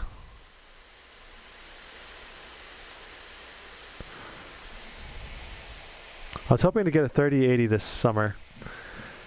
I was actually trying to get like a 3080 or 3090 to upgrade my desktop, and then I just like couldn't even get access. I couldn't even buy it. Okay, and that, all right.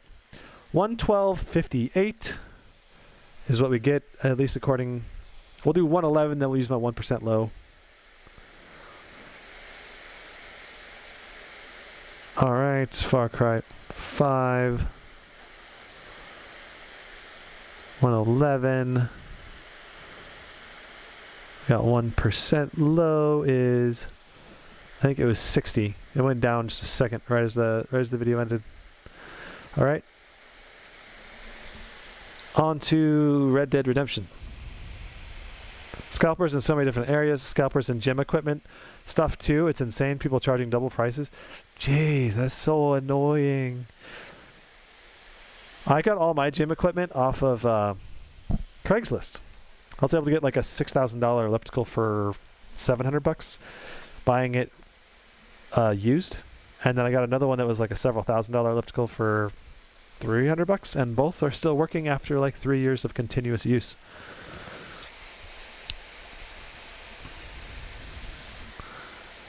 All right. So Far Cry 5, we had impressive performance, kind of as expected from the Intel CPU.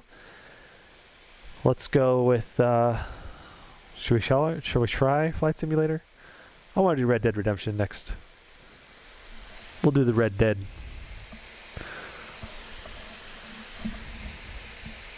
I wanted a 6800 XT, but had to settle for a 3070. Gotcha. Yeah, 6800 XT is, I think, right in the sweet spot for desktop GPUs. And I really wanted to get a 3070.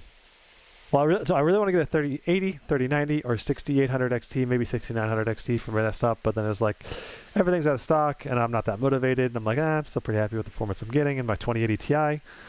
So, and then I was like, I'll just upgrade my laptop. I'm just like stuck in the middle right now. I'm probably going to end up upgrading my laptop to something. But then again, I really like my Razer Blade Pro 17 still putting out great performance. It's just, honestly, it's the new Ryzen CPUs that are making me consider the upgrade, because it's like the combination of the Ryzen CPU with like a 3080 Max P, say in like the Strix G17. That's going to be some delicious performance probably, and nice gains over my Razer Blade. Refresh rate 300, full screen, VSync off, triple buffering off, pause game, okay, good. And here we save our settings, and then we got to go here. Oops. We ramp all the settings to maximum. And then we just double check that we're running Vulkan. We are running Vulkan. We apply the changes. Yes, and now we restart the game to make sure that all changes have stuck, because I've had them not stick before. This is going so much smoother than the Strix G17 benchmarking, because I already pre-downloaded almost all of these games. Next time I'll have to make sure all the drivers are updated too before I do the stream on it. Gizmo, when you game for fun, do you use your laptop generally or my desktop more? I sold my desktop last month with a 3070 in it for a laptop life. Yeah, there's nothing wrong with that. Like, for me, the main reason why I use my desktop is because it's got the better performance, right? 2080 Ti. It's got a desktop i9 9900K that's at a higher clock speed than my Alienware. But honestly, I can use all three: the Alienware, the Razer, or my desktop. I've switched between them regularly. The other reason why I use my desktop is because it's hooked up to a QHD 240 Hz display, which is what I prefer to play on for my esports titles. And I usually play games like Apex Legends or like Valorant, or games like that is usually the games I play most often. I'm actually really curious about Call of Duty Modern Warfare Warzone. COD Warzone seemed like a really, really fun game, and it's the kind of thing that is definitely my kind of game, like exactly. Okay, we are ready to run these benchmarks. Do you think the 16 gig of RAM will come in handy for performance with the top RTX 3080, or is it mostly down to TDP? I think TDP will dramatically affect performance far more than VRAM in 99% of titles. So there will be a handful of titles, and they'll become more and more important. Like, say, 10 years down the road, maybe VRAM will become more important in whatever the latest games are. But that's a long ways down the road. TDP will still be a lot more important in the next few years, without a doubt. Calling it now, MSI and Alienware will destroy in FPS and graphics. Yeah, the Alienware and MSI both have higher TDPs than this Aorus, so they should perform better in theory. My Zephyrus S15 with a 115 watt 2070 Super got better FPS, 115 FPS in Far Cry 5. Yep. It's true. Probably G-Sync magic. Yep. It's not G-Sync magic. It's actually more Optimus slowdown, fudging, if you will. Just kind of slowing down the numbers and reducing performance just slightly, you know? Let me make this just a little bit more level. There we go. Seems like the 3070 Max P laptops are better performance for the money. Yep, like I said, it's definitely true. Star Citizen is the only game I know of that would benefit from higher VRAM, 16 gigs, but that's simply because the software is not optimized. Theron Witten, that is true and not true. There are other games that can benefit from 16 gigs of VRAM. Flight Simulator can benefit from VRAM and regular RAM, and then Watch Dogs Legion is also one, especially if you play at higher resolutions. 1080p gaming, it won't matter as much, but when you bump up to 4K, it uses more VRAM. Vladix, can you make sure you receive the email with the link in it? Sure.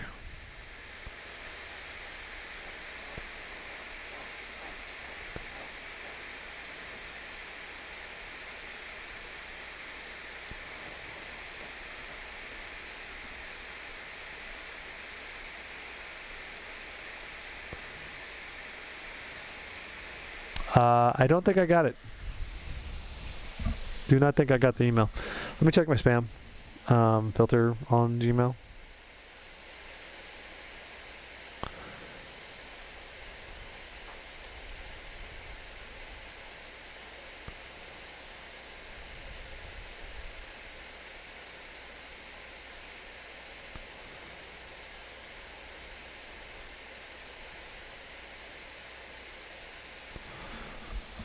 Okay.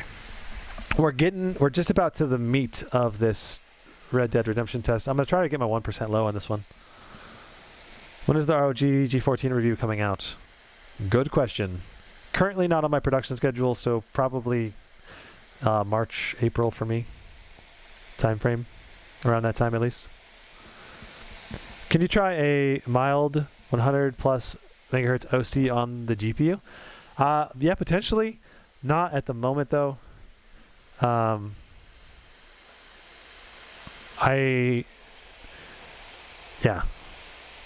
I'm doing all of these tests. I'm trying to do all these tests on everything stock first. I'll probably try to do an OC with Time Spy just to see what's possible on the chassis. But in terms of my general benchmarking, I never OC above anything that's not stock. It's just gizmoslip at Gmail, not gizmoslip tech. Can't wait for the G17 Strix Scar benchmarks. Yeah, the Scar 17 benchmarks are going to be awesome. Is this max settings? Yes, this is maximum possible settings.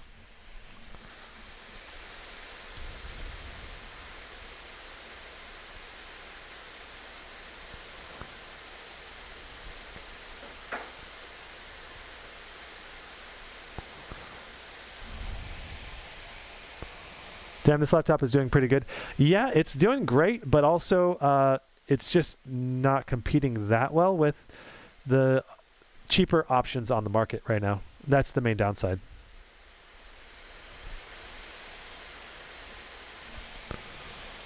Giveaway is done, yep. Do you think the Area 51M R3 will have a desktop RTX 3000 card? No, I do not, Swervy. Well, maybe it'll have a special RTX card, but unlikely. It's probably just going to have a high wattage RTX 3080 in it, basically. So once we cross over the threshold, we go ahead and end this.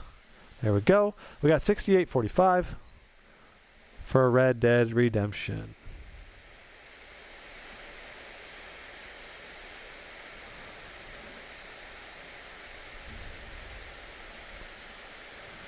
That is just a little bit behind the Strix G17.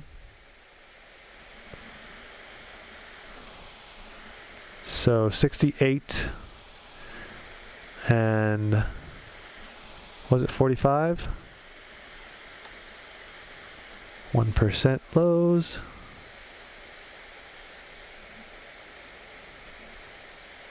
Boom. All right. Electronics Max 15, please. Cinder Quill, you got to message Electronics and tell them to send me something because they have not responded to anything. I've messaged them 3 times now, trying to see if they'll send me something to review. I'm guessing they have a unit shortage and they're selling everything that they can produce, so they're just not interested in any additional promotion, would be my guess. Should I buy a desktop from Newegg? Michael Santana, I did a review of the ABS desktop, and I liked it overall. Actually, I have it over there. I want to do a comparison with the 3080 desktop versus 3080 laptop.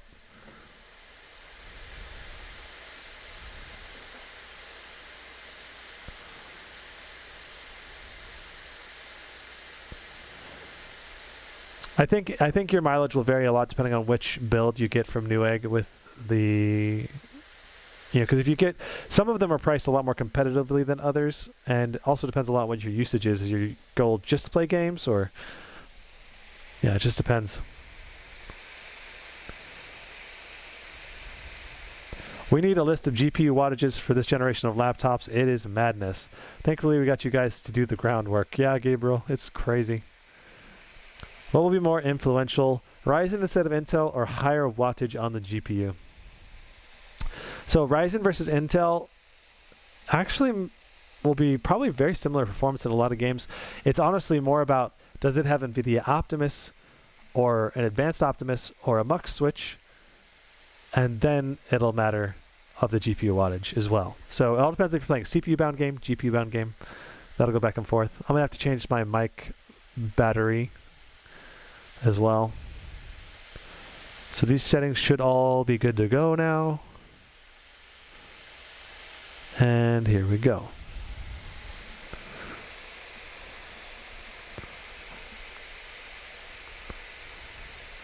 Because GPUs and desktops are not power limited,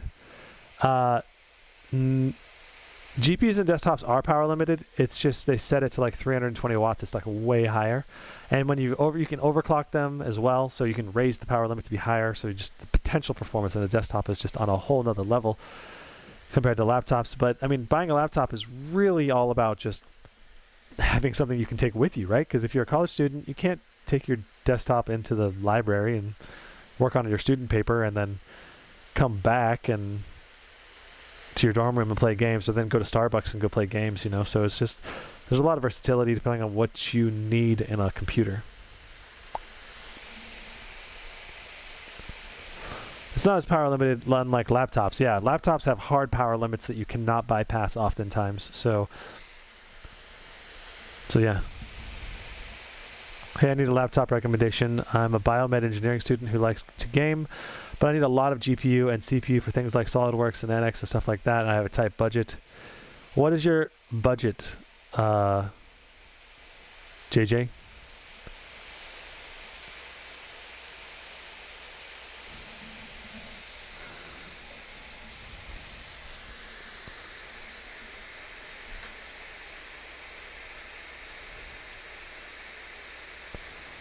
All right, Vlad, I got the Asus Zephyrus G14 is one of the most...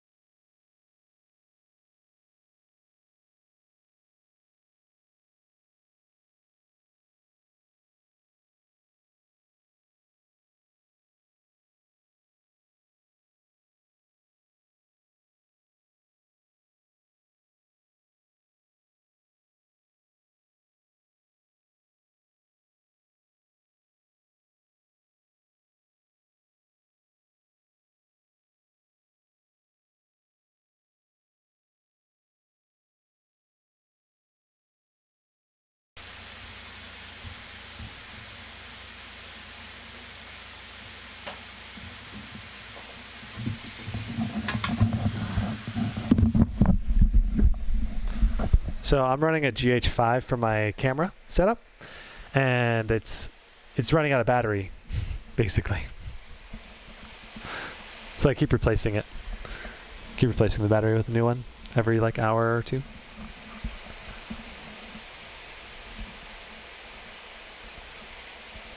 What's my experience with exotic PC? How long do they take to deliver? Mr. Smearix, my experience with exotic PC was not great. I think I tried buying a Asus laptop from them like many years ago, so everything could change there.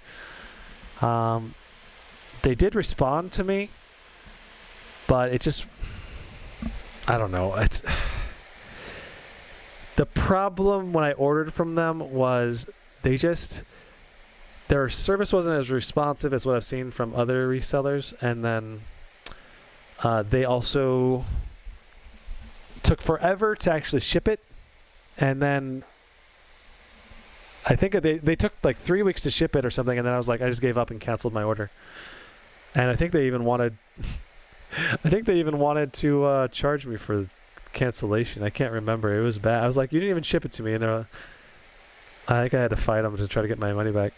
But I'm sure it's not that bad for a lot of other people. So I'm sure there's lots of good stories of experiences with them too. That's the thing, like anywhere you go, there's always horror stories about someone, right? Someone always had a bad story buying from something, buying from somewhere. Is HID Evolution good for buying customized laptops? I would say they're better than Exotic from my experience. I actually am friends with the former, one of the managers at HID Evolution, and he is now over at ZTech PC instead of HID Evolution. So I just know I'm in contact with the CEO of HID Evolution, not anyone else over there. But that said, HID Evolution, in my past experience, I bought my Area 51M from HID Evolution, and it was a good experience in general. They at least pretty much always have humans on the phones. Like if you need to call them and get support, you can pretty much talk to someone as long as the business hours are open, which I really like. That's probably the biggest thing about HID Evolution. That was great. Okay. Let's see.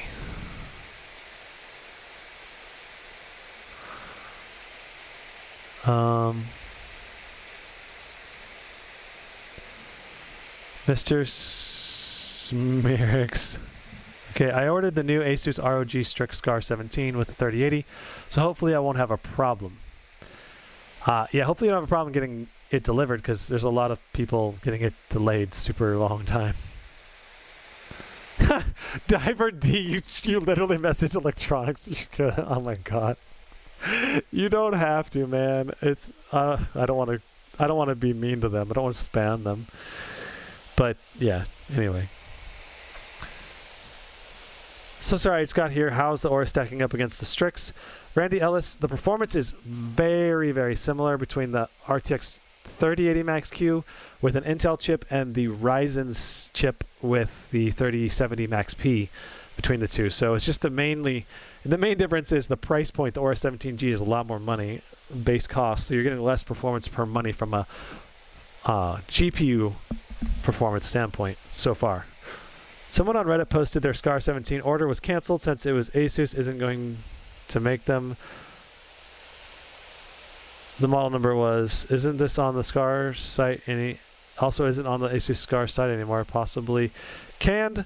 S2 Spectre, I think that has to do with Asus basically selling out like crazy, and they're like, why would we give these to Newegg and B&H Photo and stuff like that to sell when we can sell them from our site, because we can be the only place in stock and everyone has to buy from us. That's basically what's going on. How is it compared to a 3080 desktop? 3080 desktop is going to be like way more performance. You should get dud batteries for the camera where you connect to a power outlet. Yeah, I already ordered them, Dave. They're just coming in the mail probably later this week.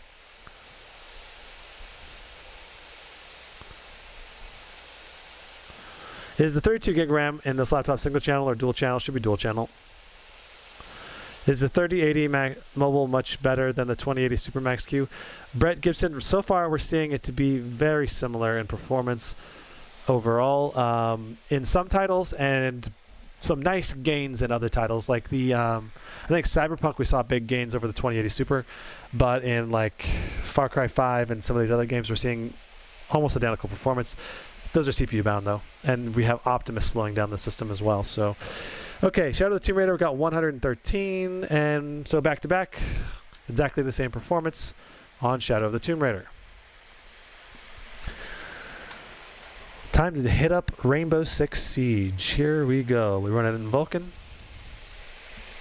What do I think about the Omen 15 i5 RTX 2070 Max Q for 1,100 euros? What is that in USD? You gotta give me USD values. I don't know all the currency transactions. Also, Euro prices are different than USD prices too by a lot. Okay, not sure if you answered this. If money was no object, what laptop would you get? Again, no money is an object.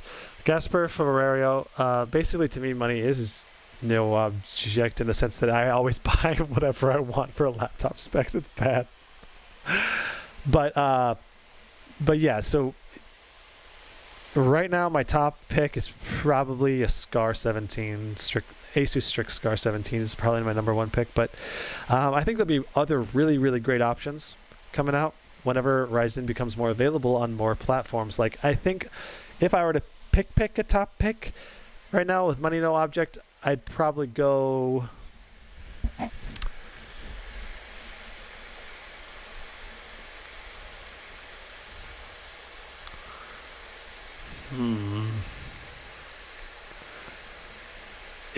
If I could configure any laptop with any CPU, I'd probably go GE76 with an RTX 3080 and a Ryzen 9 5900HX. That's what that would be to me like the ideal laptop setup, because I think I would like that a little more than the Scar, because it has a higher power limit from my understanding. It's 20 watts higher, so you get more performance. And I really liked the GE66 last year. So a slightly larger version of that sounds awesome.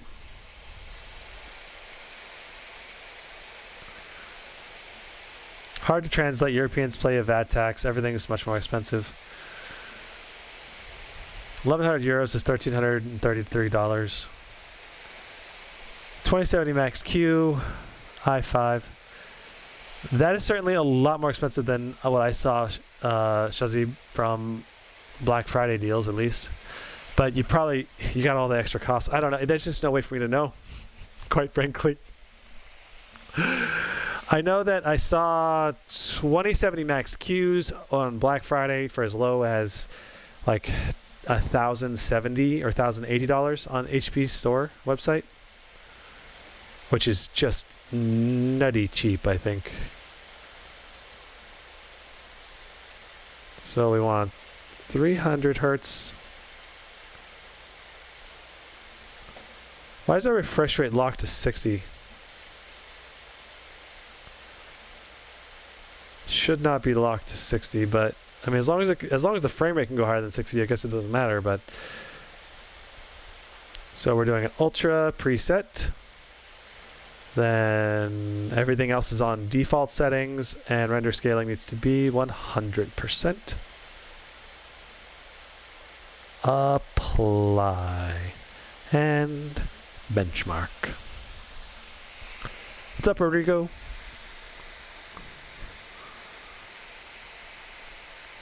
Aorus 17G with 3060 is $1,500. Yeah, that should be pretty interesting. I'm guessing it's going to be 80-90 watts. Pretty decent. Gaspar, thank you for the $5 super chat. Much appreciated supporting my channel. Competing between the GE76 and the Zephyrus Duo, but now I'm going Scar. Yeah, I mean, I think MSI and Alienware and all these companies will eventually be launching Ryzen versions of these laptops, I bet you, because they're going to see that the Ryzen's just going to sell way better, you know, and then they're going to want to put Ryzen in there. So it's just a matter of time, really. That's it. Now, it's just, I think it's going to be probably June. Probably before all the companies have readily available Ryzen chips, and even then maybe they'll all sell out. Maybe it won't take that long. That's just a rough estimate. But yeah, dude, shout out for the Shout out for the super chat. Thanks, man. Why would someone buy 10 series this year? If the price is right, an Intel CPU makes a lot of sense. That's the only time I think it makes sense. Otherwise, I say skip Intel. If the price is not right, don't get it. Like, to me, the Aorus 15G with an RTX 3080, that price is right considering all the specs in that machine. Very few Intel chips I would recommend. Like, super budget models are recommendable. So here we go. 268. Very nice on Rainbow Six.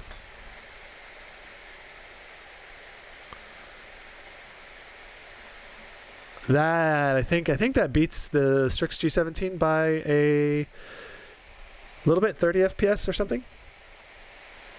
I think Optimus just doesn't hit Intel CPUs quite as hard. Oh, do I not have Rainbow Six on this list? Looks like I don't.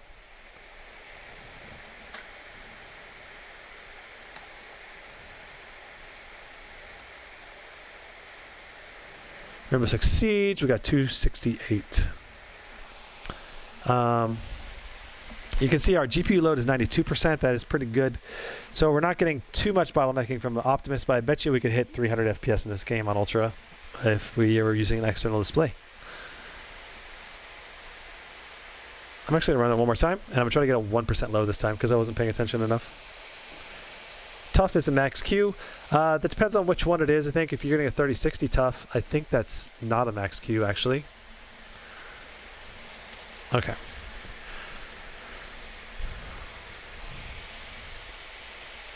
I think the 3080 laptop is like a 1070 Ti for desktop. Not sure about that. Certainly not in RTX titles. RTX titles, a 3080 laptop will be way better than that.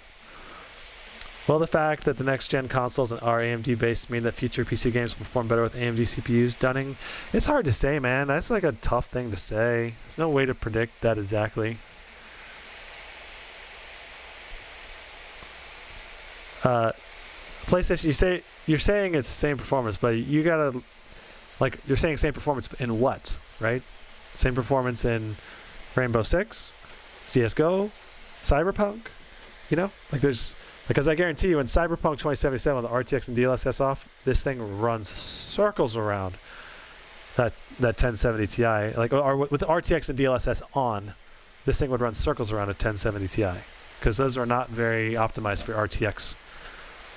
And RTX and DLSS are also the future, in my opinion, you know? So we got 201% low.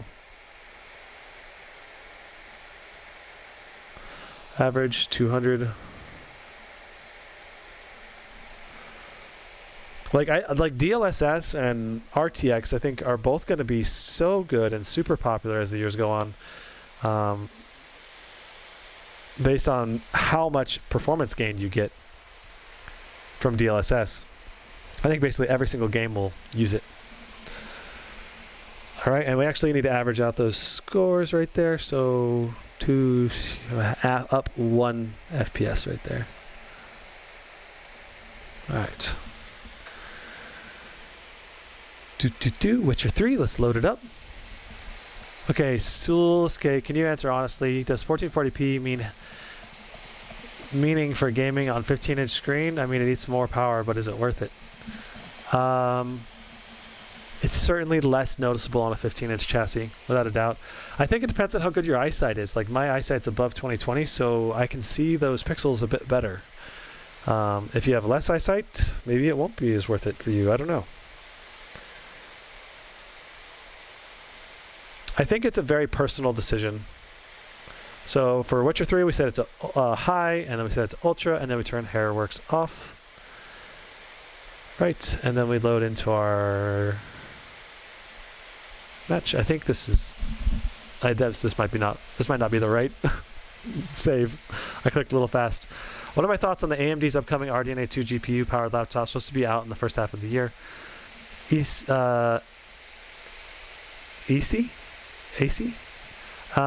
I think they have potential to be very competitive with NVIDIA.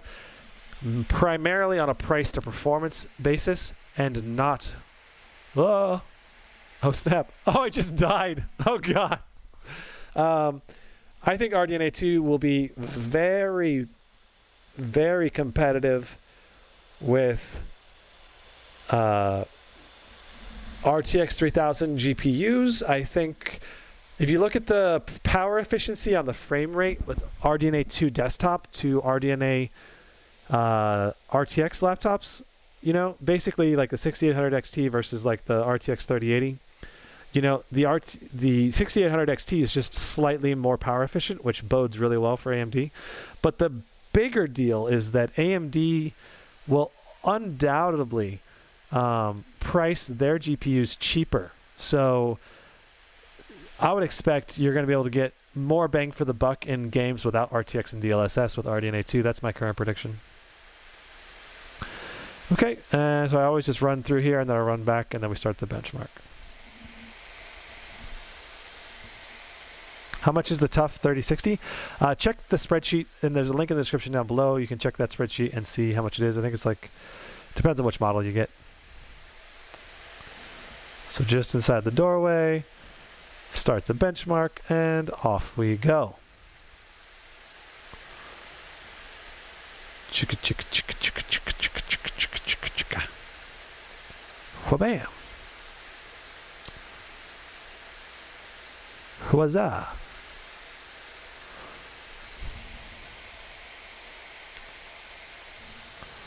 All right. Jonathan Vlads, thanks for the $5, man. When, if ever, would 2020 laptops be worth buying over 2021s? Looking at GE Dragon Shield discounted right now with i7-10870H. Let me finish this benchmark. It's almost at the end here.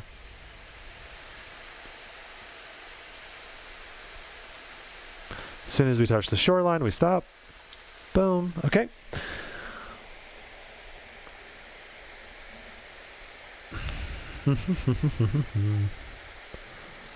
We got 135 and 79. Shkaboom. All right. Okay, so when would a 2020 laptop be worth buying over a 2021 laptop? The key there is when the price and specs are just right. Because if the price and specs aren't right, you know, it's not great. Okay, we have Flight Simulator. I think, is that Flight Simulator we haven't done yet? We also haven't done Watchdog Legion. We still need to download Watchdog Legion. What if I just played a game while it's downloaded and didn't do any benchmarks? You know, no official benchmarks while we do this. So let's just, Jonathan Vlad, you'd have to like give me the actual price and specs basically, for me to be able to be like, is it worth it right now? You know.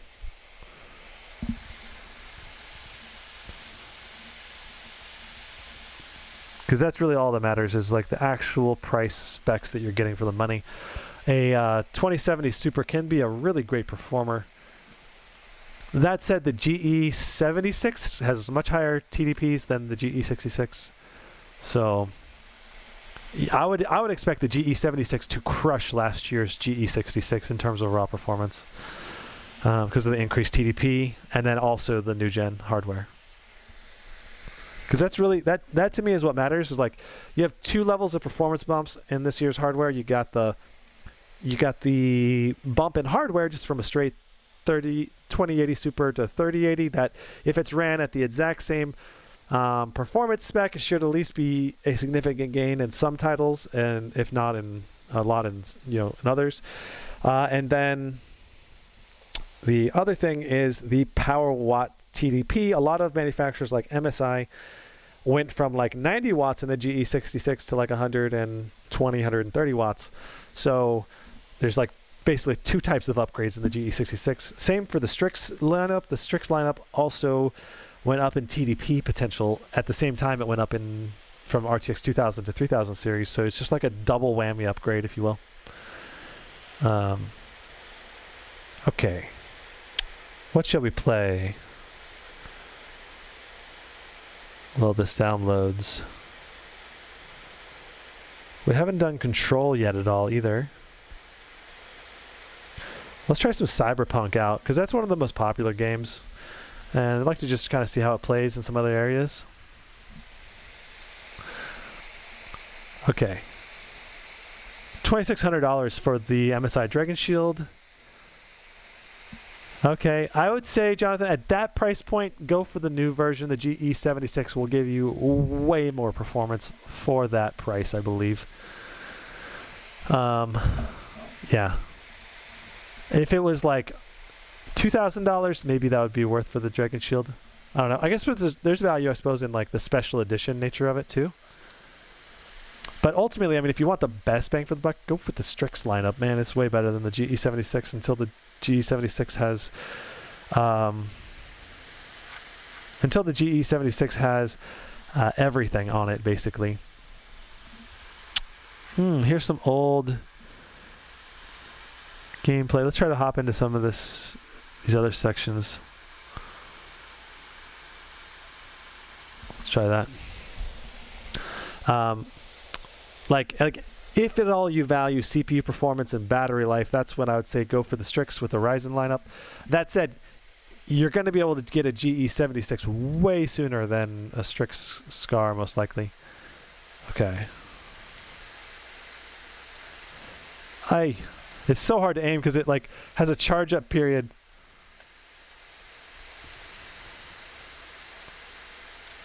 Okay, let me try turning on the sound a little bit so we can get some.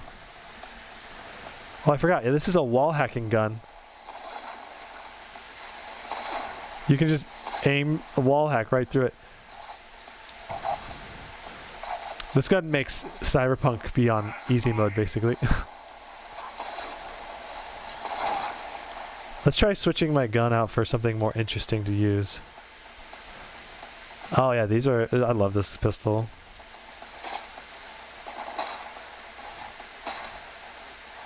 It does like almost no damage unless I'm in stealth mode though.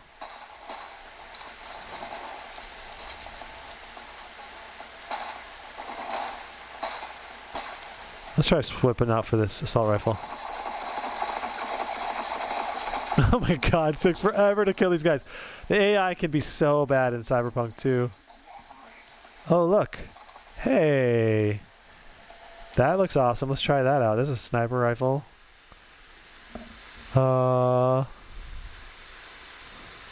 Where did it go? Oh, I don't meet the level requirement. I need to be a higher level to be able to use that. Alright, well let's try this out.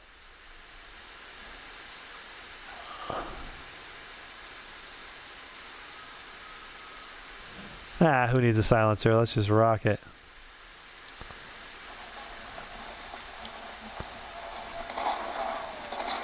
Oh, this is a 3-round burst. Oh, this is some good damage right here.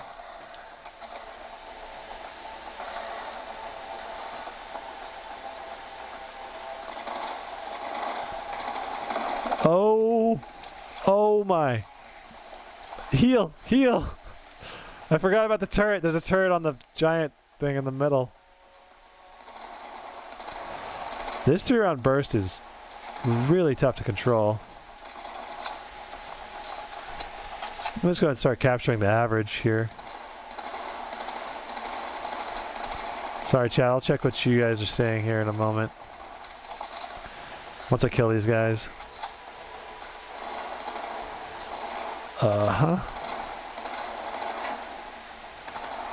Oh yeah, I forgot. I have this mod that makes me go slow motion mode.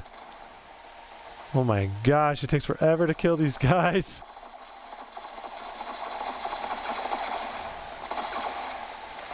I think you're supposed to be able to see a turret up there, but I don't see one. Okay, let's see here. Could you compare the results of this RTX 3080 compare to the external monitor results of the G17, compare the GPUs? Yeah, I'm going to compare the Optimus values again.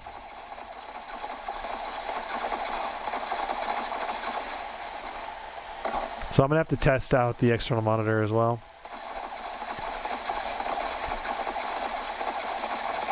So one thing to keep in mind right now, this gameplay is not something I would use in any of my tests, because this gameplay is going on while we're downloading a game. So just keep that in mind. Okay, cool. So that's that. Let's see how we're doing. Watch Dogs Legion is a huge game. I think it's like 100 gigs or something. It's pretty enormous. Okay. What's the cheapest budget laptop right now that's any good, CPOR? I would say you got to take a look at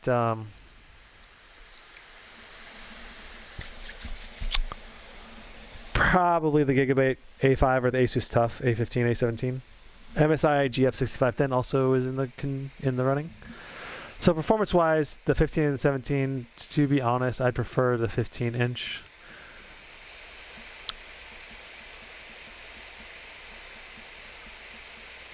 QHD screen. Yeah, the difference between the QHD screen and the 360 Hz screen, the price can be big. You're paying a lot for other specs too, that's the thing. Let's try loading into another part of the game.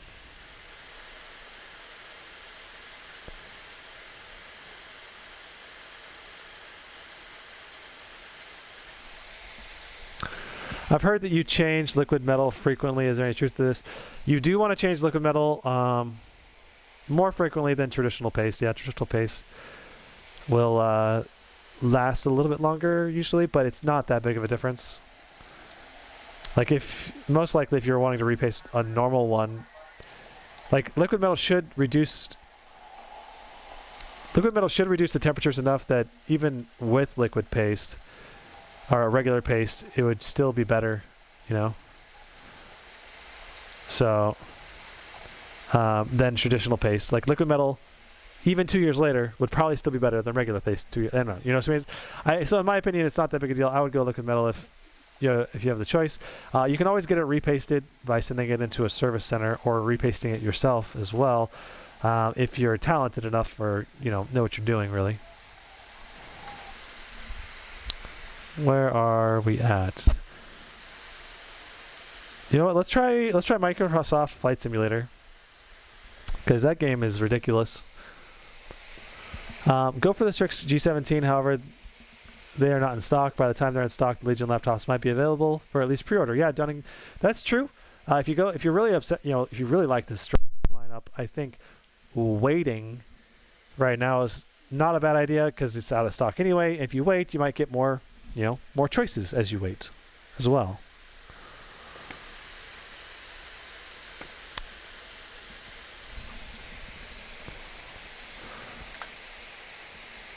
Play Fortnite. I cannot play Fortnite while this is downloading alpha because it would pause the download. Damn, the specs on this machine are amazing. Did he say where he's going to take the winter comments reviewers? Already, the giveaway's already over, Ahmed. Ended a couple hours ago. Can you order the Strix 17 with the QHD screen? That's what I did, Tech with Sean. I already ordered one, actually. Dave Scarpa, that's the problem. There are too many choices. PUBG test, please. Sure, we can hop into PUBG. That's fine. Well, that's downloading. I can show you how I benchmark PUBG traditionally as well. It's a bit funky. PUBG's a weird game.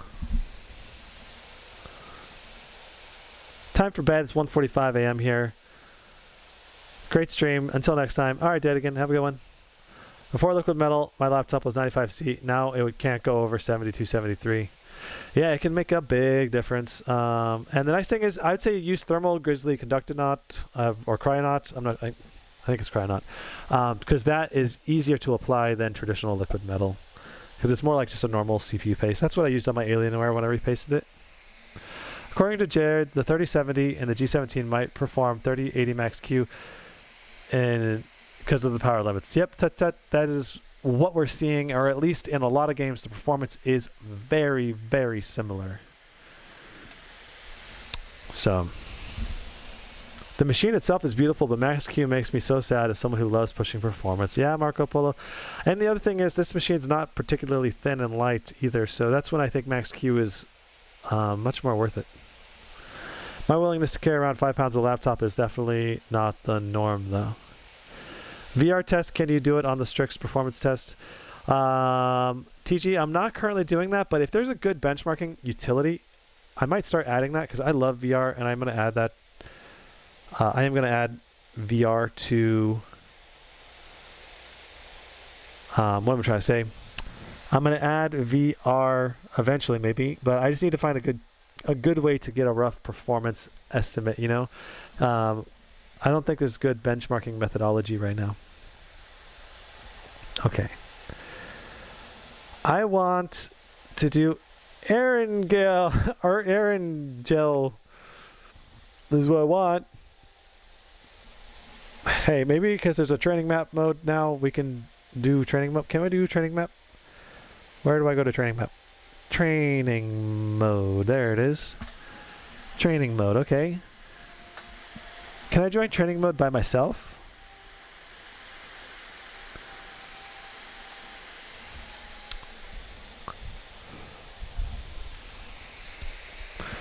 I have not tried Flight Simulator yet, Andy. Does this have a mux switch? It does not appear to have a mux switch, no. Looks like we are joining with a bunch of other people. Oh man, these settings are not great. Render scale 100. Wait, really? Okay, so we set everything to low. Textures to ultra. Foliage low, view distance to ultra. VSync disable, motion blur disable. This is basically, I think, the way I would probably play it. Maybe I would set anti-aliasing up or something like that, or set it to low or something. I have to re-look up my settings, what I set this to. Okay. There we go. Hit me with the good stuff. Oh my gosh, give me this VSS. And give me M416. Those are my two guns in this game that I love.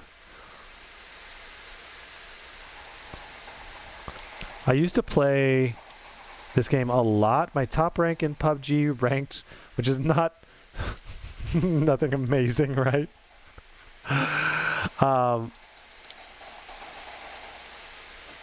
My top rank in PUBG, I think, was like top 1,000 players or something, according to their system. I played this game a lot when it was the battle royale to play. Super fun. I think the reason why I loved it so much was because it was all about hide and seek. You know, like you hide in the bushes and the grass, and you like surprise people. And it's very, very tactical in nature. So, do any of these laptops you've tested have dynamic boost? Some 30 series laptops apparently advertise this, adding 15 watts to the TDP. This laptop I thought had dynamic boost, but it's not been dynamically boosting up to 105. So we're trying to get to the bottom of it. I might have to redo all these benchmarks if some of these settings is messed up. Okay, so I'm waiting for this thing to run down. It has like counting down on me. There we go. Give me some of this. And give me some of that. Why do I not have any room? Guess I gotta get a backpack in order to actually carry this. Okay. Alright, I guess I'll just drop this ammo. We'll go grab some of the VSS ammo.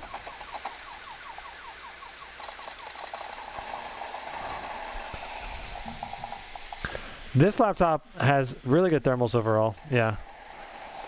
I would definitely agree. The thermals are really great on this machine.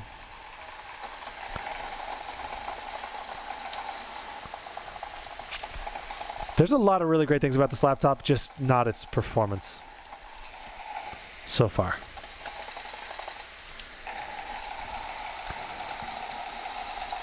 Do you think the MSI G66 i7-10870H 370 Max P is worth $2,300 it costs if it has a mux switch? Fedid Marcos, if you're an esports player, yeah, maybe. Because that'll perform better than the Strix because of the, you'll be able to get the full performance of esports titles on the laptop display. That's it. If you plan on using the external GPU, then I'd go Strix. Or if you plan on using an external monitor, I would go Strix.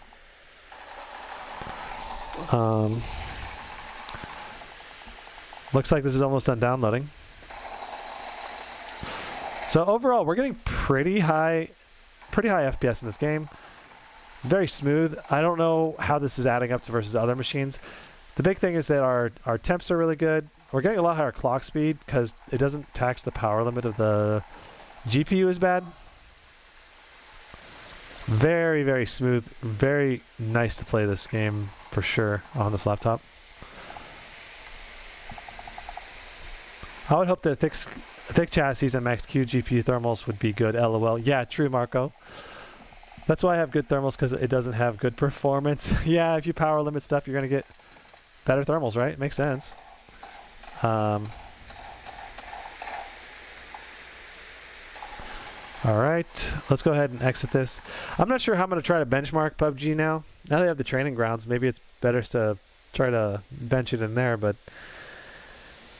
the problem is there may be a varying number of players in the lobby you're in, so that'll affect your frame rate in that game a lot. The more players it is, the harder it is to run.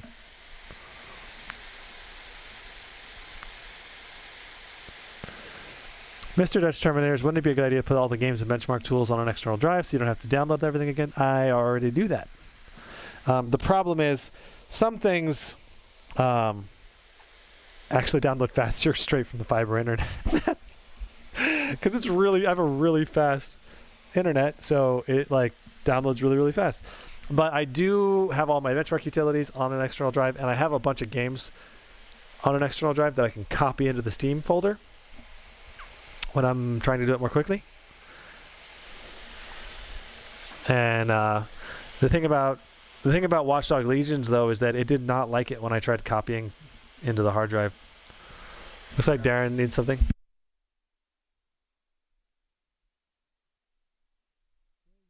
Still using both of them right now. I'm almost done with the Aorus 17G benchmarks, though. So it's no rush. I have the. Right now I've got Microsoft Flight Simulator and then Cinebench R20 and R23. And then I think that's all of the benchmarks. So Watch Dogs Legion, and then those two. Anything else I'm missing? I don't think so. I think that's everything. Flight Simulator, Watch Dogs Legion, Cinebench R20, R23. Yep. Okay, what are your predictions on the Blade Advanced? The Blade Advanced will probably have similar performance to this one, maybe just a little bit better or worse. So I'm going to try to do a GS66 unboxing video at the end of this stream. So how does the keyboard feel? It feels like a mechanical keyboard. It'll be really good for someone that's likes mechanical keyboards. If you don't like mechanical keyboards, it's not great. You know, the main reason why I say that is because a mechanical keyboard has a loud clickiness. So if you don't like a loud keyboard, like my fiance Carla, she's not a fan of loud clacky keyboards. But I love them. I think they're great. I think they feel good. I do like the keyboard a lot on the Aorus. But I think your mileage will vary a lot. Dan Gamer, hey, first time watching your live stream. Welcome to live stream. I do think the 3000 series laptops can be good performance, but that's if you care about TDP is a major priority. Yeah, 3000 laptop series. We see the importance of TDP more than ever before when compared to previous generations. What laptops have minimum 16 gig or something? Does that mean can't upgrade more than 16 gigs? Christian Curtis, you can upgrade your RAM and your chassis. You just got to take the bottom off. but some laptops have it soldered on, some do not. Most larger gaming laptops do not have it soldered on, and you can swap it in and out as needed, upgrade it yourself after the fact. PlayStation risky. Apex Legends. Ooh, yeah, that's a good point. But we got to, if we're gonna do that one, we're gonna have to. If we're gonna do Apex Legends, we're gonna need to. Dun dun dun. What I'm trying to say. Get this all downloaded. Adding Apex Legends to the list.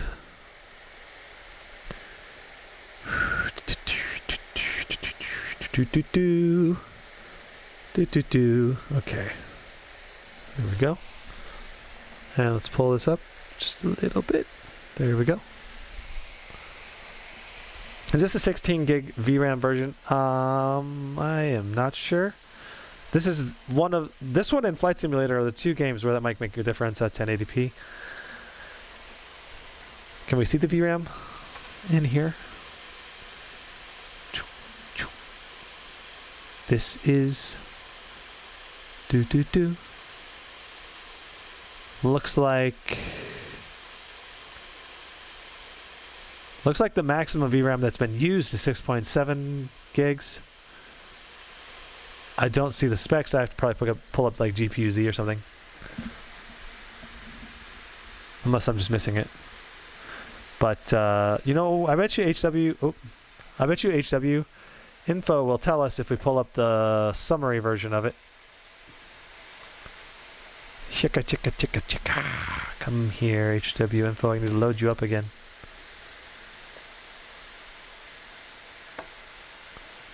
Is there a way to quickly go to the...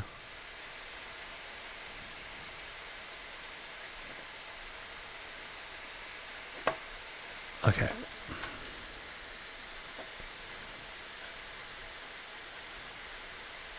Let's do summary only. Does DLSS make a huge difference? Yeah, DLSS is awesome, man. Which gaming laptops are the best so far? The Asus Strix series, I think, is probably some of the best. At least price to performance and overall package. Does it feel hot around the keyboard? Well, right now we're not running anything. I'll have to wait till we're running something to keyboard check. But I do not think this will be hot around the keyboard because we're getting such excellent temperatures on this chassis. So I need to go ahead and order some food. Trying to figure out what I want to get.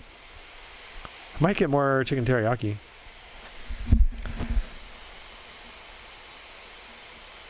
Ooh, Chipotle does sound nice.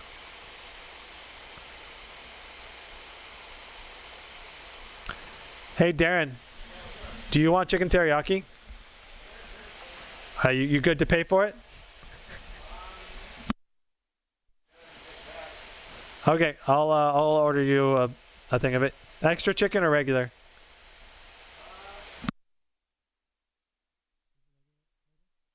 Oh, okay. I am ordering Darren and me some chicken teriyaki. As long as they're open right now. I think they should be.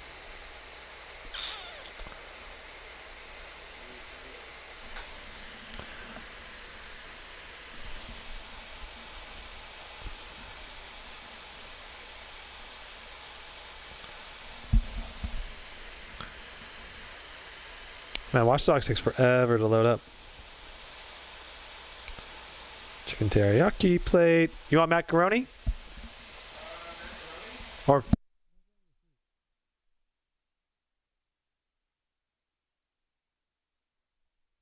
All right.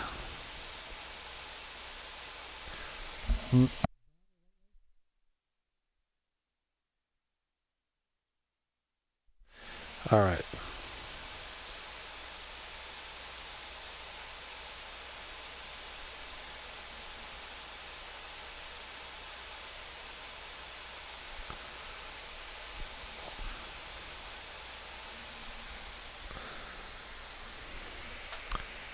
There we go.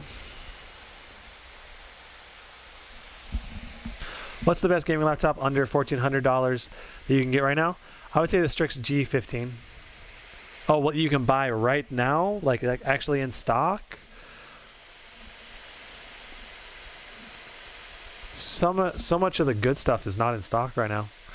But I would say probably the Asus Strix G17, Asus Tough A15, A17, and Gigabyte A5. Those are all my top picks. Also the Asus Tough Dash if you don't care about CPU performance.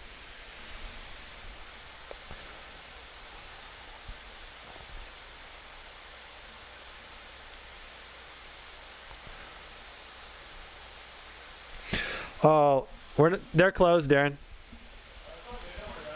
I'll order pizza instead,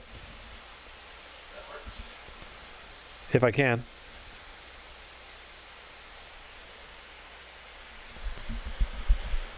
All right. Let me go ahead and get the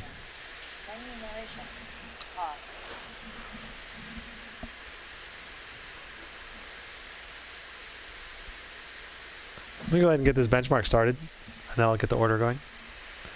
Full screen, 1080, 300, VSync off, FPS limit, defaults.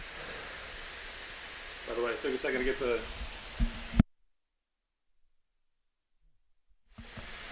Darren's getting some sick B-roll shots over there for the reviews.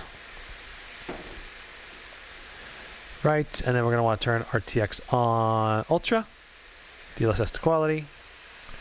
Hit enter. Hit run benchmark.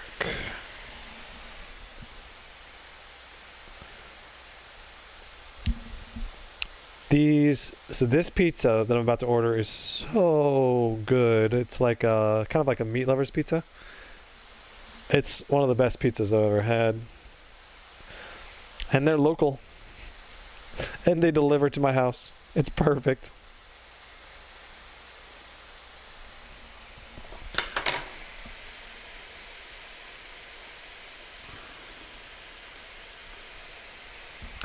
Okay, what about the Strix Scar versus...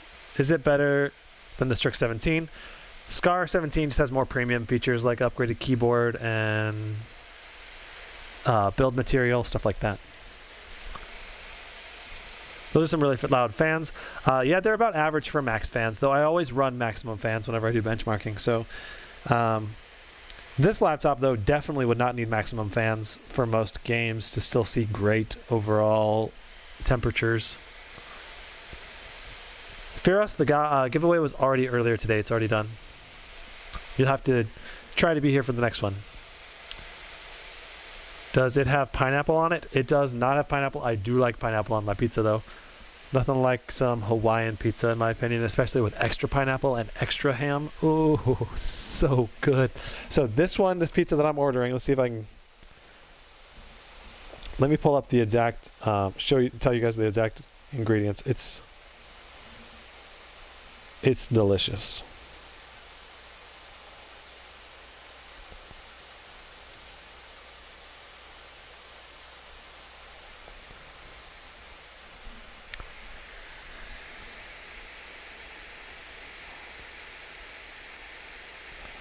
Here we go. It's got pepperoni, salami, Canadian ham, mushrooms, green peppers, red onions, mozzarella and provolone cheese blend with a load of extra bacon that I add as extra. It's so good. Okay, so we got 59.48. This is almost exactly the performance of the Strix G17. We're going to run this one more time and then average the results. Watch Dogs Legion, there we go. So we got 59 average and the 1% low is 48. It's a really good performance. It's just not good performance for the money, if that makes sense. Shkabam, nice, all right.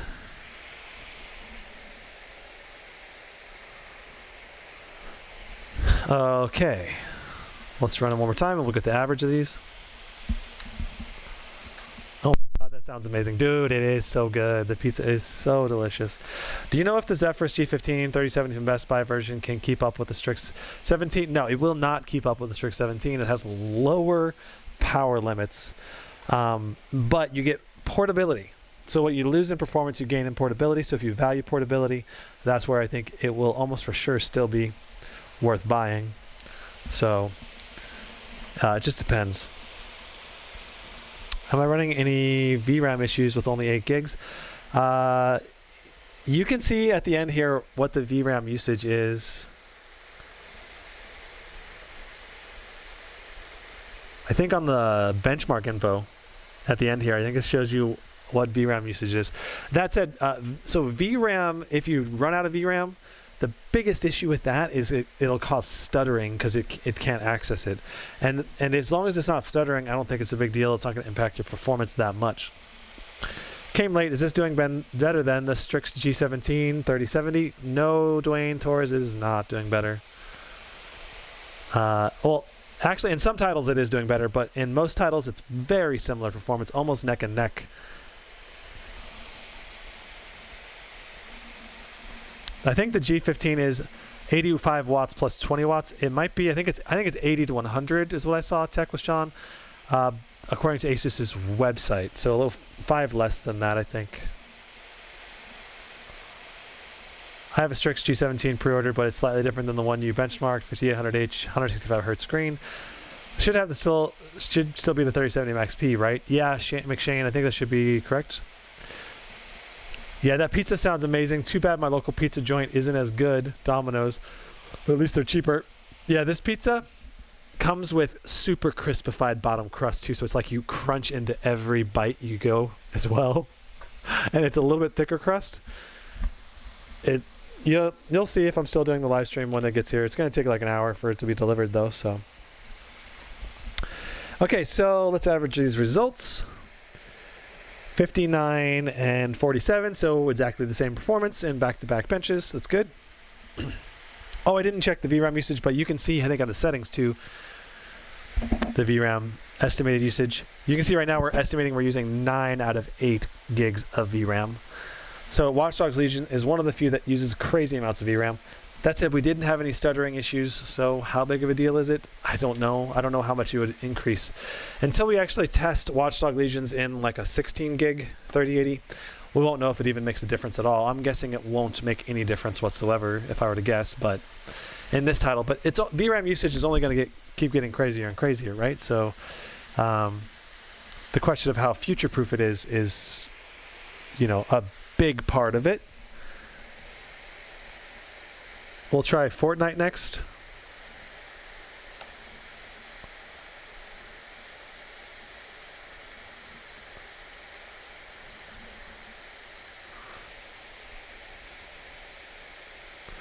You know, I should change this.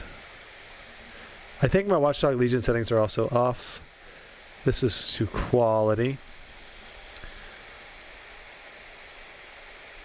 Yeah, that's right, that's right, that's right. Okay. And also, I'm going to shorten this down so it's not as crazy wide.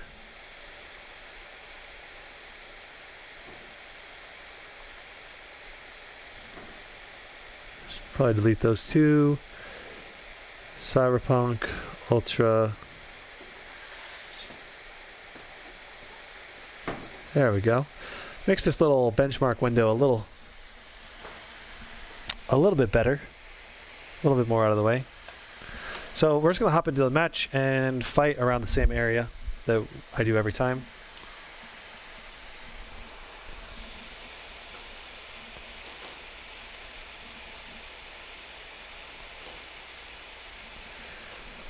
Okay.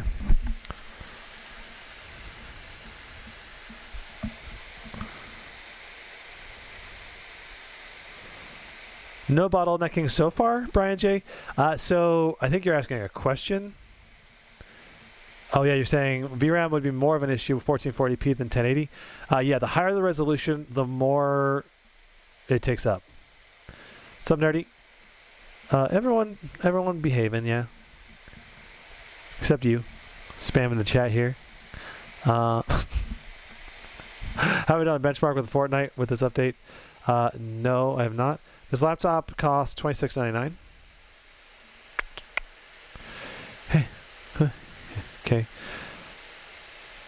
This part is so annoying. Don't I have to like go through all of these? just to get to the home screen.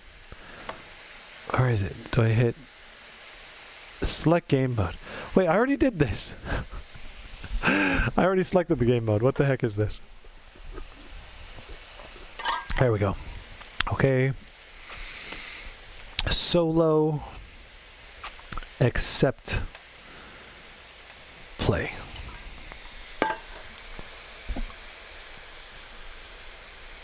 You say one bank of the RAM is soldered, so no user upgradability. But you should be able to upgrade the other set 91. So you should be able to get it up to like 24 gigs of RAM. I think it still works in dual channel too for 16 gigs of the RAM.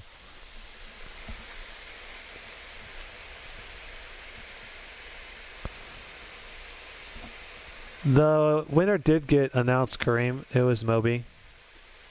Dang, this is really pricey. Yeah, you're paying extra on this chassis for the all-metal build, the mechanical keyboard.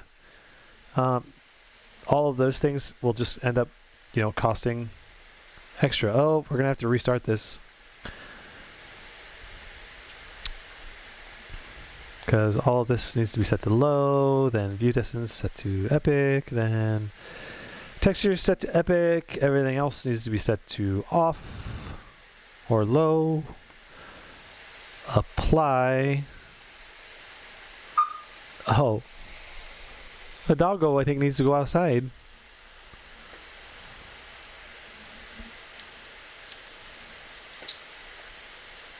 I need to restart the game actually. Let me let my doggos out too. Gizmo's been talking for 5 hours straight. Has this stream been going on for 5 hours? Oh my god. How is my voice still alive? Holy crap.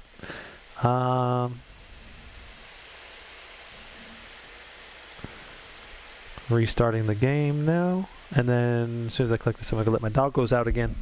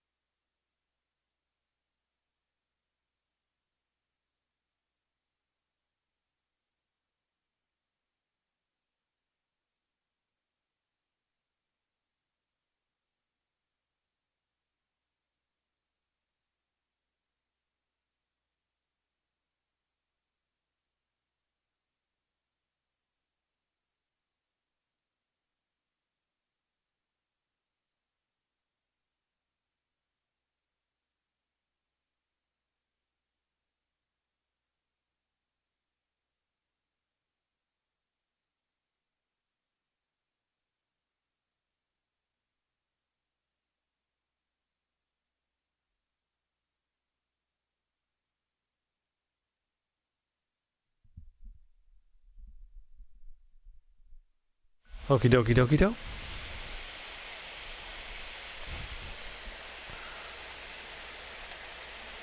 Let's see here. Wait. Cancel that. Does these settings... Okay, yeah. I wish they would add a benchmark to Fortnite. That'd be so nice.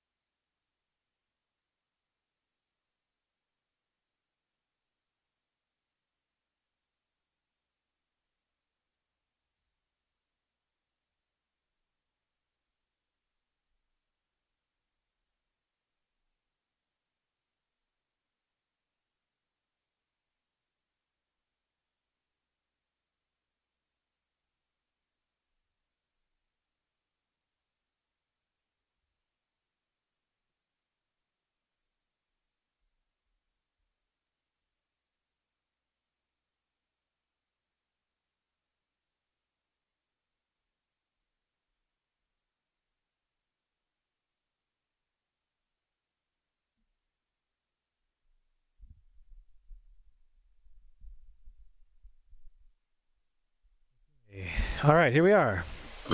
Doggos are back inside now.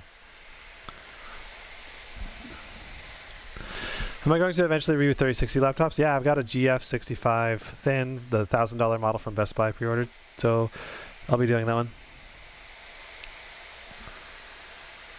I don't know how far I want to land inside of here. Is the FPS cap at 120? Good question. Let me get landed first, and then I'll check the FPS cap.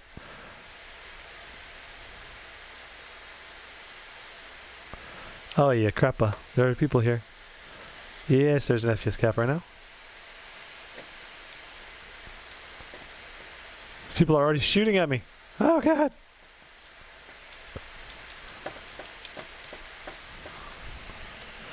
Okay, let's see what kind of FPS we can get here.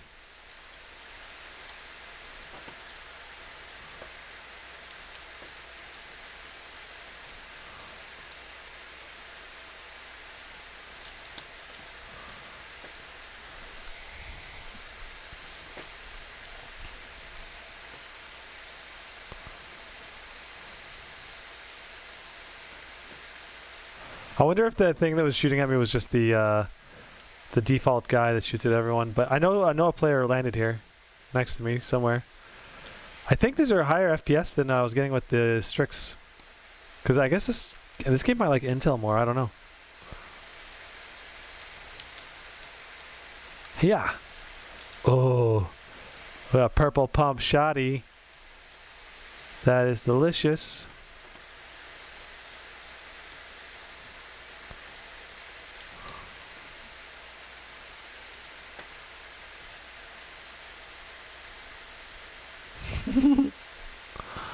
Alright. And we can get rid of that. And let's go ahead and just reorganize here. Very nice. Okay. Now, where's the guy that was here? Not seeing the enemy. The G76 is going to destroy these laptops with 150 watt TDP on the 3070, 120 watt on the 3070. 150 watt on the 3080, 120 watt on the 3070. Yeah, I would tend to agree, at least from a GPU performance perspective. There's more things to a laptop than just the TDP of the laptop, though.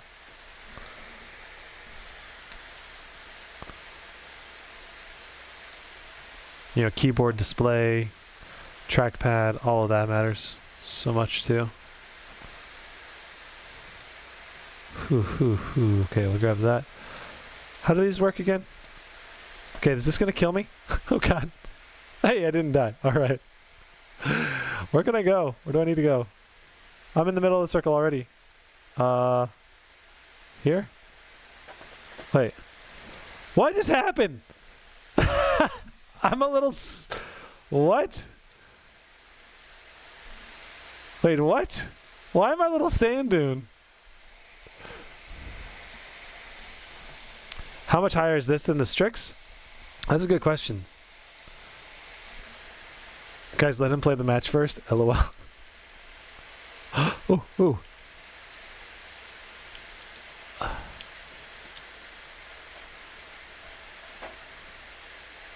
Hey. What the heck? Is that person even a real person? That guy was going so fast. This game has changed so much.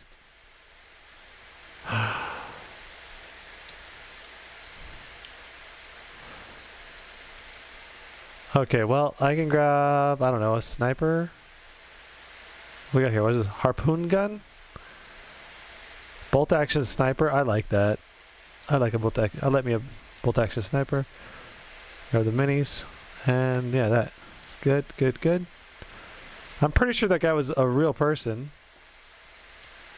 What do these give? These give bricks?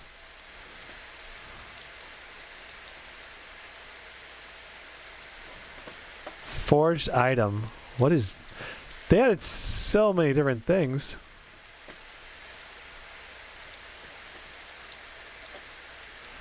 Am I mining now for something? Does it actually benefit me in this game?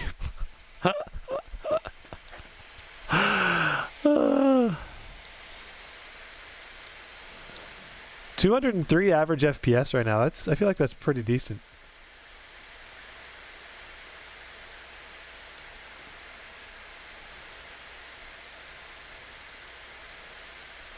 No, I'm not sure what's good anymore because I haven't played Fortnite in forever, and I haven't.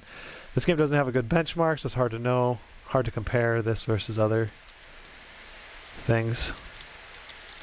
Back when I streamed video games a lot, I would play Fortnite quite a bit. But I think all my controls are wrong.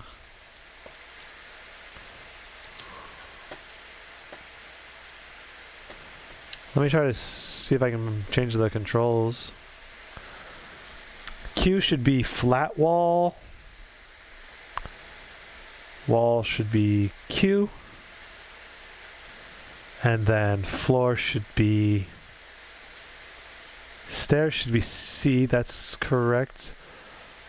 Floor should be V, I think? Or... I'm not sure.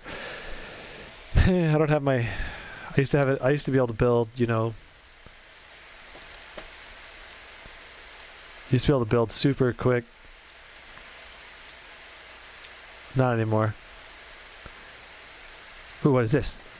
Lever action rifle. Let's give that a shot. I have never... Interesting. I don't think that's going to be worth it over the bolt action.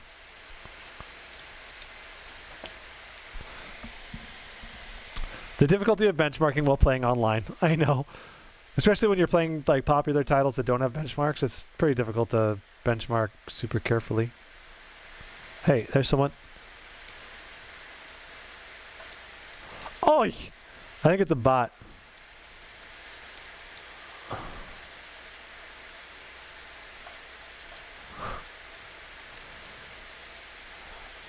Jeez, that takes forever. Oi! There's two of them now. Ah! Wait. Someone else shot me. Ay, ay, ay. 30 minutes left on my pizza. Okay, well, let's just take a look at the performance now that I'm done. I'm dead. So the GPU is not capping. Looks like this is largely CPU-bound game. CPU is pulling great wattage, 58 watts. GPU is not pulling as much wattage because it's basically being limited by the CPU, I believe. Does the Razer Blade 15 have better fan noise? I'm not sure, Nicholas. I haven't tested that yet. 3D Mark. Yeah, you can see the 3D Mark Time Spy, Port Royale, and Fire Strike score on the display there. Someone donated earlier. Martin Aguirre, thanks for the $2, man. Hey, what do you think about the Area 51M R2? Martin, that's a good question. I think you should wait for the Area 51M R3 unless you can get a really good discount on the Area 51M R2. In March, it should have updated CPUs, probably new RTX 3080s as well. Can you use performance mode now? What do you mean, Alpha? The giveaway is done, yep. This game will be better on the AMD with the Strix. They're both very similar. Both are being gimped by Optimus a fair bit. Dang, this guy's got some good aim with that sniper rifle. Did you see that? Nice little quick scope headshot. Who is this? iQuizzy. Okay. I'm gonna say this better not be nerdy. Just kidding. Trying to stream snipe me. Okay, so what do we average? We average 210 FPS. That's not bad. 210 and let's see if I go back and stream a little bit and see the actual stats. So 206 147 is that's good enough. This is going to vary so much. This is not a precise benchmark at all because it's Fortnite and we're just running around. So I should probably set in one spot and just do the same exact one every single time.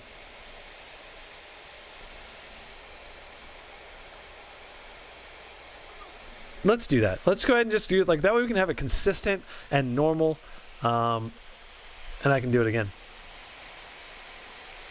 Wait, is it nerdy? Damn, this guy good. Wait, is it nerdy? Can you check FPS in creative mode? Fatty Marcos, there's supposed to be a benchmark in creative mode. Someone emailed me about it, and it's really annoying because the email, like the code he sent me, didn't work. Even though it found it, it wouldn't load. Performance mode is in here. Let's see. Ray tracing, reflex. Sure, we can turn that on.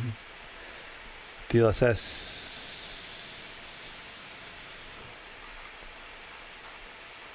Where is performance mode? Oh, we're also in windowed full screen. We gotta do full screen, full screen.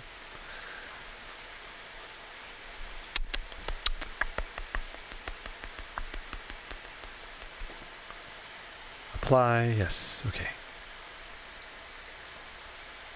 Where's performance? The ray tracing is not on. Rendering modes. Rendering mode. Rendering mode. Performance alpha, okay. We'll give it a shot. We gotta restart the game again. Crap.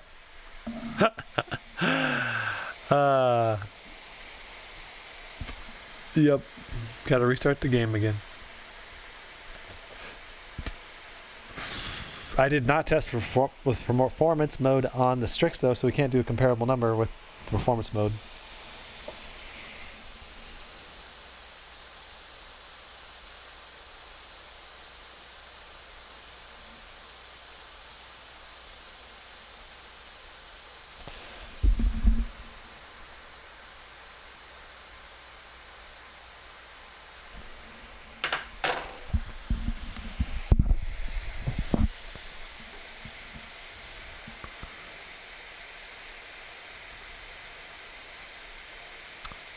Fatty Marcos, isn't motion blur off? I thought it was off.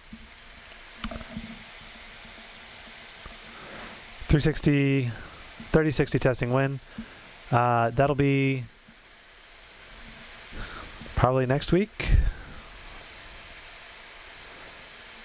Maybe 2 weeks? Depends. So here, can't I do creative mode?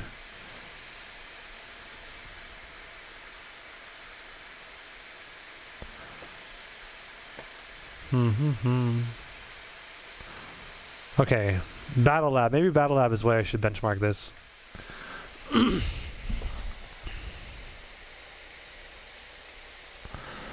Match options.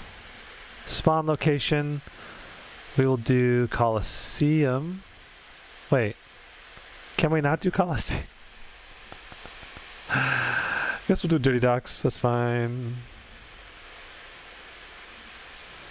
How do I turn this to not be public?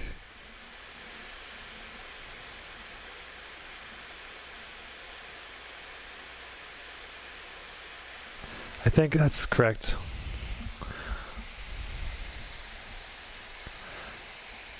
$2070 Max Q, pretty bad. Actually, 2060 Max P can outperform it. Yeah, it depends. What laptop am I most excited about this year? That's a good question.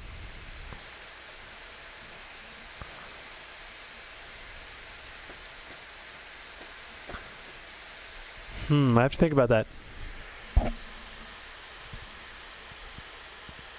Most exciting laptop, 2021.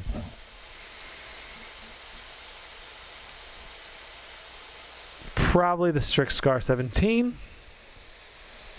But honestly, I think there's even more exciting laptops that'll come out. Like we don't know what is going to be available here in 6 months.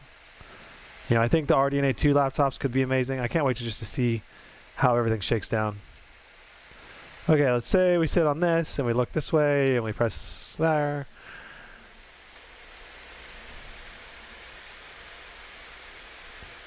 Getting 192 FPS. This doesn't seem any higher than with DirectX 12. The fan is running at max fans. That's why I always benchmark, Jonas. Is Alienware overpriced? I don't think so for what you're getting, but it's not the best price to performance ratio from a pure specs perspective. All right, so we're getting 198, 148. I'll put that in here for now, and then I'll try DirectX 12 again.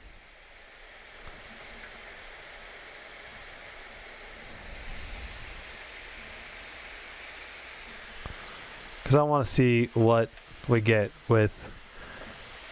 Oh, I didn't change the setting. Ay, ay, ay. Man, I hate there's no benchmark. This is very similar FPS, yeah, to the Strix G17, seems like, on Fortnite at least. That was performance mode, yeah, tut-tut.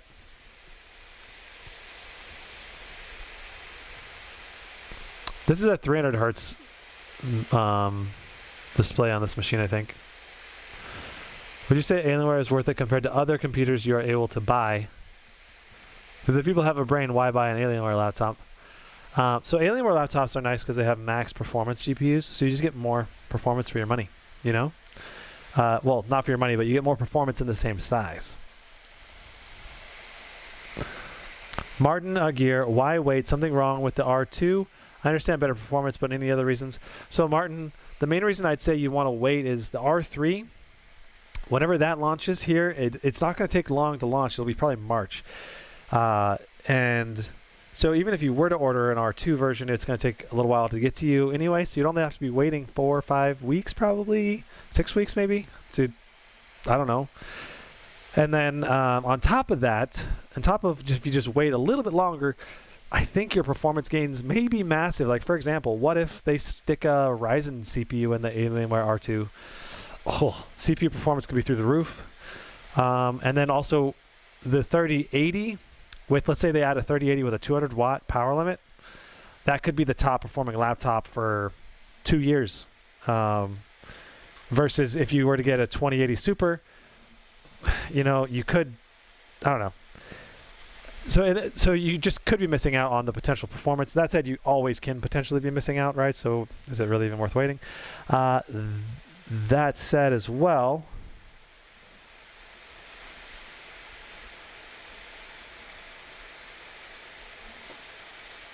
okay, we've got to restart again. So that said, whenever the R3 is announced, the R2 version should get some nice sales or discounts, and even right now they might be starting to do the sales and discounts to motivate it. So if you do buy R2, make sure you get a great deal on it. Otherwise, don't go R2 for sure. As long as you're getting a good deal, I wouldn't feel necessarily bad because the R3 will probably cost a lot more than the R2 comparatively with a sale. And thanks so much for the $5, Martin. Appreciate your supporting the channel. Star of the Kirby. Hey Gizmo, thanks for doing these benchmarks. What are the current thoughts on 2080 Super Max Q versus 3080 Max Q? They seem extremely similar performance. Star of the Kirby, they have been very similar in performance except for Cyberpunk. We've seen probably about a 30% gain in RTX DLSS titles so far. So it just depends on what game you're playing. But you have to keep in mind that we're being gimped by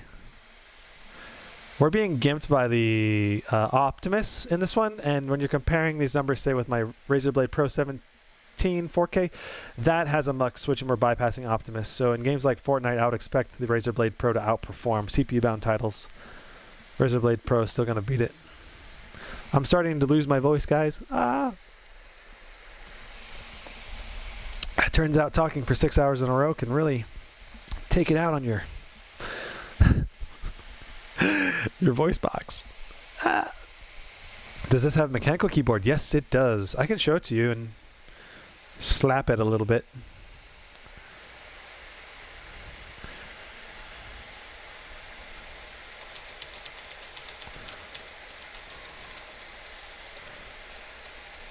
Deep travel.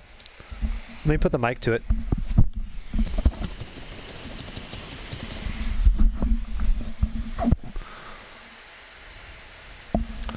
I do like the keyboard a lot on this machine, but some people will like it, some people won't. Just depends on the person.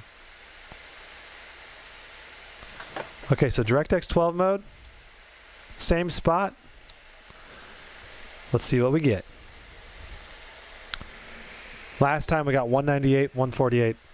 So DirectX 12 is giving us a 10% boost in performance. So I'll test with DirectX 12 consistently going forward. 223, 161. I might want to give this a little more time to settle.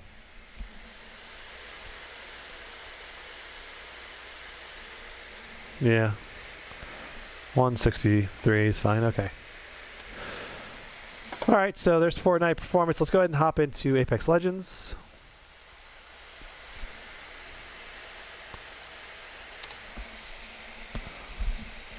Okay, I'm going in here. Oh yeah, I have a Zephyrus Duo 15 with Mux. 2080 Super Max Q, that's fair. Thank you for answering my question. Yeah, man.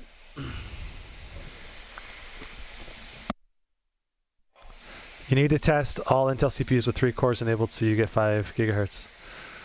Interesting, I wonder how that might affect performance.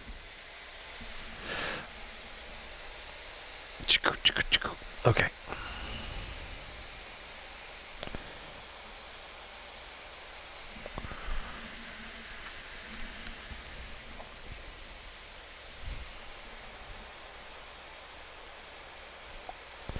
There we go.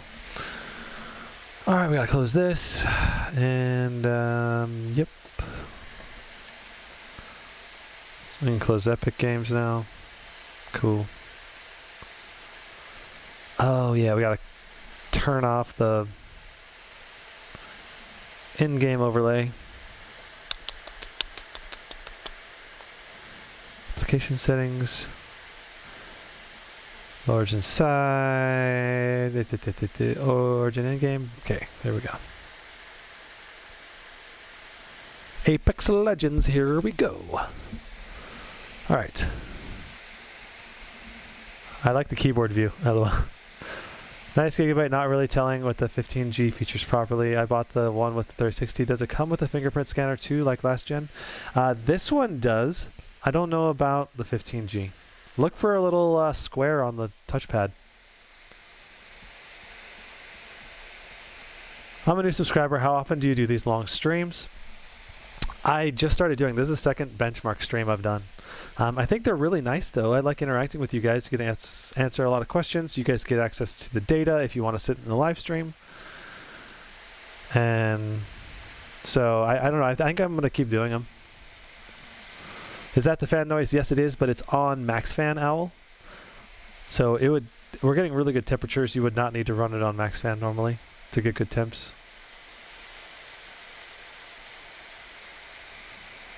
Are there no Strix with Intel chips worth looking at? No, there's not, unless you want to get an old one, Dave.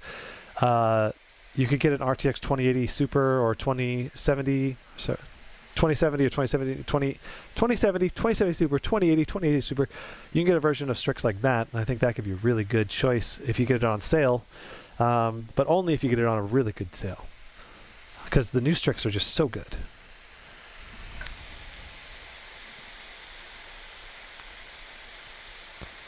What I recommend is Zephyrus Duo 15. Yeah, man, I think that's a really interesting machine, especially if you can take advantage of the dual screens. I have not reviewed it. I have not seen it in person, though, so I don't know. Okay, so the way I benchmark this, same on every machine. I come and stand right here, and I look in the middle of those right there. And then we check the settings. Video.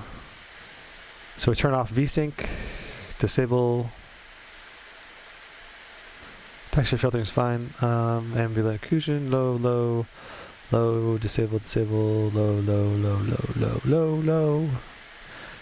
How low can you go? Okay, that looks good. Field of view, boom, okay. And this is the way I benchmark Apex Legends, because it's the most consistent way I've found, because the training center does not change. This shows lots of stuff in view. And typically speaking, though, you will get lower FPS in most areas of the map, but this is the way I can do it consistently from laptop to laptop to get a rough idea of performance. So this is the kind of performance you'll get in the more rural areas of Apex Legends. And I gotta say, 267 is absolutely crushing it. That is really, really good frame rate, I think, for this game. Pretty sure that's way ahead of the Strix by like a large margin. So that's the first. This is one of the first games we've seen like a massive gain over the Strix.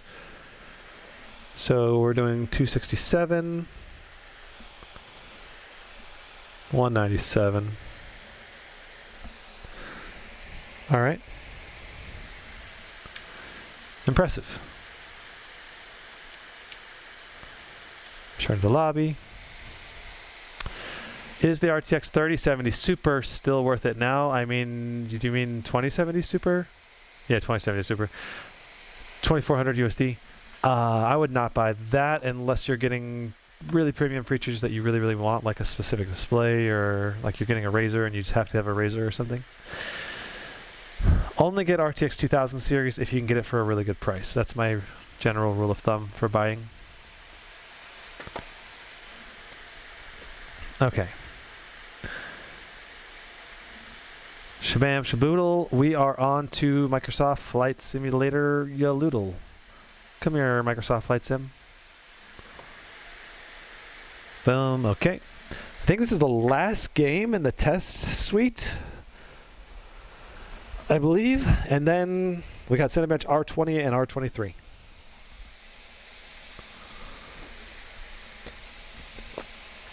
Okay.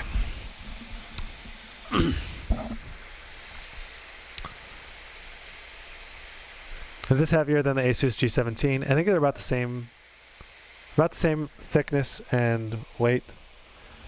Ooh, my food is here. The pizza is here.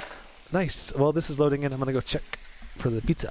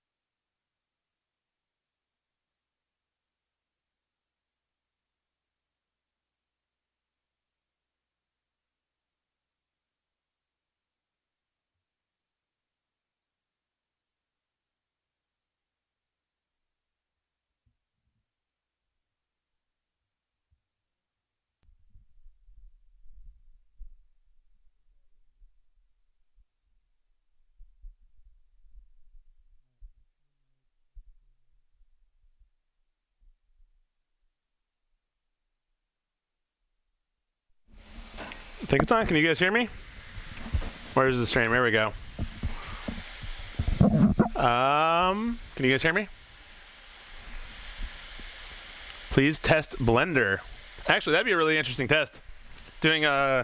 I don't know how to benchmark it yet. I told him to email me. Yeah. Tell him to email So here we're looking at which is the. That's the which is the I think yeah. Here's the pizza, guys. So good, so good. What up, dudes? But yeah, Blender is getting crazy these days, though. For any of you guys who are not familiar with what Blender is, it's kind of one of the leading like open source 3D like manipulators, like animation studios that you can make games in it as well.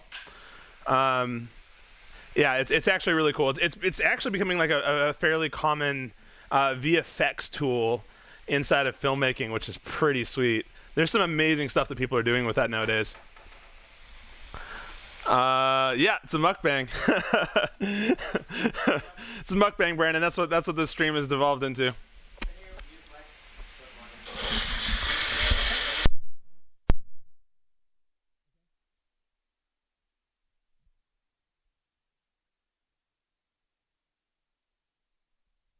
Just a second, guys.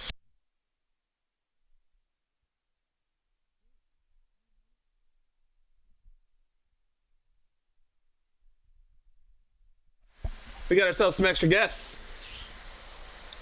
Zeus. What up, dude? So let's see here. Tut Tut says Strix and Legion is full wattages. I don't know.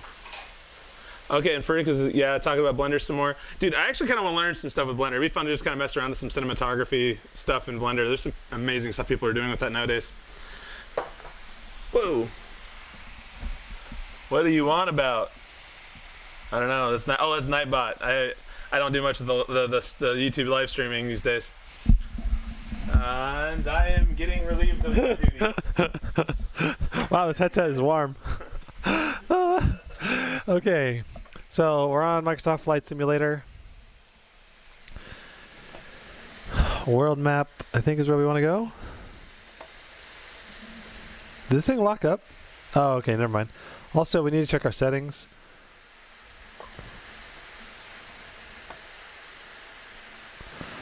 We want it to be 1080. We want it to be ultra, full screen.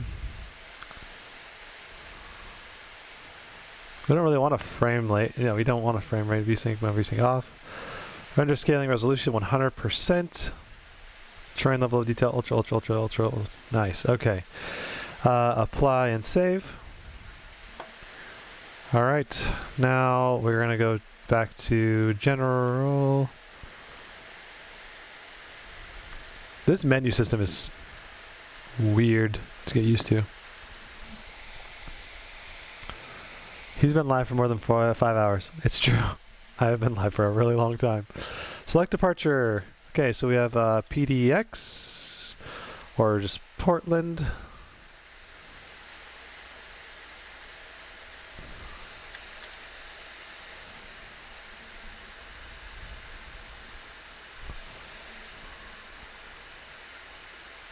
Yep, Portland, and then we're going to Seattle. KSEA. Okay, so we're gonna set as departure. I think we hit fly now. Yeah, I didn't click set as departure. Okay. William St. Meyer. I would say between the 3070 and 3080, whether you get it to be a max P is more important than whether you get 3070 or 3080. That's my current conclusion. So you want a higher TDP if you want a good performance. Because the 3070 right now is like the 3070 and the Strix G17 is putting out almost identical performance to this machine. And this one costs $700 more or something. But you got the mechanical keyboard, you got an all-metal build. There's a lot of pros to this laptop besides just performance.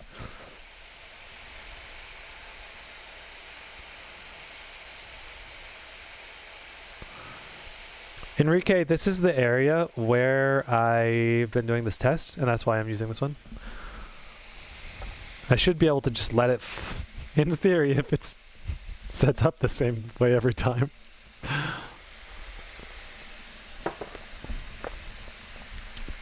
I should be able to just like let it fly straight, and I can just let it do the benchmark for like a minute straight.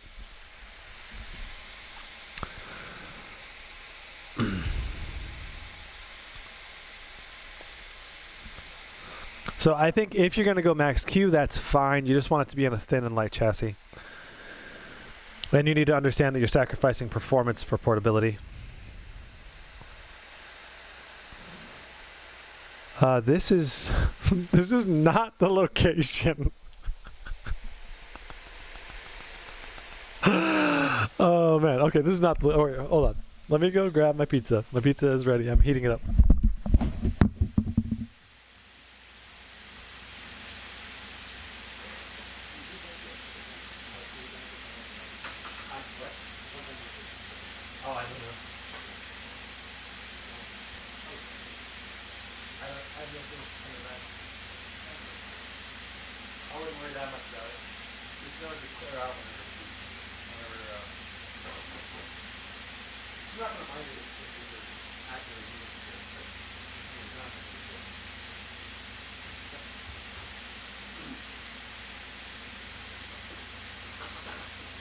I got 2 more tests after this one, and then it's done.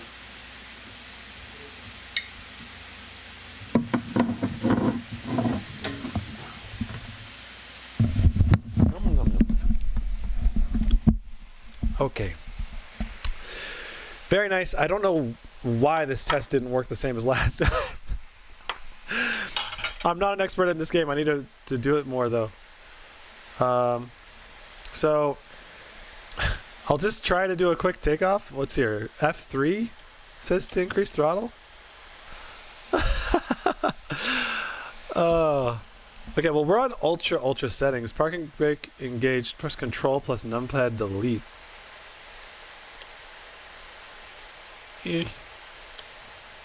There we go. Oh, we're moving.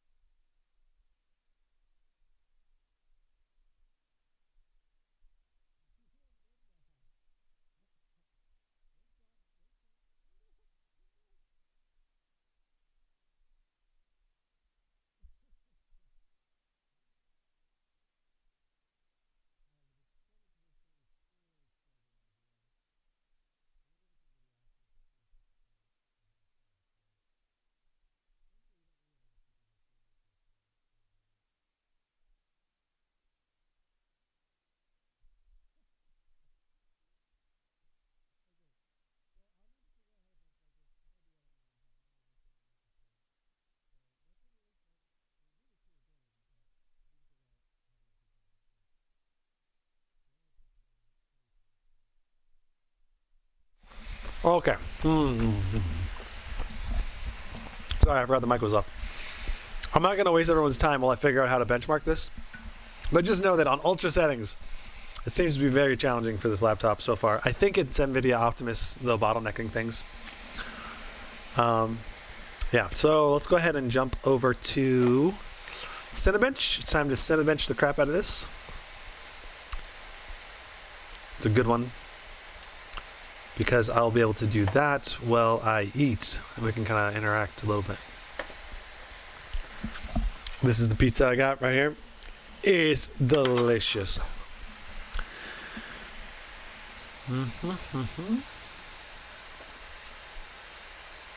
Cinebench R20 first. Let's start with that. Well, let's do 23 actually, because that way I don't have to manually start and stop it all the time.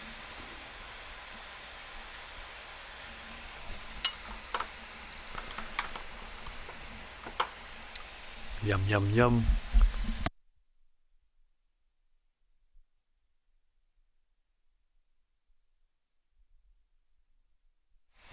McShane, so far it's been very, very close between the 3070 Max P and this one. There's only been a couple titles where this one pulled ahead.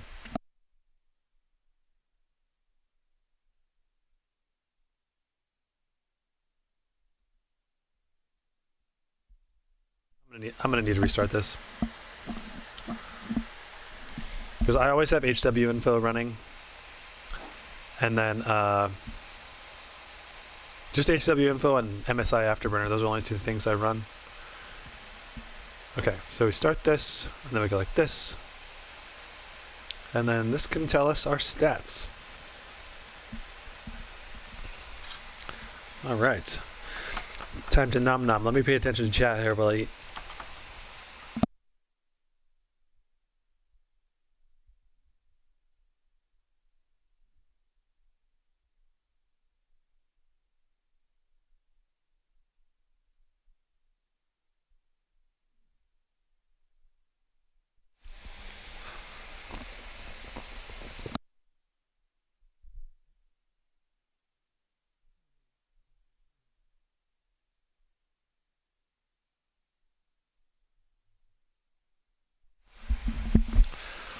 Okay. Right. I play Microsoft Flight Simulator on a regular basis. This laptop, that laptop cannot handle the game.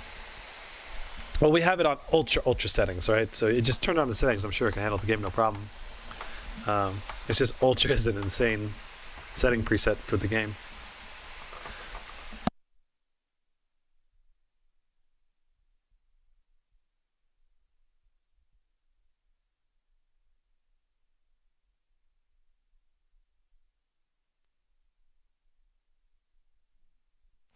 Enrique, you want to be a pilot, man? That's pretty cool. This is a chocolate banana protein smoothie. I drink 2 of them every single day. Has whey protein powder in them.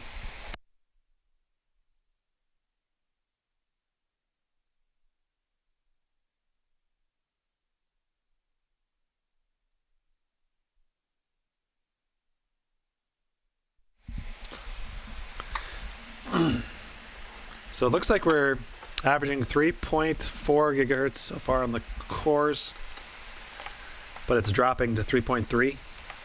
Looks like it is normalized to 3.3-ish. There's 3.4, so we'll see.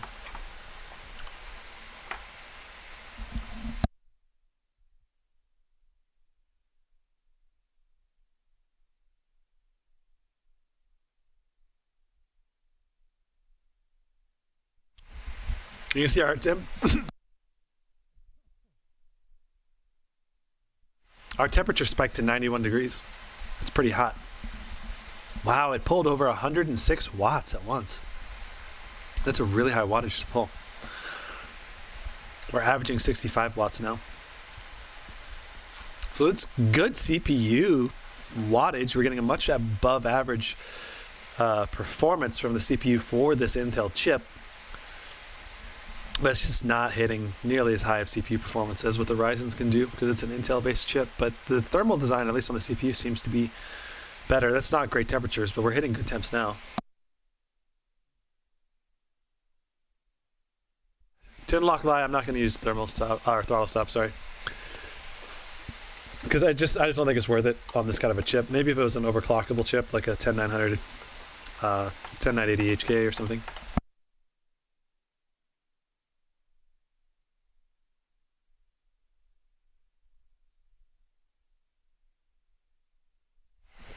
Johnny Woo, I'm almost done with these benchmarks. Then I'm doing an unboxing of the GS66, and then we're out. So.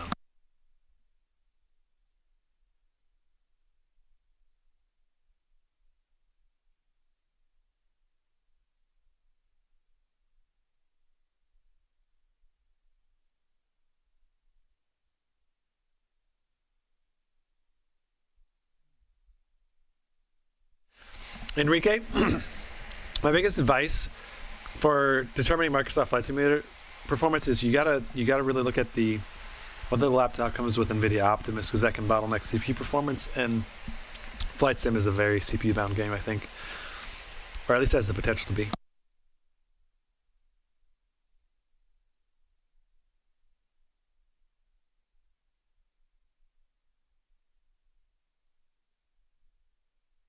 Mohammed, thanks, man. Thanks for stopping by the stream.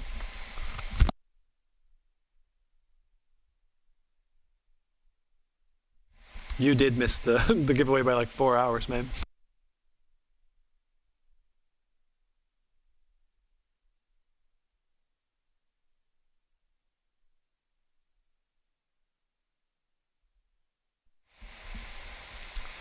McShane, yeah, this NVIDIA Optimus is affecting performance. Like looking at the CSGO score, you'll see it more. That's the biggest one. Apex Legends is not very CPU bound. It's actually GPU bound, surprisingly. Like the NVIDIA Optimus only affected the Strix by 3% in Apex Legends.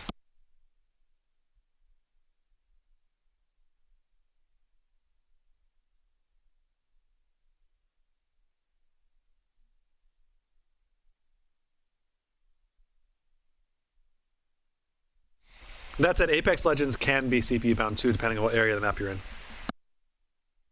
It just depends.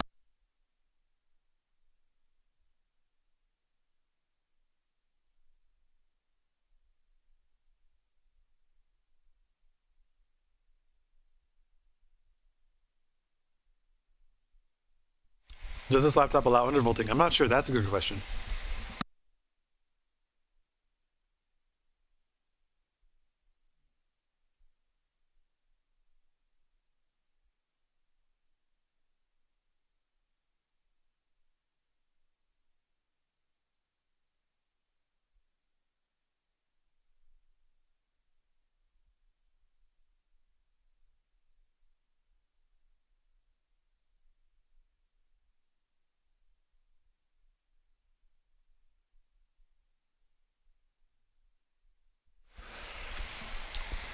Consti, I'm not going to do a Vectorworks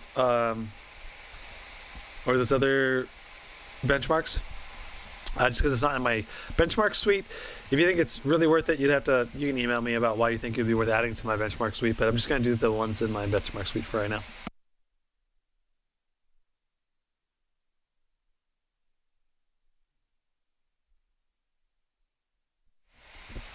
Tin lock line, that depends on the model. Some laptops cannot be undervolted with throttle stop. I think it depends on what the BIOS and firmware settings are, and also how updated the throttle stop is, because sometimes throttle stop's not updated and this CPU is brand new.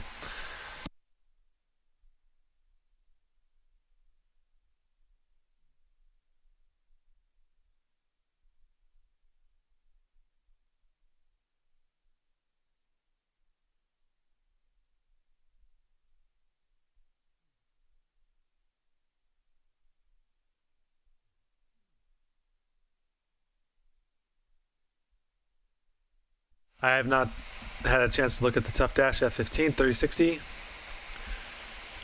I have an OG Zephyrus with 1080 Max Q, thinking about getting a Strix G17 with 3070. It's at my full budget. How much tax will I need to expect on top of the $79? That just depends on what state and where you're located. If the Razer Blade Pro 17 with 30, 80, 64 gigs of RAM, 1 terabyte SSD, 4K 120 Hz touchscreen, and no branding RGB for 4,000, they may have a customer. Why do they design them for children? You can always paint over the logo if you really don't want a green logo. I don't know. You may be able to disable the logo too. I don't know. Then again, maybe not. Pretty sure you can at least do a D-brand skin if you wanted to get rid of the logo on the back. And you don't have to have the backlight. You could make the black light just be white, or turn off the backlight if you don't like the RGB.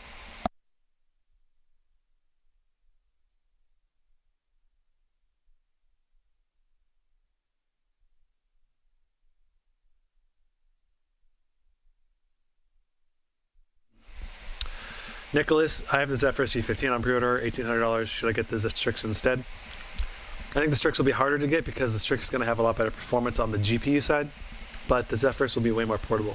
So it all depends on whether you value portability or maximum possible GPU performance.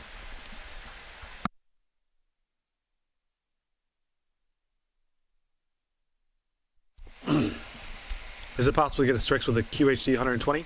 No, but you can get it with 165 hertz. But I don't think that model's for sale yet, I think. Yeah, ideally, you want to get a QHD 165, not just 100% sRGB. You want to get 100% like PCI P3 color gamut.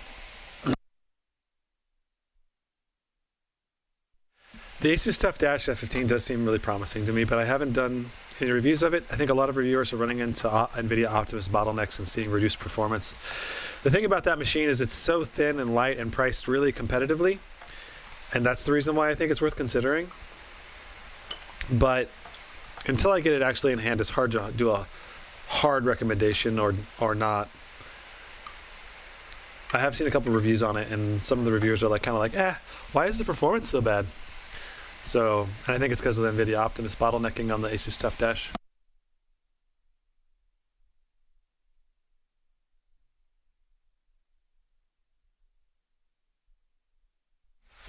For the Zephyrus Duo 15, I'd say get the 3070, probably, if you want to save some money.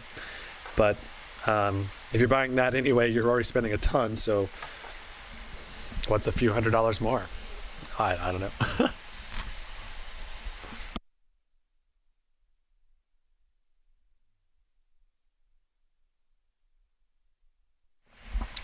Look at that price score. 8,651. All right. That's a lot better than the Razer Blade. That Razer Blade is so much more power limited than this one. So that's a good score for this CPU, I think. Still doesn't even come close to what you get with the Ryzen, but for Intel, I should give this a little more time. Oh, I should have also checked the power limits and the temps while running that, but it's all good. Here, let me just close this. I need to give the CPU a chance to just breathe for a moment.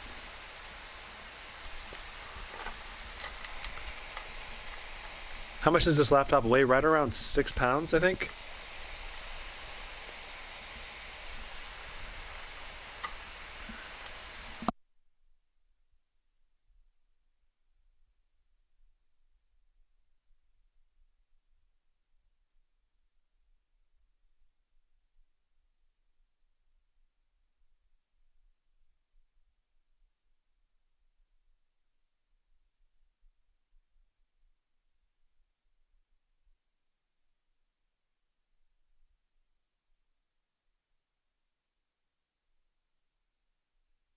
I'm trying to check the weight here.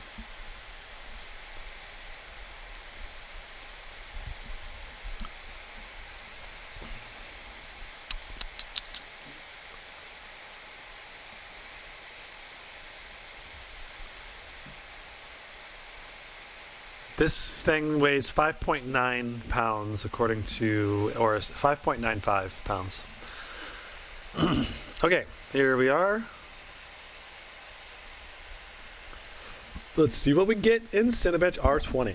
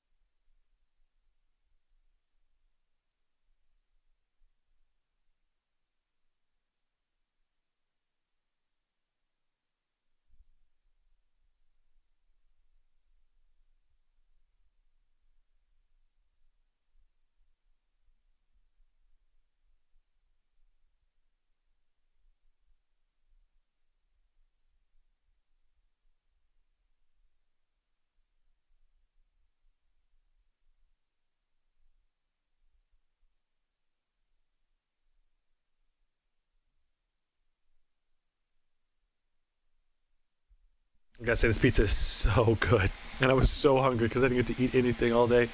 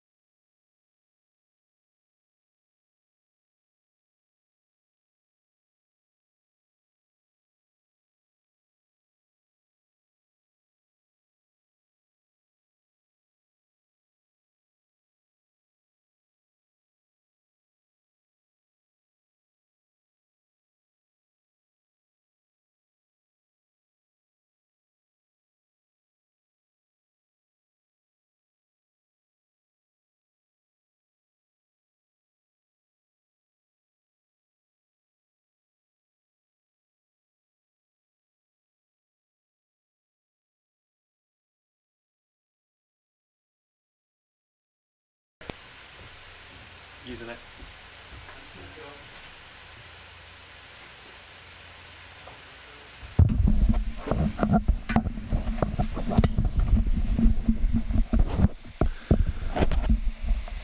Cyndaquil, how good is the build quality and battery and stuff like that? Haven't tested the battery yet. Build quality is excellent on the Aorus. I put it right behind Razer and Alienware. Like he's probably tied with Alienware. Just a slight bit behind Razer for build quality.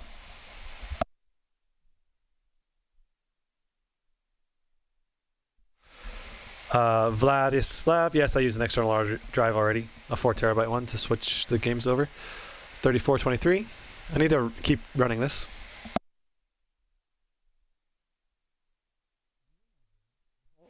No, I am not Darren.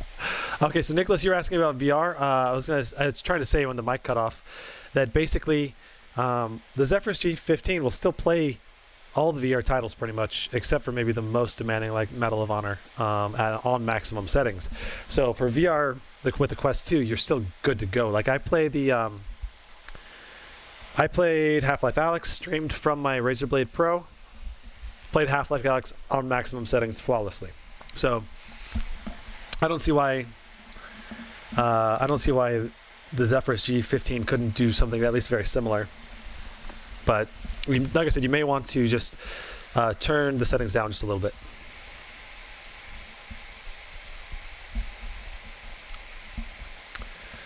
My laptop with the 10875 scores 4299. Vlad, but how much does it score on a back-to-back, like when you keep running it without stopping? You do need to undervolt Intel CPUs to get the most performance out of them. Yeah, man. I agree. Is there going to be a G15 3070 review? Yes, for Zephyrus G15. Yep. Strix-wise, that's currently not on the plan, but it's coming up soon. All right, so this is going to be the first truly throttled 3420. Is so let's just I'm going to start marking the score down, and then we're going to kind of average it out as we do these. 3420. I normally would actually just track all of them and then just do an average over like several runs.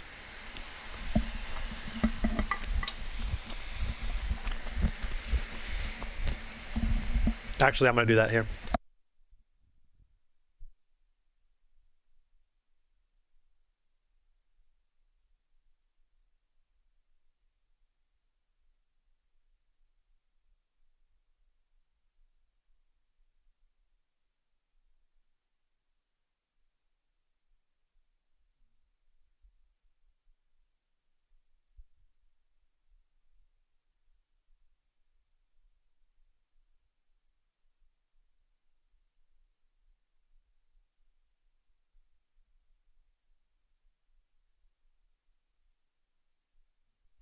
J-Hops, I would say try to hook it up to an external monitor.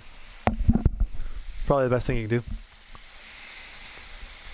do. See if you can get better performance through either the HDMI or DisplayPort, because it's probably NVIDIA Optimus bottlenecking your performance in games. Let's see what we get this time. 3385.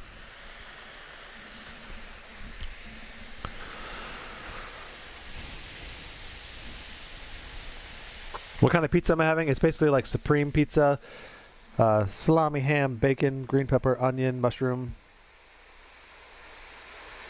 Canadian bacon is delicious. Is so good. Super crispy, delicious bottom too.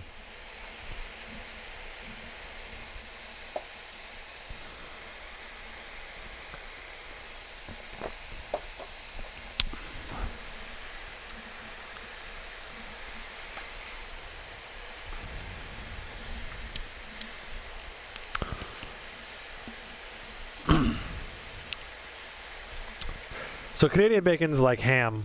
Bacon is like bacon. I'm going to run one more of these after this.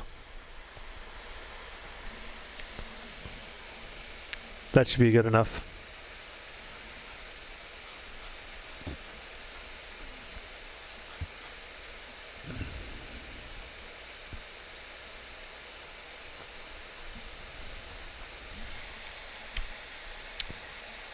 Gotcha, Vlad. Yeah, I saw that. 4100 is pretty good for a 10750H.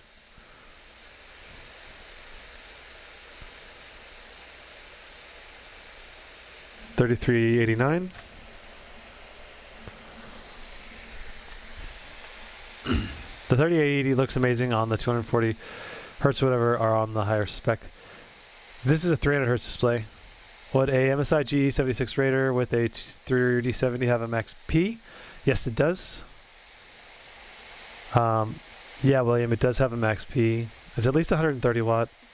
I think the 3080 goes up to 150 watt. I'm not sure what the 3070 goes up to.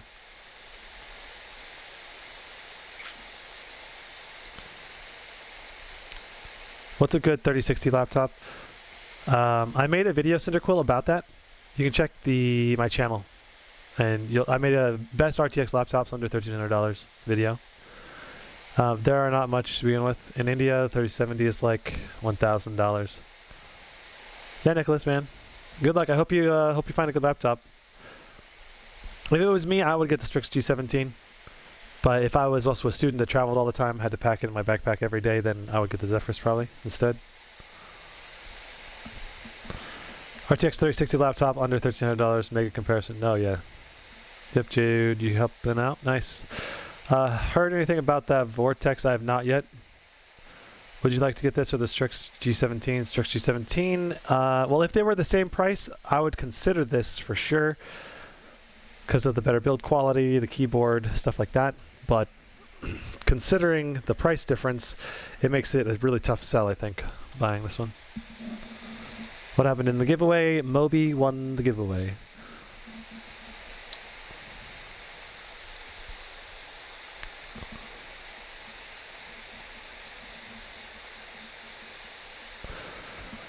Sorry, this doesn't have anything to do with the Aorus 17G. Why is it that you said you wouldn't recommend Asus G17 for esports? Looks like laptops. So Daniel, the reason why I say that is because NVIDIA Optimus can give you more performance in esports titles that are CPU bound. And I made a video about Optimus. I'm not going to go over everything in detail, but rewatch the videos on my channel about NVIDIA Optimus, and then the review, and then my performance comparison, and that'll explain everything. But the Strix G17 is great for esports titles. It's just not as good as what another 3070 laptop can put out that has a mux switch or NVIDIA Advanced Optimus, because Optimus is a bottleneck in esports titles. The performance is still really good in esports titles. It's just not as good as what you could get with another laptop that has the mux switch.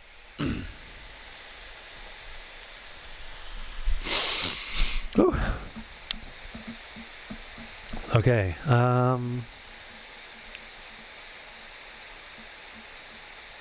Do you know why this laptop is getting pretty low scores?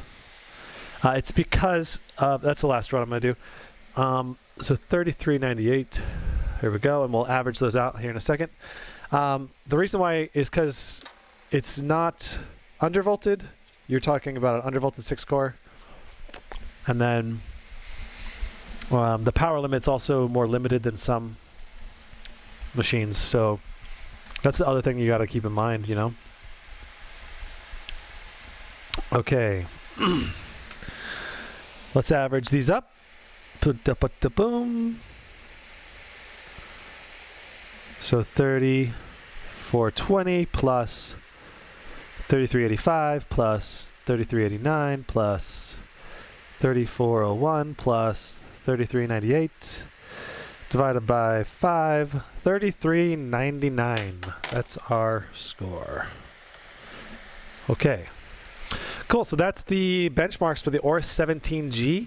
I'm going to go ahead and stop the stream right here and then reset up and do the MSI GS66 unboxing real quick. This should be like a shorter stream with this one. It's probably like half hour or so. And then that'll be it for today. And then tomorrow I'll probably be prepping the review and working on the review for the Aorus. So I'm not sure if I'll live stream that or not. And then once the Aorus is done, I'll be doing the benchmarking live again for the MSI GS66. So if you guys want to be sure to be there for those, you'll need to hit that subscribe button if you guys want. And of course I'll answer questions. Okay.